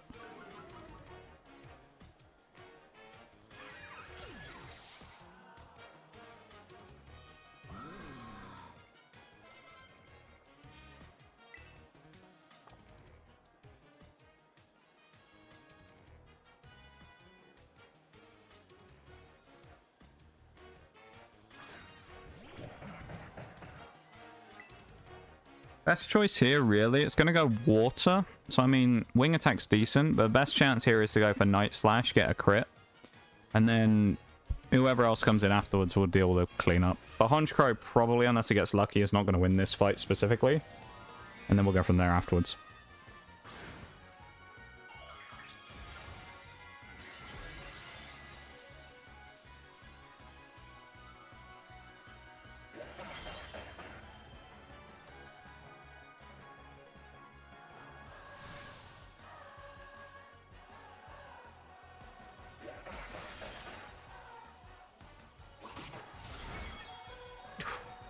That did more damage than I thought it would. We also got outsped, which is very strange, because I thought that thing should be way slower than Honchkrow. But I guess under the circumstances, best thing we can do now is Sucker Punch and get a hit in for free, because we are going to die, so that's pretty decent. It's going to, you know, Rock Smash us, which is okay. Any stat drop will be defensive anyway, so that would be fine. It wouldn't give him a boost. We have Stunky as an option here, but I think I'm going to go with... Oh, actually, if he outsped... If he outsped Honchkrow... he might outspeed my Houndoom. No, he doesn't. Am I just being dumb? I'm sure he outsped Honchkrow. He's landed Crab Hammer as well, which I think is a 90% chance to hit, or an 85%. We got a guaranteed win now anyway, no matter what we do. So, but pretty much with these runs, what you always want to do is just set yourself up into a position where you can win from. Now, if you look at this, none of the Pokemon we have left are particularly strong, right? Probably best of the bunch here is Callisto. But nothing here really is, like, great with what we have. We've lost our 3 main attackers. The way we win, though, is I deliberately left Stunky back to the end, knowing that Stunky has the ability Aftermath. So even if we don't outspeed and we just die here, he immediately dies anyway. And what I'm going to do for the turn is this. So he's toxic anyway, so he guaranteed dies at the end of the turn even if Aftermath didn't kill him. So he's going to die of poison and or Aftermath damage now anyway. So we basically put ourselves in a position where we couldn't lose because Stunky was still alive, who was kind of a bit of a Hail Mary in the end. And there you go. Abominable dies to Aftermath as Phobos goes down and gets us a free win. Good stuff. Right, man, I'm off to bed. Thanks for the stream, Mr. Streamer. No worries, my dude. You have a good one, Mirage, and I'll see you when I see you. Oh, one question, mate, as well. I have a question for you. I was thinking about this earlier. I was trying to look it up. How much did you pay for those packs earlier? I'm kind of interested to find out how much they charge these days in a, like, actual shop. If you're still here. If not, I'll just ask you tomorrow, but I'm genuinely curious. How much per pack was it in in stones? I reckon it's £4 a pack, but I might be wrong. Oh yeah, £4 a pack. Bloody hell, £4 a pack's a bit much. So it is more expensive there than as I thought it probably would be than a card shop. That kind of makes sense though, I guess. Yeah, thank you for that then, my dude. I was just curious earlier because I was thinking that I haven't bought one from an actual shop other than like a card place for so long. I was just curious how much you actually paid per pack on them. £8 is probably too much for... Well, It's about the actual average that most people charge, I guess, so... It's not too far off, but fair play then, mate. Well, thank you for being here, my dude. I won't keep you any longer. Thank you for answering my question. And I hope you have a great rest of your night. I will see you tomorrow, okay? I look forward to a bit of sieging or something. Bit of gaming tomorrow. Nice.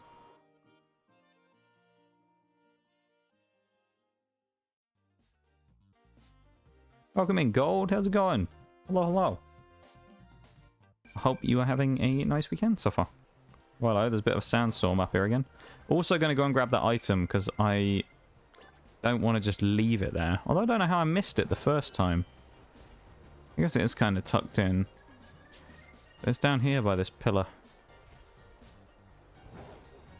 That's kind of wild though because I jumped over here, but I guess it was off camera so you couldn't see it. Fresh water, that's all it was. Nobody really wants fresh water, but there you go.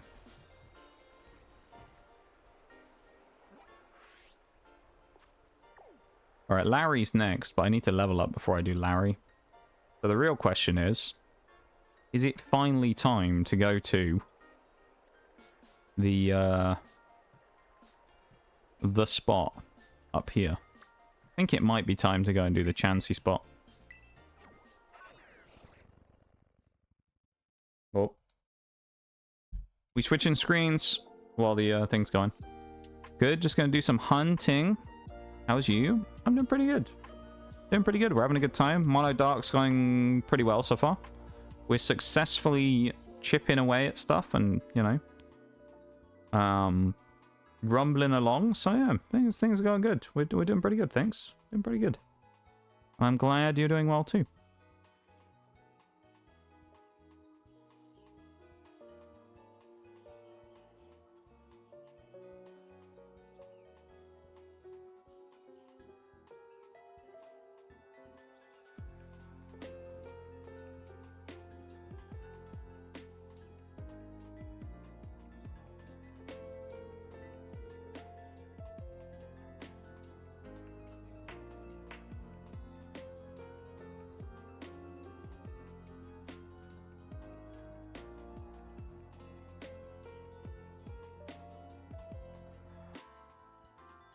"35 seconds, and then we can carry on."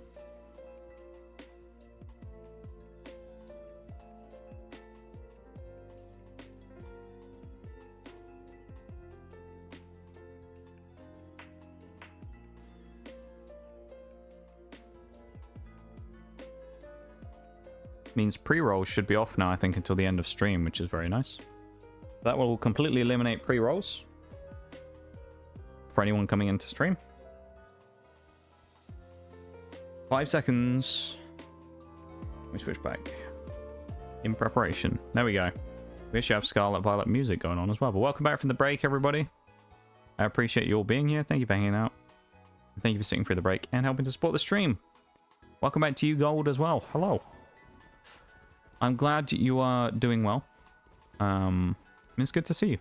I'm doing pretty good too. I've had a nice little time so far this weekend. I can't complain. And yeah, I wish you luck in your hunts. I hope it goes well. Yeah, welcome in, man.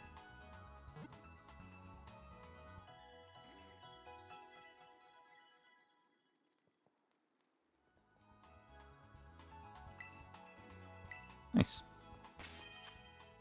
Which way do I want to go? It's just... yeah, it's that way. Time to go and grab ourselves the most useful fast travel in the game, in my opinion.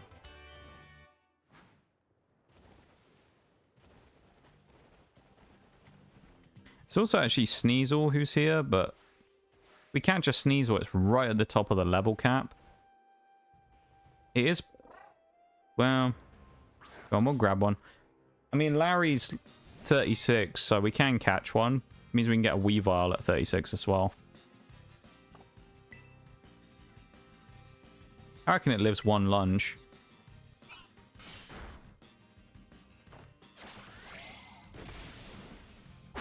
That was closer than I thought it would be.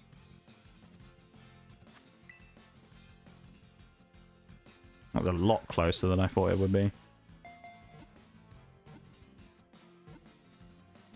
Nice, Sneasel, let's go. I already know what I'm calling this. I'm calling it Europa. Because Europa is an ice moon.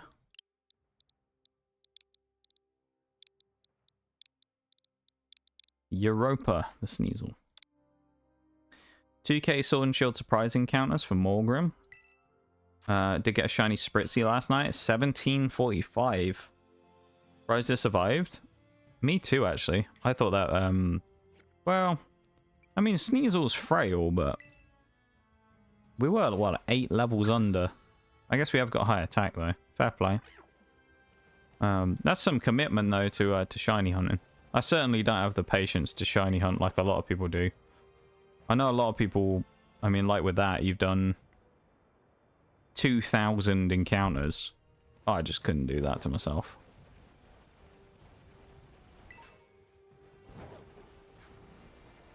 It's just like my thing, where I just don't have the patience for it, you know? Where, like, for me personally, I just can't do that. I couldn't imagine sitting there and doing that many encounters over even like a week or something. It's just too much. Too much for me. I just like finding random shinies and then being done with it. And pretending that I sometimes hunt shinies by just randomly finding them. The worst Sword and Shield hunt was 9,000. A Tyrant. 9,000. Actually lost my mind. And you still kept shiny hunting afterwards, though. See, I just couldn't do that. I'd do that once and go, never again. Never. Hey, Twisted as well. Welcome in. Hello, hello. Shiny hunting is too tedious. My attention span is awful for it. See, from that side of things, I think I'd be okay. But I think from just not getting the shiny that many times, I would just become, like, mind-numbingly frustrated and bored. And I just wouldn't want to do it anymore. Because I just, you know, I just want to see the shiny at that point. And if I'd done 9,000, or even like a couple of thousand and hadn't got it, I'd just given up. Be like, no. Not having this. Sure, let's try this. Lokix can take on the level 39. Why not? Okay, he's kicking his ass. He's absolutely whooping him. How you doing there, Twisted? I hope you're having a nice weekend. It's good to see you.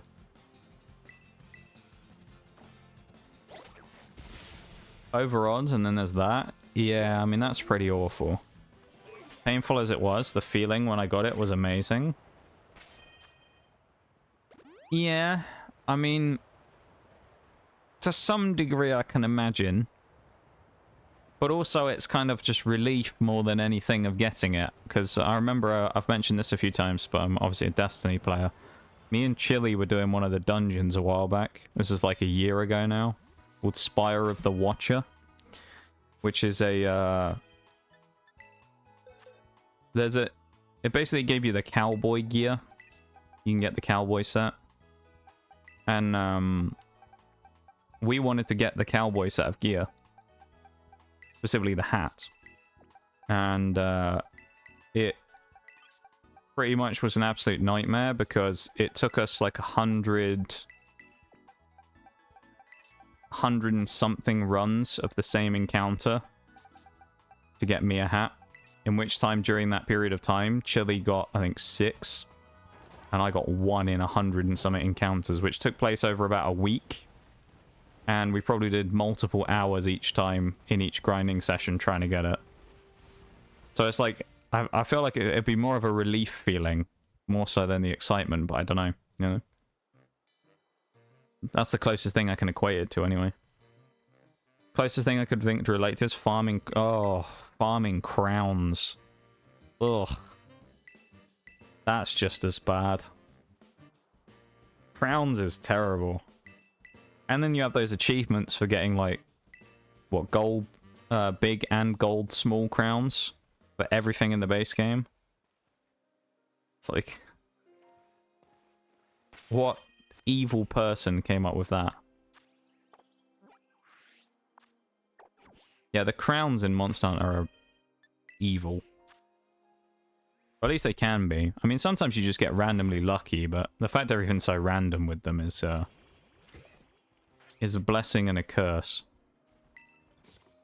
There is relief, but there is more excitement. The quest is for all static alphas in the coastlands on PLA. It's currently 64 hours long.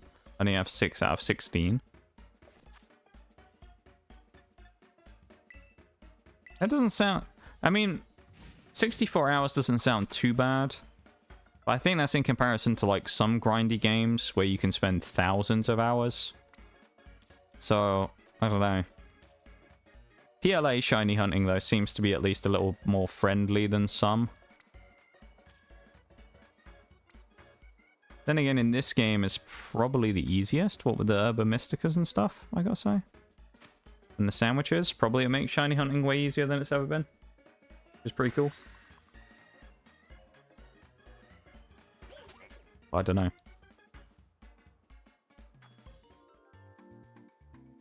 I've just never been a shiny hunter. Like, I think for me, it's just kind of one of those things where the payoff isn't really worth it, in my opinion. Just because, like, shinies are cool, but I'm never really that, like, crazy about shinies, you know? I'm always like, yeah, that's cool. That's it. Like, most of them aren't really that exciting of shinies in the first place, as I've talked about so many times at this point on stream with, like, Armarouge and stuff. Where a lot of them are just disappointing and aren't that interesting. There's a button for that. There we go. And so it's like, I've just never really had much of a willingness to really go out and do it. Funnily enough, I found a shiny here. We found a shiny Blissey while we were doing the XP farming before, which is kind of funny. So we did find a shiny Blissey here once, level 47. We are under-leveled, but I reckon Lokix has the power to kill one of these quite easily. Let's see, how much is Double Kick going to do? Ah, it's not bad. Close to a quarter. I actually reckon that it might be worth using Lunge here as well. Might do a good amount of damage with Stab. I'd like to see a third of an HP bar. Ooh, hello. Okay. Alright, Lokix. Okay. Got some power in there.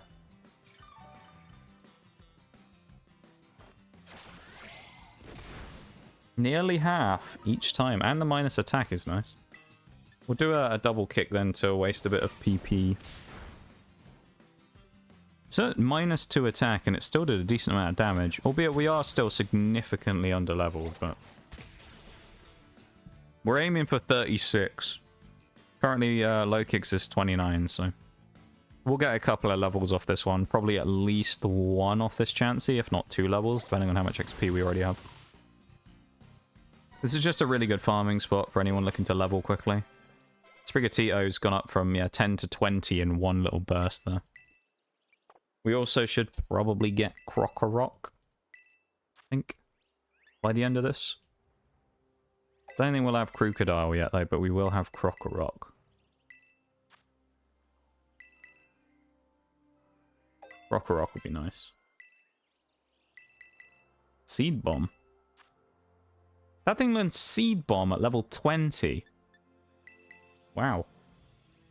OP moveset? What is that? There we go, got the evolution as well into Florigato. We'll take the evolution to Florigato. Nice. Okay. We'll take it, we'll take it. Still not quite what we're looking for with Meowscarada, but it's getting there, and it should be at Meowscarada level by the next gym.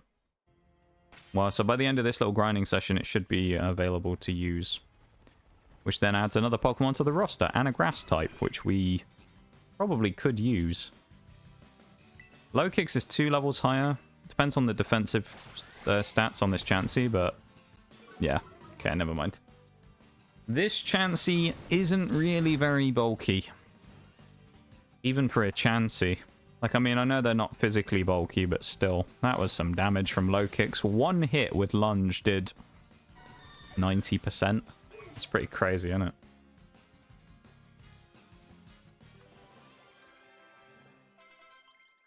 Moves on almost everybody. Agility is not really useful on Lokix. It's already fast. Phobos with Sucker Punch. On Skuntank, that's actually quite useful, so I'll take that.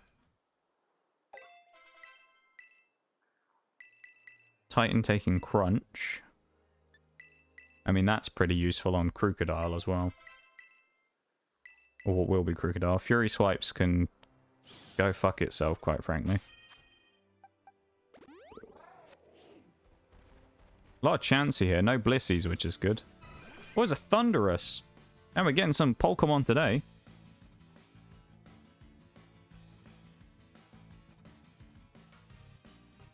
Well, I'll go for the... Oh, it escaped. I didn't realize it was already in chat. Damn. I was too late on it. I thought it's... That must have appeared while I was typing. Damn. Nobody got it. It's very sad. I wasn't paying attention to the fact there was a Thunderous in chat. Yeah, the Legends have way lower catch rates, even with the like the good stuff that you have on. There was a, what was it earlier? There was a Nihilego earlier as well. So we've seen Ultra Beasts and Legends today. We also have the worst ability ever on Sableye here, which is Stall, so we always go last. What a great ability that is. Prankster or Stall. And we got Stall. Because naturally, who doesn't want to go last every turn? Right? Oh, damn, you already have a Tornadus. I don't really think I have many. Do I have any legendaries at all? I want to say I have an Entei or something, or a Suicune. I have one of the dogs, I think. I think it's Entei. Can I have a look now, actually, while we're doing this? No, the evolution is not going to take long enough. We do have Krokorok now, though, which is good. Titan the Krokorok. The Desert Croc Pokemon levels up and evolves, of course. That's really good. Krokorok is going to be decent. I'll run the risk of Lokix. Well, no, there's no fights before Larry, so we can actually go up to 36 and not worry about Lokix over-leveling. Lokix is going to have to be pretty big in this next gym as well. Staraptor's going to be a problem, so Lokix is going to have to do a lot of work early on. On Kamala and that, we'll have to deal with it. Well, actually, no, I say that. I think Honchkrow is the best choice against Kamala because we can't be yawned because of insomnia rather than super luck. Hooper and Shaman missed the Entei the other day. Damn. I've seen a few ones. I know, I think Bevan has a... I think Bevan has a shiny Latios that he got from PCG. Oh, I'd level 37. No, he over-leveled. Oh, Lokix is over-leveled. That's not good. Well, Lokix can't fight in the next gym. That's not good. Well, I mean, it's not the end of the world. It's not great, though, either.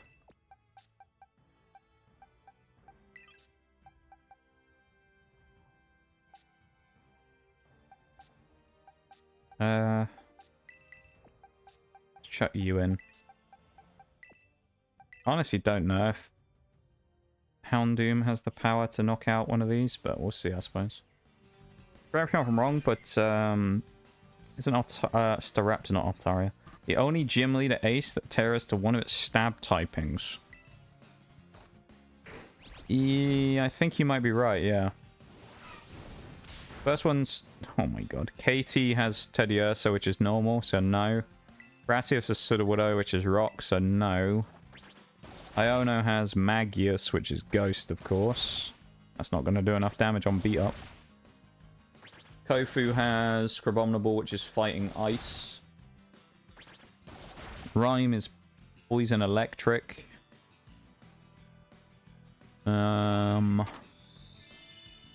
Lorgis is fairy. Russia has an Altaria. So yeah, I think so. I think it might be because Staraptor being normal and flying.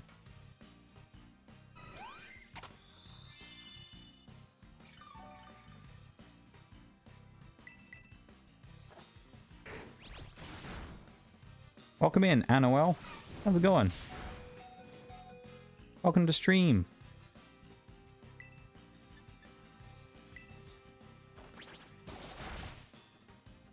We're currently attempting to bravely level grind against these Chanseys while about 20 levels under, so... Oh, this is going to be close. No! We left it with a sliver. Okay, we're good, screens. Welcome to stream. Hope you're doing good. Yeah, welcome in. I was scared we were going to miss Firefang then. Take that.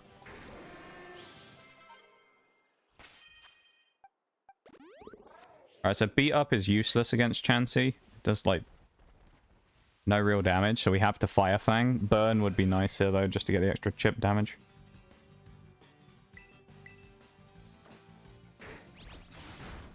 Oh, nice. We found a weak one. That's good. You want a shiny Bisharp? Unfortunately, I am not able to accept Pokemon from outside of the game. Because I'm doing a challenge run, so unfortunately I am not able to accept it.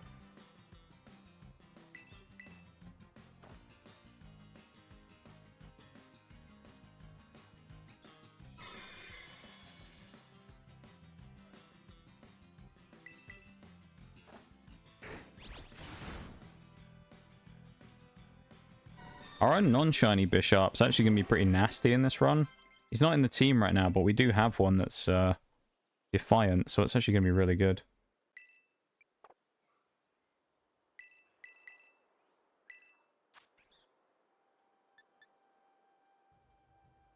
Yeah, we'll do that on Cacnea. Keep forgetting that even though it's Psychic, Hypnosis doesn't work on Dark types for some reason. Well, I think it's just because of the immunity. The status moves seem to, they don't work for the immunity either.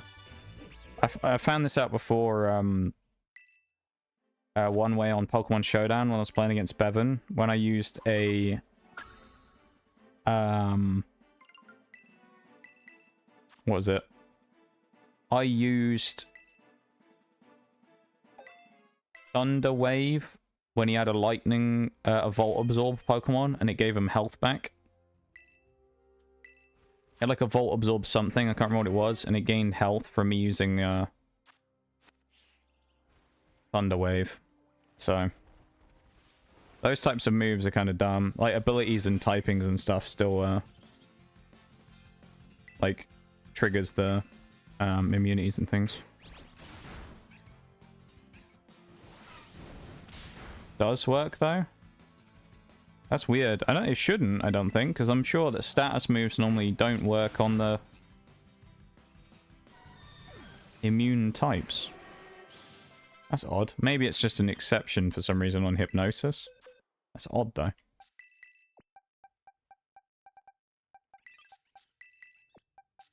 Bring Maschiff in. 3,000. I reckon Phobos might be able to take one win against a Chansey.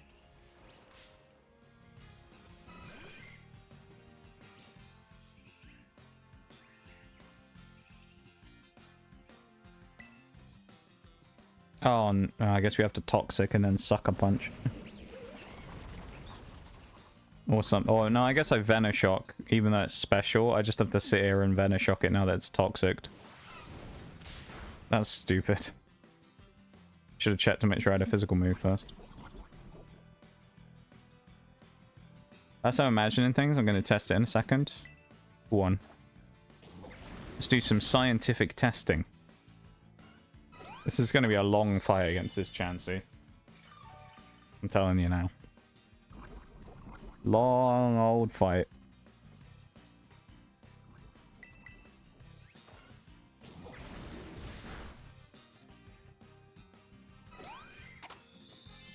Kind of funny as well, because I was thinking a minute ago, it feels very foreign as a Pokemon stream because I haven't been asked if I want to trade or offered a shiny yet. And then right after, you asked if I want a shiny Bisharp.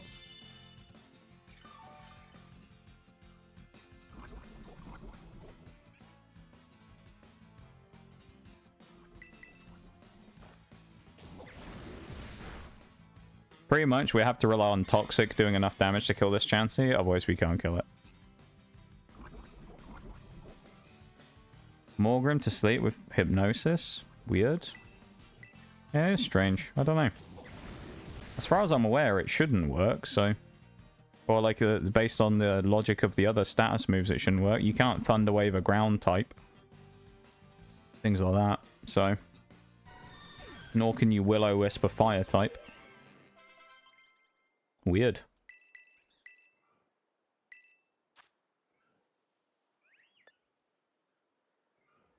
Yeah, I'll take Shadow Claw, I guess.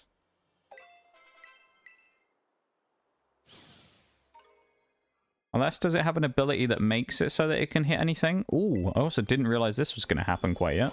I didn't know what level this evolved. I guess 34 then. Or, not 34, whatever it is for Maschiff. That's good. That's a big power increase. We have Mabostiff now. The boss Pokemon. Damn. The boss. Comeuppance. What is that? User retaliates with much greater force against his opponent than the last inflicted damage on it. So it's basically counter. Go on then. Why not? Let's chuck it on.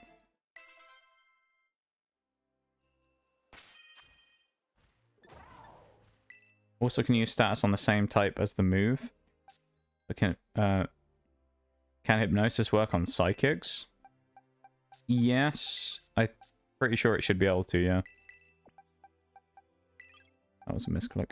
It should be able to, yeah. Because Psychic isn't immune to Psychic. So you should be able to, in theory, Psychic or Hypnosis a Psychic type. No problem. Having Intimidate on our Crocodile is actually really nice here as well. It's a shame we don't have 2 Intimidators with Mabostiff as well, but... Can't ask for everything, you know. Makes it more interesting as well, because I actually have to kind of strat a little harder than just switch in, switch out on Intimidators to knock people's attack down constantly. Unlike this Chansey, which is just going to sit here spamming Soft Boil the whole time.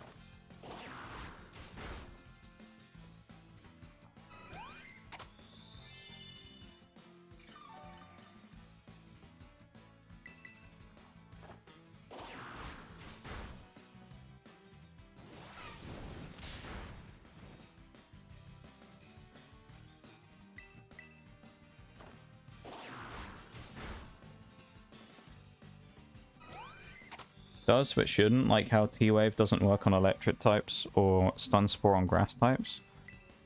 I would say those ones make more sense to not work though, because you can't paralyze an electric type. You can put to sleep a psychic type, so in theory it makes sense that it works. But you can't paralyze an electric type. So, I don't know, I don't think it's that strange that that one works specifically, but... You want Stun Spikes? Oh. Oh, why not? We're not going to actually set up with a thingy team's hazards team here, but still. Check Krokorok's XP real quick. 1100.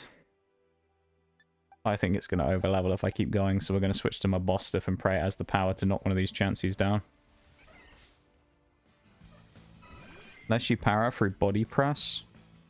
Or Body Slam. I don't think you can even para through that though, can you? On an electric type? I don't think you can. Yes, I didn't think you could. I might be wrong. I mean, my knowledge of Pokemon isn't absolutely rock solid, but I didn't think you could. Also need to check and see if Mabostiff has changed abilities as well since evolving, because I don't know if it will. It had Runaway before. I kind of hope it doesn't anymore. We also can't use Larvitar yet, keep in mind, because it's not Tyranitar, so it's not a dark type. It's still rock ground.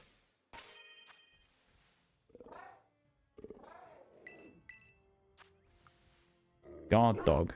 Boost the Pokemon's attack if it is intimidated. Oh. Interesting. Now, I don't think there's any Intimidators before the end of the game. Really. So, I don't think it's going to make much of a difference.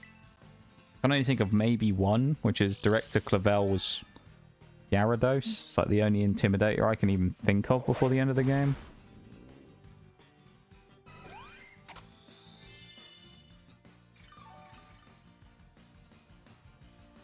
Oh, yeah, Body Slam, I think it is.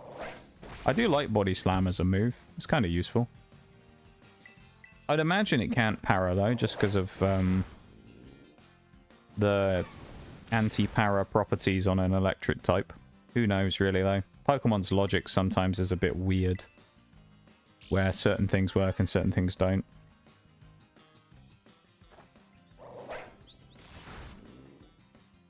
Like, some stuff makes sense for the reasons that they give for it, but some of it just feels random a lot of the time. Oh, Krokorok's already at 36 as well. I need to keep an eye on that.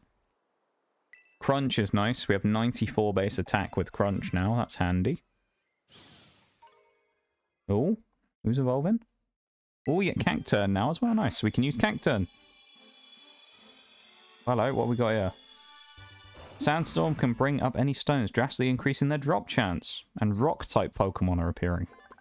While we're going to the break as well here, so we're going to do that real quick while we're in the background. And we'll sit on the screen here on the menu. But Cacturne's trying to learn the move Spiky Shield. Which I probably will stick with, actually, because I think that's a good move. But we'll see.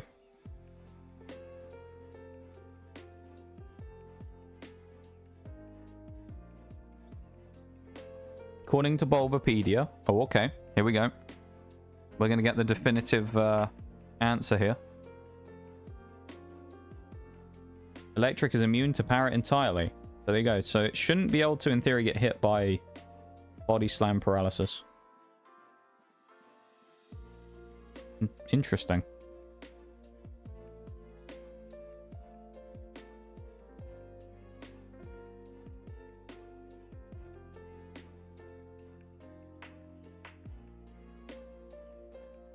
We'll take it, though. We'll take a dub. My knowledge didn't fail me. My Pokemon knowledge is always fairly good. Sometimes there's a few holes in it, though. I don't claim to be immune, you know. Sometimes I get stuff wrong. But I'm glad that it hasn't failed me, though. We'll take that.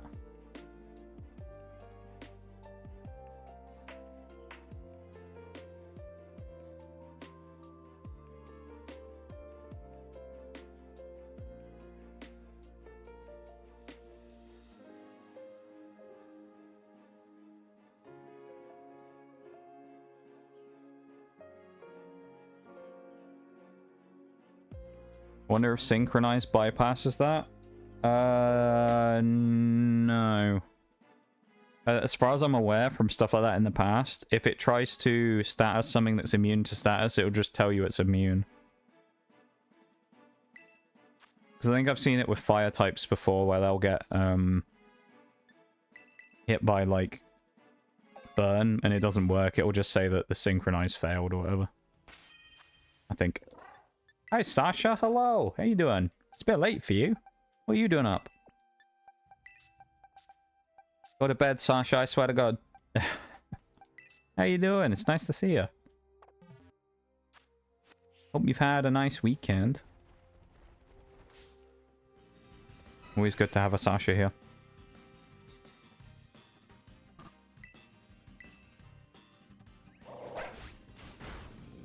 Nice. We outspeed as well. Even better. Perfect.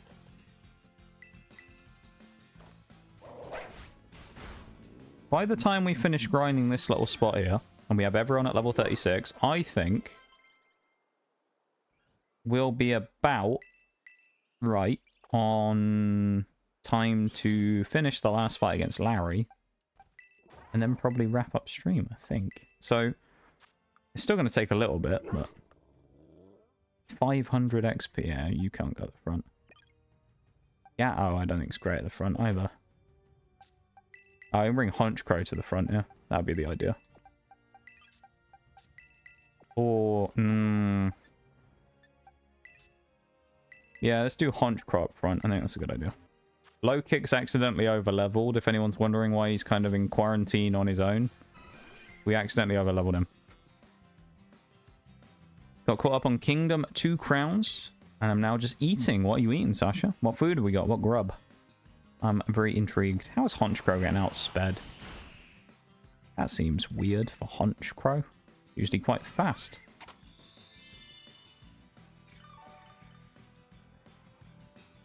Electrotype is immune, period. That's it. Yeah. Yeah, synchronize and stuff like that usually just fails if it tries to be used on something that's immune. Doing okay. Hope you're all doing fine too. It's going alright. It's going alright. We made some good progress today in the run. We're looking fairly fairly solid. You know, it's been going well. Oh.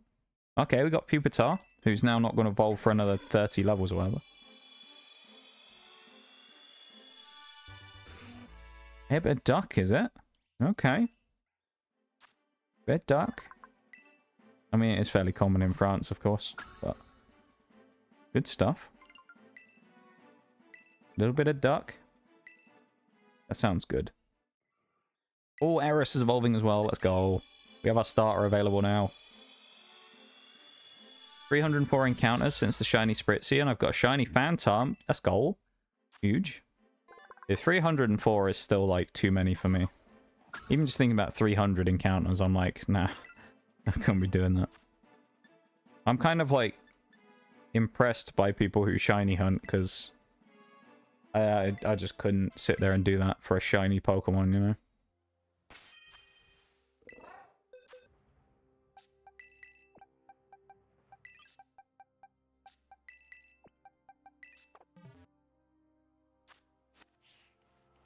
Alright. There's a load of Blissies around, but I don't want Blissey. Pop my wrist. My god, I don't think I've ever felt something that nice in a long time. What a cheeky, cheeky wrist pop. I feel like I don't really... my wrist used to crunch all the time. Like, it used to make crunching noises. I assume it must be like a cartilage issue or something that I have in my right wrist. Or had. Maybe I damaged the cartilage or something. Yeah, my wrist used to like crunch when I'd move it from side to side.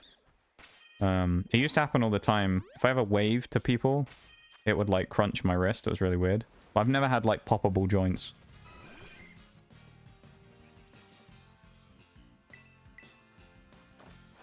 Never had duck? One day. We'll get you on the duck train one day, don't worry.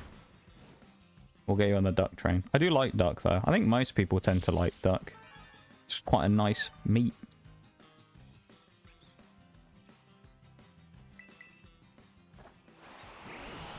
$304 encounters in an hour and 30 minutes. Damn. That's a lot for an hour and 30 minutes, I feel like. Not knowing much about shiny hunting, of course, but that sounds like a lot for that amount of time. Yeah, I just couldn't do it to myself. I really couldn't.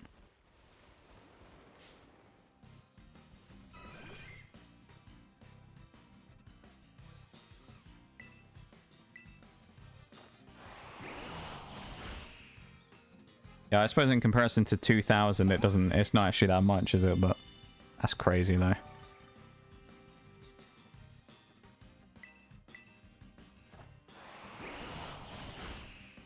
Oh, I guess we crit the first turn. It dies to double edge recoil.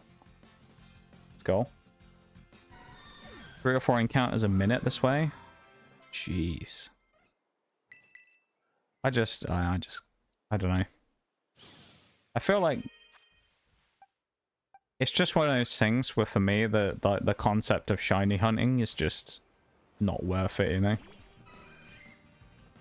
I can understand why people think they're cool, but it's just not for me. I'm just like, would I want to spend multiple hours grinding the game to get a different colored Pokemon of some sort? I'm like, I can't justify it to myself, you know? Nuzlocke challenge, things like that, I can justify spending hours doing one of those and grinding, but... Oh, fuck, I've overleveled Honchkrow as well. Well, there goes my Insomnia Pokemon that I was going to use. Yay! I've overleveled 2 Pokemon that I now can't use for this whole fight. Fuck. That's terrible, because I've lost Lokix and Honchkrow, who were the 2 Pokemon I was going to use for the fight. Oh. Bruh. Chansey actually giving us too much XP. Feels bad, man. Give her the 07. Happy with it. It's not Morgrim, so I'll keep trying. I can't. If I got a shiny that wasn't what I was looking for, I'd be devastated. I'd get the shiny and be like, right, I'll just take this instead. Consolation prize and just move on, I think. Slash. We're actually going to keep Scary Face for a specific reason. We'll use it for Atticus later. We'll stop his Skuntank being able to do anything. How much XP do we need? 2,000. Pupitar has to do the fight here then.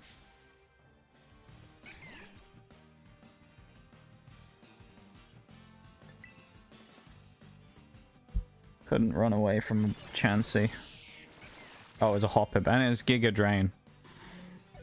Nice.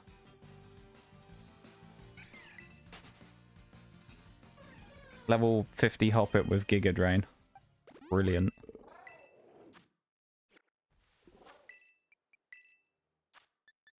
What a time to be alive. Got all these Chansey though. There's a lot of them there. A farm of Chansey that we've got here.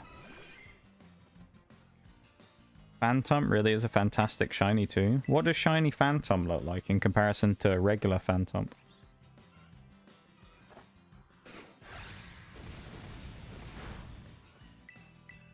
What's the difference on them?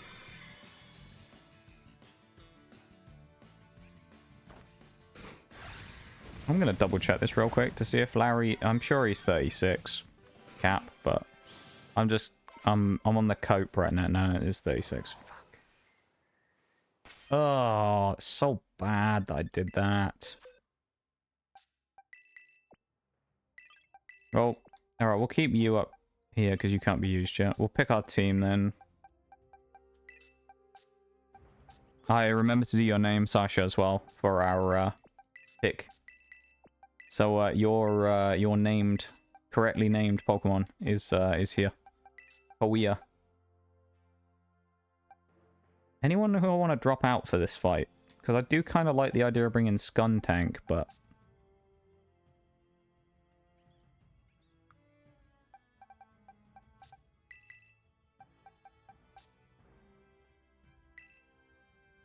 No, I can't afford to do that. Yeah. Yeah, this is the best thing I've got here. Do I have a... Oh, please tell me I have a Chesto. I don't have a Chesto berry. Oh, no.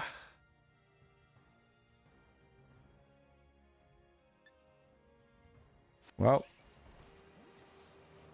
I guess Pawniard's gonna have to work double hard in this one, then. Gonna have to do a double shift in this this fighter in Medali. Happens to the best of us. Yeah. I'm kind of devastated that we can't use our 2 main Pokemon for this next fight. What was it? Landorus? Damn. Try and catch Landorus. My eyes feel so heavy already as well. It's weird. White trunk with orange leaves? That sounds kind of interesting. Like an autumn tree instead, I guess. To some degree, anyway. Oh, no matter what here, we have to do the rival battle afterwards. I just remembered, so... I guess we'll do the rival battle as well. There's nothing useful I can buy there. None of us are going to get Landorus. I know it. None of us are going to get it. If one of us gets Landorus, it'll be kind of a surprise.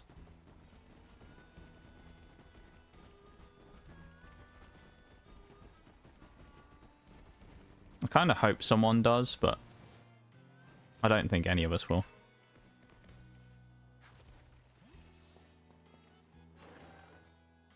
I'm so sad that we don't have chesto berries, especially now with not having insomnia.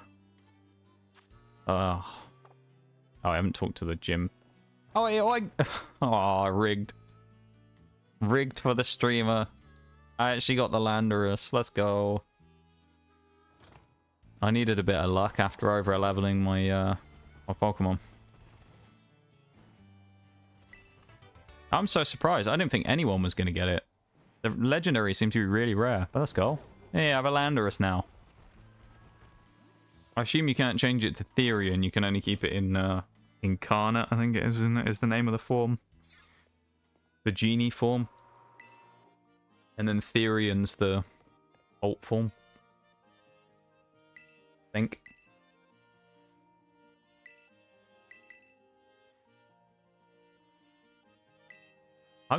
I don't feel great about this fight against Larry anymore. With Lokix and that, it would have been so much easier because I could have used Lunge. The lack of Lunge is very scary for me. And I think we might be in a bit of trouble. You know, Lokix would have been kind of goated here. And Honchkrow with Insomnia could have completely walled the Kamala. But what can you do, I guess? You know? Maybe my XP method was too efficient. That was the problem. Grab some water here real quick as well. Go and order the secret menu. Genies are underrated as a group. Solid legends. Design-wise, I think most people don't really like them very much. As Mons, they're pretty good. I mean, they used to be a lot better, particularly in like the comp scene. I think all three of them have had time in competitive, where they've been kind of big in the meta. I mean, Landorus was probably the biggest of the three for that. Therian used to be crazy in VGC stuff. I think Tornadus is actually pretty good right now in VGC. I'm sure I've heard. Or at least Bevan was saying something about it in Pokemon Showdown that I think it was good. This is the order. We can't spam through the text. It's grilled rice balls, medium serving, Fire Blast style extra crispy with lemon, not with cheese. I want to, however much I want to pick cheese, because cheese, I'm picking lemon because it's the right answer, okay? I really want to pick cheese, but I can't. And why do I want to pick cheese, I hear you ask? Well, that's a great question. Simply this. This is my answer to your question. Simply this. Cheese.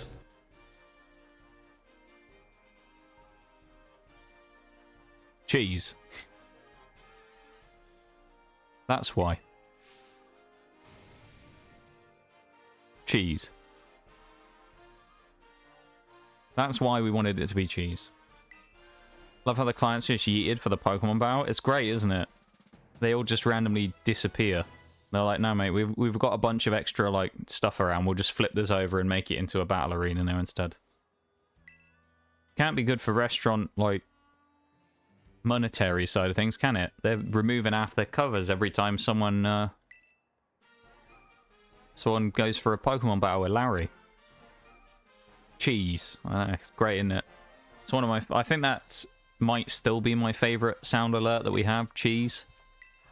I do love it. Good old cheese.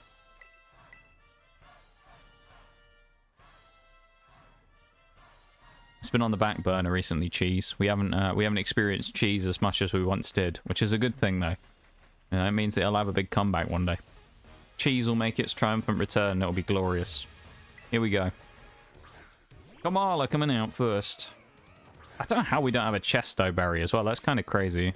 Also, I love how every Pokemon on this bit of floor, their feet are all in the ground. Look, our feet are in the floor. Let's set up Fury Car. Okay, it's a good start.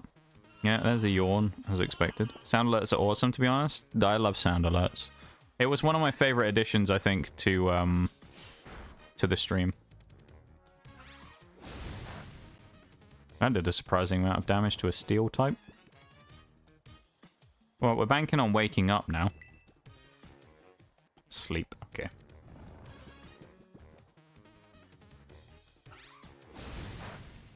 I think that the thing that's nice about sound alerts as well is that you can price them yourself. So in my case, I tend to do them like relatively cheaply compared to a lot. I know a lot of people just leave them at the default of like 100 bits a piece. I dropped all mine down to 50 other than the really obnoxious ones. Nice, good damage there from the Fury Cutter. If we outspeed the Dunsparce, that'd be good. Because then we can get another hit in with Fury Cutter. I don't know if we will though. But yeah, no, they still haven't changed anything about like this. So the Dunsparce is in the floor as well. Everything will be in the floor. We missed! No! He missed. That should break our Fury Cutter chain though, I think. Yeah. Oh, that's so sad. That would have actually been a good hit. Now we're going to get drill runned. Ah. Damn. I thought we'd got lucky for a minute there, but no.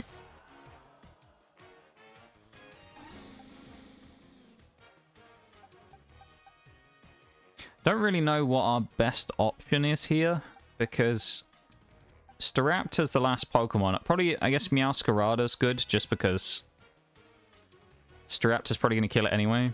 We also have a really annoying ability on our boy Sableye, which Sableye is great for support usually, but our Sableye has the ability Stall, meaning that it's guaranteed to move last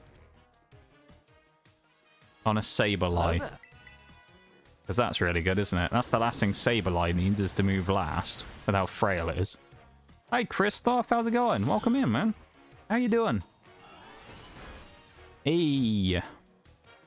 There's a guaranteed crit, by the way, on Flower Trick, if you didn't know. How you doing, Christoph? It's nice to see you. And Pumpkin says hi. Hi, Pumpkin. The best cat around. We love Pumpkin. Yee. Hi, Pumpkin. Oh, that's good that we ate the Intimidate there as well. We'll take that. Hi, Larry, mate. Get in there. You know what I need? What do I need? What do I need right now?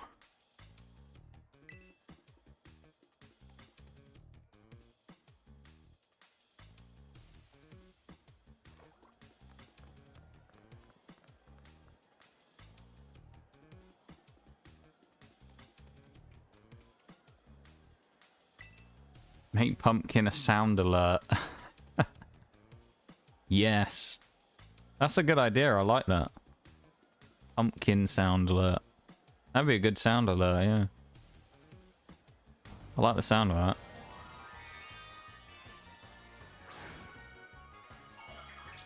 I like that idea. Doing alright, trying to enjoy my lazy Sunday.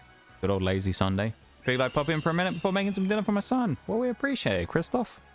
Hey, you picked a good time for it as well, because we're, of course, right near the end of stream, actually, in our last couple of fights. So, hey, you sniped us right before the end of stream.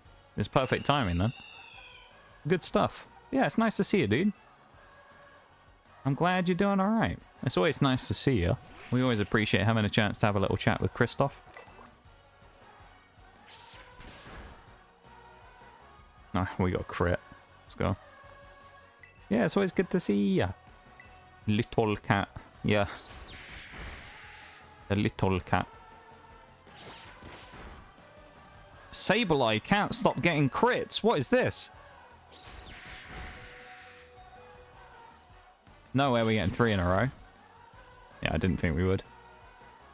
Troll him, go for detect. We'll just take the death here on Tethys, to be honest. There's another crit. Tend to catch the end unless I get you in the morning. Hey, well, we appreciate it very much, though, that you that we get to see you at all. It's always a pleasure to see you, though, Christoph. Always very nice to see you. You're a great community member, and we appreciate you very much for being here and hanging out with us. Because you are one of the people on the inconvenient time zone for when stream is, aren't you? There's like a few people, it's like, it tends to be the worst from what I can tell. It's PST is like the worst time zone for catching me. Where anyone on, oh, that burns so clutch. Anyone on PST is usually screwed over whenever it comes to watching stream.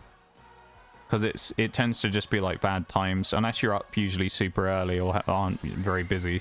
In which case it's, you know, it's, you can catch it. But anyone who has like usual stuff to do throughout the day tends to end up missing me, of course, because I'm 8 hours ahead. That was a really clutch burn there as well. I didn't think we were going to lose that no matter what, but that was a really clutch burn. Houndoom, ever since I'd kind of complained about it earlier, has actually been quite good. So I moaned about Houndoom, but it's actually been doing quite well, dare I say. I don't really want to give it credit because I was moaning about it earlier, but it's actually been quite good. Always a pleasure. No, you. Always a pleasure to have you here. I'm gonna no you there. You can't no you me back. You get no you'd. You get counter no you'd. That's it. You can't say anything back. That's how it works.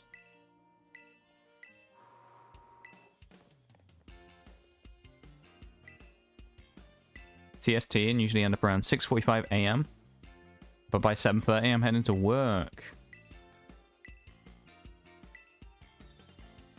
Yeah, guys, what time am I in thingy? 6:30 is 12:30 for me, so 7:30 would be 1 PM.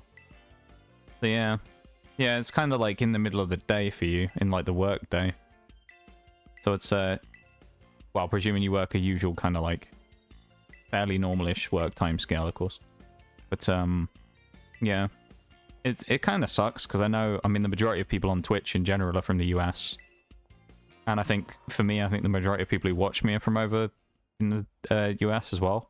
So it kind of sucks that it's like one of those time zones that isn't great for watching me, generally, across the 3 time zones. But, you know, I'm very grateful that people still find time to come in and hang out, you know?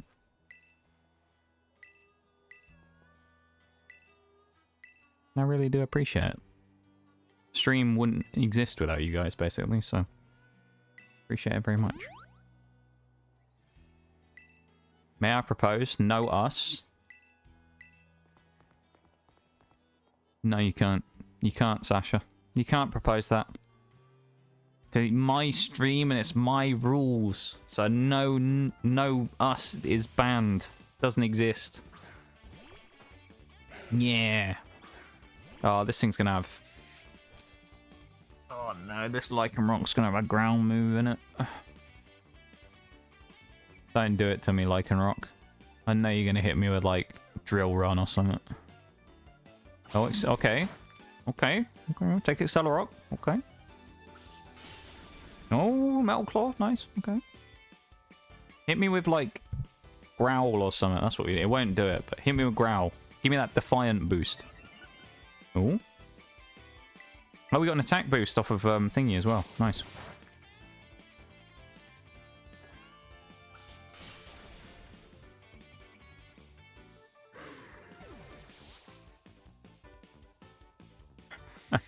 The cat. I like that. The GIF.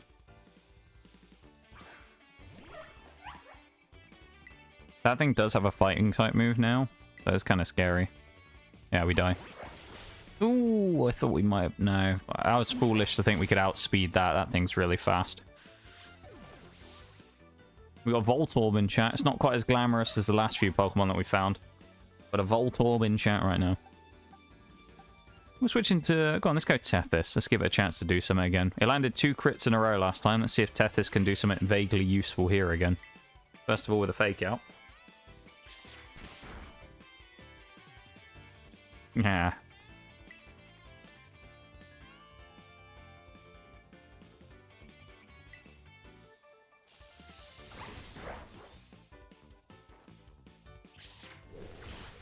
Ooh, that was good.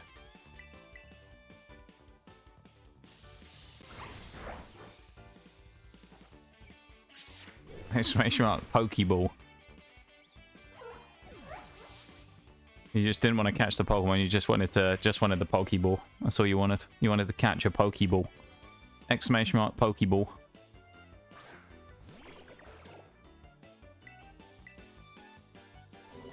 Oh wow, we got out. No, of course, I was gonna say we got outsped by Goomy, but no, it makes sense, doesn't it? Because we have Stall.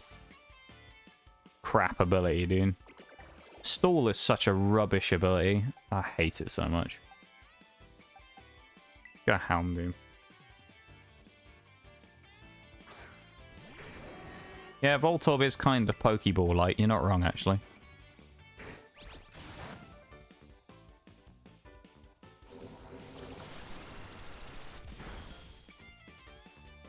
Problem I have here with Houndoom is like everything against this Goomy is resisted, except beat up. Well, actually, that did a surprising amount of damage.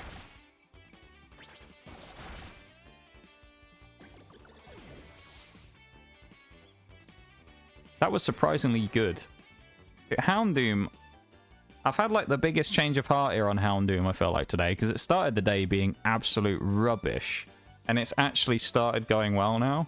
As a terrible time for a break comes in there, so we're gonna... Nobody misses anything, you know the rules. Will be the final break of the stream, though. But Quaquaval will Terra Water.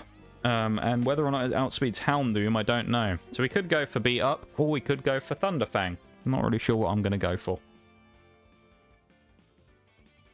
Oh, big stretch as well.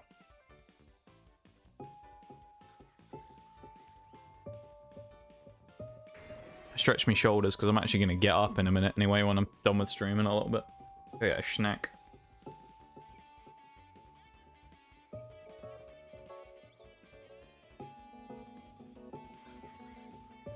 Kind of excited as well because there's supposed to be a Destiny stream today at some point. I say today because it's gone past midnight now. But there's supposed to be a Destiny stream today about the future of the game. So I'm kind of excited to see what they come up with. They're going to talk about the new seasons and stuff for this year, but I'm interested to see if they have anything else to say about the long-term future of the game.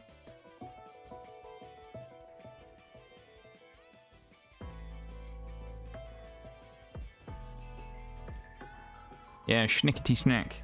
That's what I'm going to get. Get one of those at some point. I don't know what I'm getting, but I'll get something. Play the new update? I did. I played the whole campaign of the new DLC that they brought out. I'm a fan, I've got to say. I think most people are going to enjoy it. I think it was pretty well done, honestly. There's probably a few things that could have been slightly better, but I mean, that's kind of nitpicking. I think they kind of did about as good as they could with everything. It's kind of funny, though, because in typical Destiny way, people are still complaining on Twitter about stuff that doesn't make any sense, so I found it quite funny that afterwards, when it was all said and done, people were still moaning about stuff for no reason. But yeah, no, I thought it was pretty great in the end. The final shape was a good expansion, I think. Was it worthy of the 10-year wait from start to finish of that part of the story? Yeah, it was pretty good. I think the way they ended it was good. It was a very epic final battle and things, and that was good. Twitter is the central of complaints. Like, yeah. Well, I remember. So it's like. I don't want to spoil anything in case there's any D2 people in there. But like, basically the whole gist of a whole complaint that I saw was someone, I guess, had completely missed the point of the story in the last like 3 years. Where they were, because the whole story right about the last couple of years in Destiny has been building up to the final battle with the Witness, right? Who's trying to incite the final shape and, you know, for all intensive purposes, from what we knew before the DLC, end the world, right? That's what we knew. And yeah, this guy was just kind of like, oh, like, what's the point of all this? Because we're just going to fight the Witness, and then some other guy will just come along and replace him anyway, and it will just have wasted the last 10 years. And it's like... And, I mean, that's like the least spoilery version of what I can say without saying what actually happens in the DLC. So... because there's a lot of other details I've omitted there. But basically the gist of it was like the guy... Like... all of the details they had about like stuff that hadn't been wrapped up in the story was all stuff that finished years ago that I guess they didn't bother paying attention to. it was all like, why hasn't this story beat been done yet? And why hasn't this been finished? And Bungie clearly don't know how to end a story because this doesn't make sense. And it's like, no, they wrapped that up 2 years ago. And they answered all those questions that you complained about. So I don't really know why you're moaning. If you'd just been paying... And it was one of those people who's like, I've played every season since the Destiny 1 beta. And it's like, well, you haven't been paying much attention then, have you? If you've been playing since the start of the game and you're like the biggest Destiny nerd in history, then you'd think that you'd know what happened in the story. And not be like randomly complaining on Twitter. It's like, I don't know. Those type of people I just don't really understand. Because it's like, everything you complained about has already happened. You just moaned about it. And I guess didn't understand it had happened yet. Gonna head to bed, see you peeps, no worries, gold. We're actually gonna wrap up here anyway, so good timing, eh? But thank you for being here, thanks for hanging out, and I hope you have a wonderful rest of your night. And sleep well, okay? We will see you on Tuesday, perhaps, for whatever it is we're doing. I don't know what I'm doing Tuesday, whether I'm doing BDSP or not, because we're kind of at the end of BDSP. There's not really much more I can do in the game itself. There's only a few Pokemon left for me to catch, so... yeah, we'll figure that out when we get there, I suppose, but... type of people to spam click to speed read the dialogue. Yeah, I can't remember if I didn't like it or bookmark it or anything, so I probably won't be able to find the exact tweet. But it was basically, the whole thing was just like a load of... I'm not sure who to be angry at. Oh. I'm not sure who to be angry at. Speaking of Destiny, there's Lord Shaxx. That triggered a hype train as well. How did that trigger a hype train? I thought two people had to do things for a hype train. Well, thank you, Christoph. I don't know what to say. You've caught me off guard with that. Thank you so much for the gift subs, my dude. I really appreciate it. I'm not sure who to be angry and at. Somehow Solo starting a hype train. I don't know. I've never seen that before. Have they changed that? You can start a hype train on your own. I'm not sure who to be angry at. Yeah, you've managed to successfully start a level 2 hype train on your own. How has that happened? Maybe it's because the goal finished? That's weird. I've never seen that before. That must be new. Thank you so much, though, Christoph, for the 5 gift subs. I really appreciate it, man. There's a very long way to supporting the channel and things, and I really, really appreciate it. And thank you for spreading some joy and emotes to your fellow chat and dwellers. Thank you very much, my dude. I really, really appreciate it. That's very kind of you. And you really didn't have to do that. And I appreciate it so much, man. Thank you so much.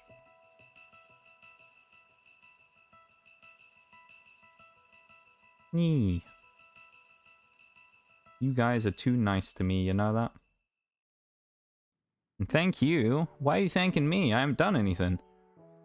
I didn't do anything. I was just complaining about Destiny people complaining. Thank you for completing the subs goal, though, Christoph. And, yeah, the hype... I've never seen that with the hype train before. You started it on your own. It usually comes up with the prompt in chat, doesn't it? And it will say, like, oh, one other person gift a sub or do 100 bits to activate the hype train. That's kind of wild. Yeah, maybe that's a new thing now. Apparently my all-time record for hype trains is level 8. There you go. I don't know when that was. I have no idea. I don't think it was on the birthday stream. It must have been like my affiliate anniversary or something. I don't know. Kind of wild. But thank you so much, Christoph. I really, really appreciate it. And I hope you have a wonderful rest of the night. And have some good grub.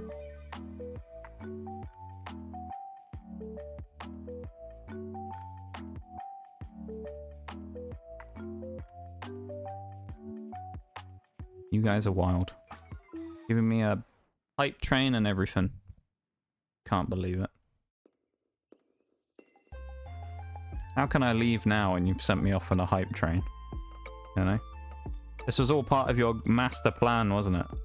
Start a hype train before the end of stream, right at the end, so I couldn't leave without feeling bad. SMH my head.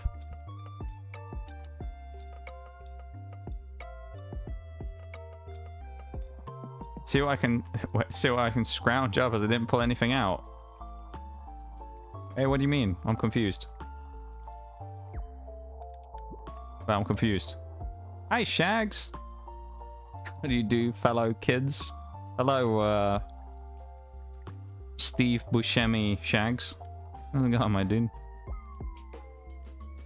Isn't it Steve Buscemi? That name? How do you do, fellow kids? I'm sure that's that, isn't it?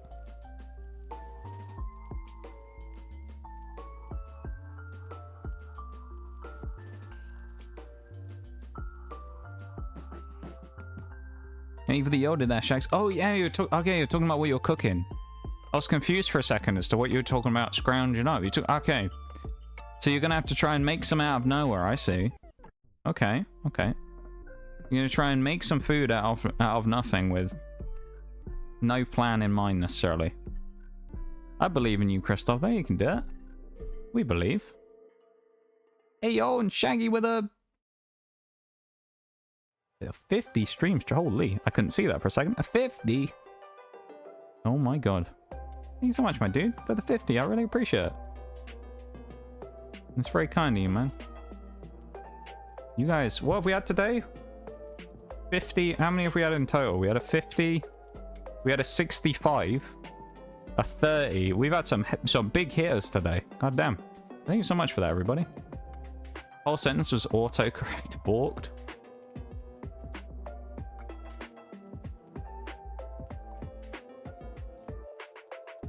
What? I think I know roughly what you mean though, Crystal. Thank you so much, everybody. Hey, I got a hype train emote. How do I get a hype train? I wasn't part of the hype train. It was just in my stream. Well, there you go. I got a batter up hype train emote. It's a bear with a baseball bat. That's actually kind of cool. That's actually pretty cool. Not gonna lie. Post your hype train emote in chat, I guess. There's a frog as well. There's a frog ponder. That seems cool. If you got a hype train emote, feel free to post it in chat, because why not? What else you gonna do with them? Music sounded like a Discord call sound. I was like, who the fuck is calling me at 1 AM? I love it. Oh, I wondered what had happened then. I thought someone had done something else that I didn't see. It was just the delayed, like, wow, you've completed the subs goal. Because I guess it waited until after the hype train notification had gone away. I was kind of, when I saw that, I was expecting that someone else had done something in chat then. And I was looking, waiting for the notification that someone had done, like, gifted a sub or something. It was just that one. Delayed notification. We're there, though. Thank you so much, everybody, for the cheeky hype train. Yeah, poor Stream Elements at the minute is unable to post the emotes themselves. Needs a helping hand from someone else. Let me help out Stream Elements there. There you go. I've helped out Stream Elements. Christoph with the dancing emotes, I love it. Teddy bear, oh god. Don't remind me about that, Shags, the teddy bear thing. That was cursed, man, those robots. There we are on Wednesday, aren't it? We'll do more of that on Wednesday. It's gonna be hilarious. The lobotomy robots.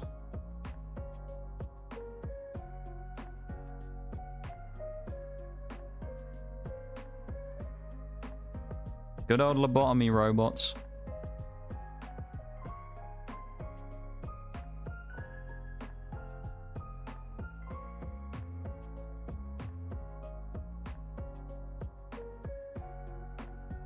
I'm just vibing at the minute as well. I've kind of been like, all that happening's completely like thrown me off of what I was doing, which was supposed to be picking a raid. I'm like, you know, I'm just like all over the place now. You guys.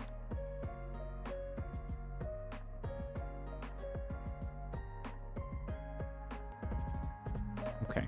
I am actually looking for someone to raid now, don't worry. Dude, the hype train, like, threw me off, I'm telling you. It threw me off.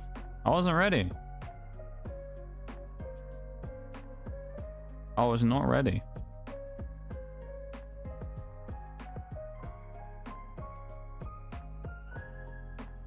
You, like, snuck it in right at the end of the stream, then.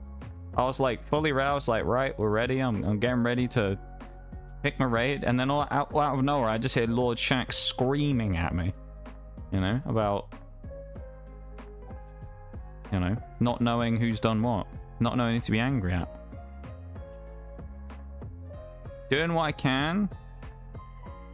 Hey, just being here and hanging out is more than enough, and you're, you know. Anyway, I started blasting. You all should always remember that, okay? Especially with, like, the recent changes on Twitch to sub prices and stuff, you know? None of you guys should ever, like, go out of your way to do anything, you know? Like that. You always gotta look after yourselves. Okay? You always gotta look after yourselves. Still the same for me. I think it's about a month's time it actually comes in. They announced it though this week. I think it's in July it comes up that it actually starts. Got some mystery dungeon music going right now. Yeah, it kind of sucks though that they increased the prices, but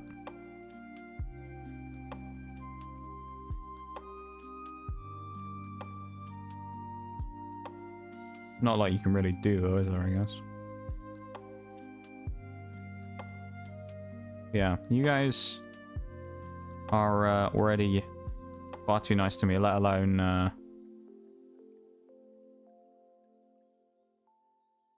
this stuff.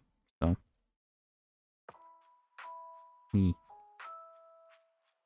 I appreciate you all very much, and thank you for supporting the stream.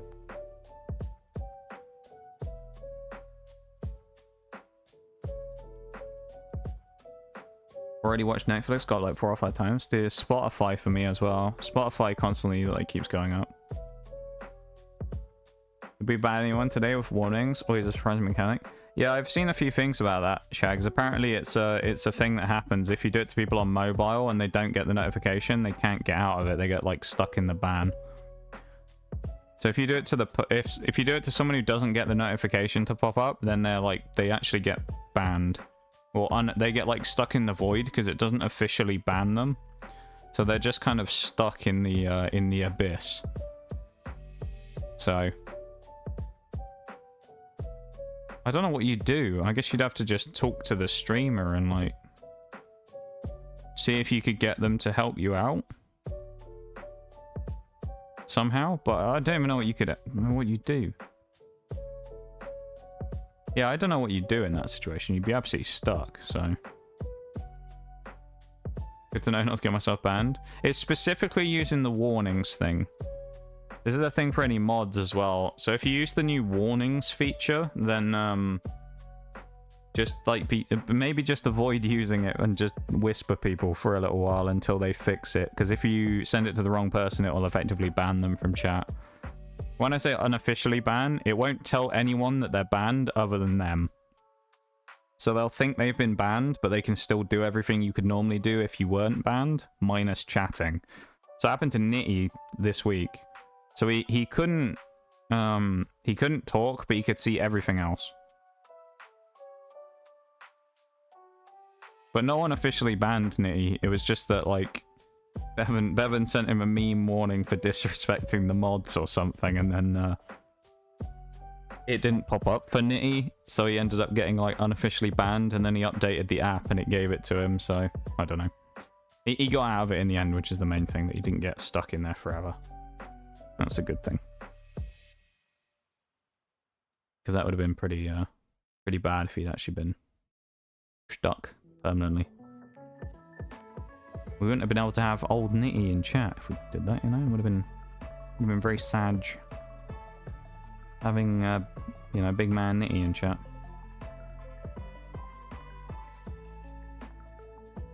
Don't see myself getting banned other than a cheeky dad joke. You never know. You never know, Christoph. You can't be too careful. Can't be too careful. But no one's been banned via that today, though, Shanks. Don't worry. No one's been banned via that. We did have one person ask if I wanted a shiny, though.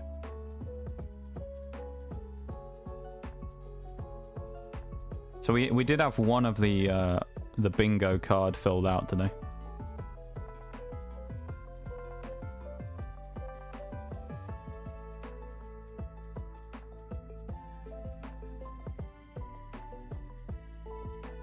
Many people who offer cheap follows get banned that quickly. Yeah, cheap follows. We did have one of them as well. Cheap follows and best follows. Those are the ones who get banned. Trade bingo. I know, right? Love when a company push out an update without testing it in private. Though I was talking about this earlier. I was ranting about it during stream. You'd think with how big Twitch is that they'd have a better quality assurance, like quality control department that would test this shit before doing it. Because as far as I'm aware, all you have to do is just send a warning to someone on mobile effectively and it might do it. So I guess Twitch never bothered to even test it on the app at all, because presumably if we've managed to do it with a sample size of 2, you'd think that someone at Twitch who's probably supposed to be running this hundreds of times to make sure it isn't broken might have found that. But then again, when have Twitch ever been one to fix anything that breaks? Because let's be honest, they haven't exactly got a great track record for it. Anyway. I don't know who to raid. I'm like properly stuck here. I don't know who to go for. IDK, dude.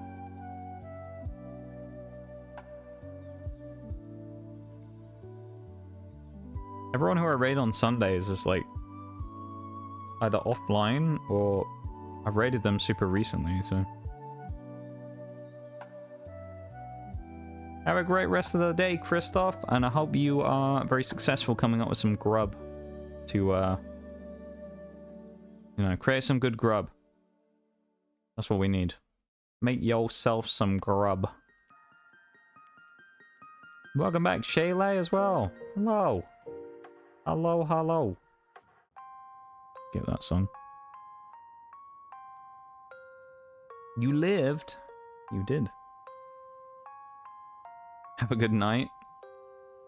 See, we managed to get that in the right timing today. Not in the middle of the stream. Or I confused you this time. I didn't confuse you today.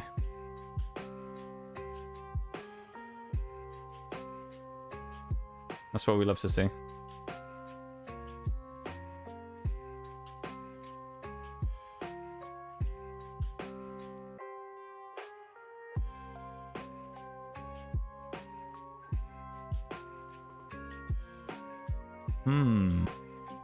I don't know what to do. Actually, kind of don't know what to do.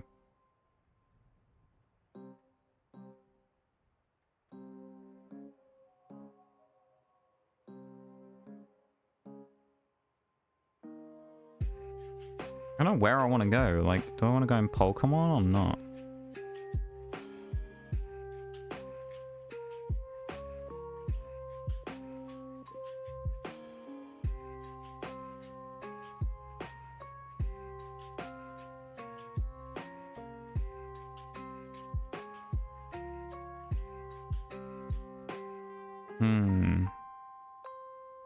Need a suggestion? I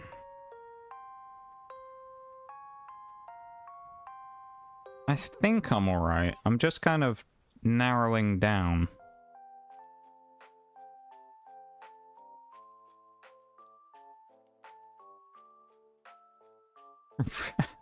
Raid me, bruv.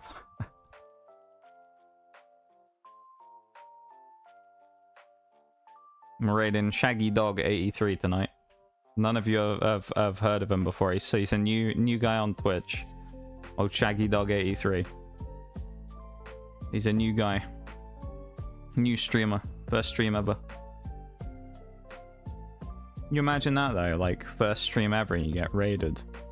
It'd be kind of crazy, wouldn't it? Raided on your first stream.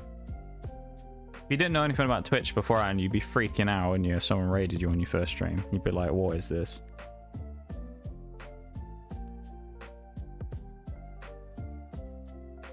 Be kind of wild. I think this Shaggy guy sounds pretty great, honestly. I mean...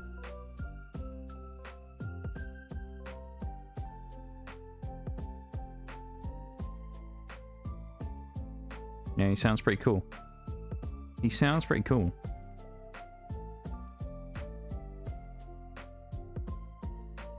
This good old Shaggy guy. Mr. Dog 83.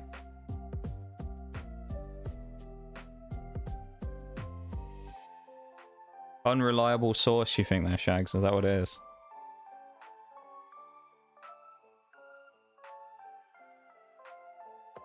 I think we can trust you guys. I think I can trust your judgment. I love how I've gone like 30 minutes over as well, because we were vibing while the hype train happened, and now I'm just like slowly deciding what I want to do. We've gone over by like 30 minutes.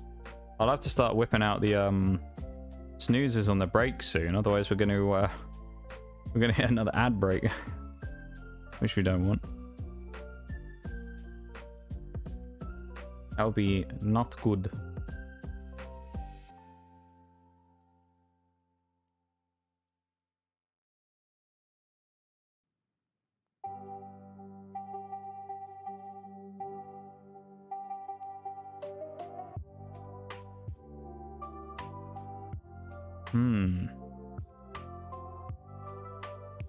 Super reliable source. I believe it. You guys are big reliable. I believe you. Big rely.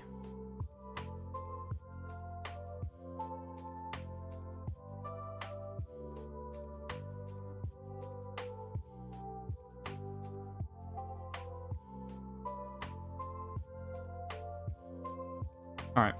I think I know what we're doing. It's taken me a lot of deliberation over this, but I think I'm going to do this. Oh yeah, I forgot. I was expecting the cats to pop up. Never mind. Hang on, let me repost that so you can see the full raid message. There you go. There's the raid message in full.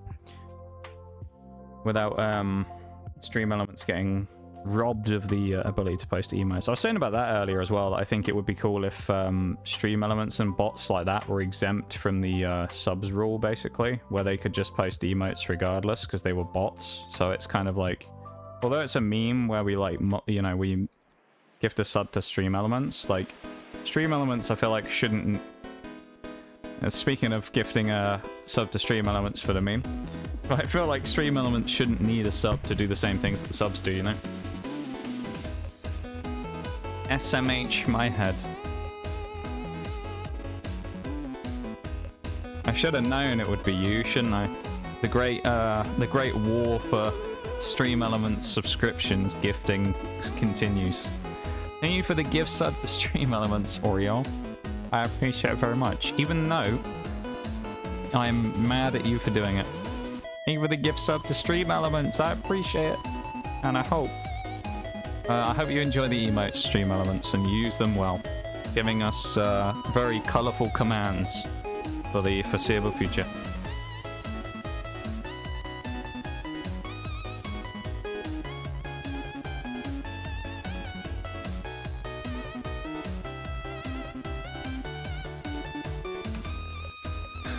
Welcome to the fam. Yes, welcome to the fam. Oh, hang on.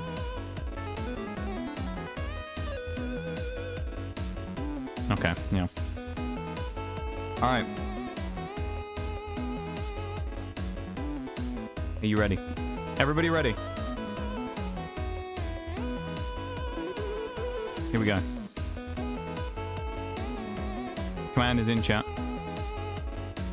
We're raiding someone new today. Who's currently, funny enough, they're shiny hunting, actually. They're shiny hunting Sylveon and Espeon. I think they've been doing raids and stuff as well, so we'll go and say hi. Why not? So, yeah, raid commands are in chat. I would appreciate if you would stick around for the raid, of course, as I usually don't say. I've got a lot of stuff to say, actually, today, so I need to be quick on it. First things first, Bowl. With the... Oh, wait, did I miss that earlier? No, that was last stream, that's why. I was like, wait, when did Bowl gift bits? That was last stream. I'm confused. Ignore me. We had the raid earlier on. Thank you so much again for the raid. I really, really appreciate it. Alteraxia. Two's friend. Thank you very much for the cheeky raid. I really appreciate it. And so much for the follow as well. Orange with the 65 stream streak. Thank you very much for that as well, of course. I really, really appreciate it. DH, as I'm going to call you, because of course your name is really difficult to pronounce. Thank you so much for the cheeky follow as well. And Car9658. Thank you very much for the cheeky follow as well. And welcome to the lab officially. And then, it doesn't pop up here for some reason in my thing, but Christoph with the 5 gift... I don't know why that doesn't pop up in my feed. Christoph with the 5 gift subs. Thank you very much, Christoph, for that as well. And starting a hype train there. Shags with the 50 stream streak. And Oriel with the gift sub to Stream Elements. All done with just a few seconds left. I appreciate you all very much. I hope you all have a wonderful start of the week. And I will see you on Tuesday, okay? Bye, everybody. See you around. Bye-bye.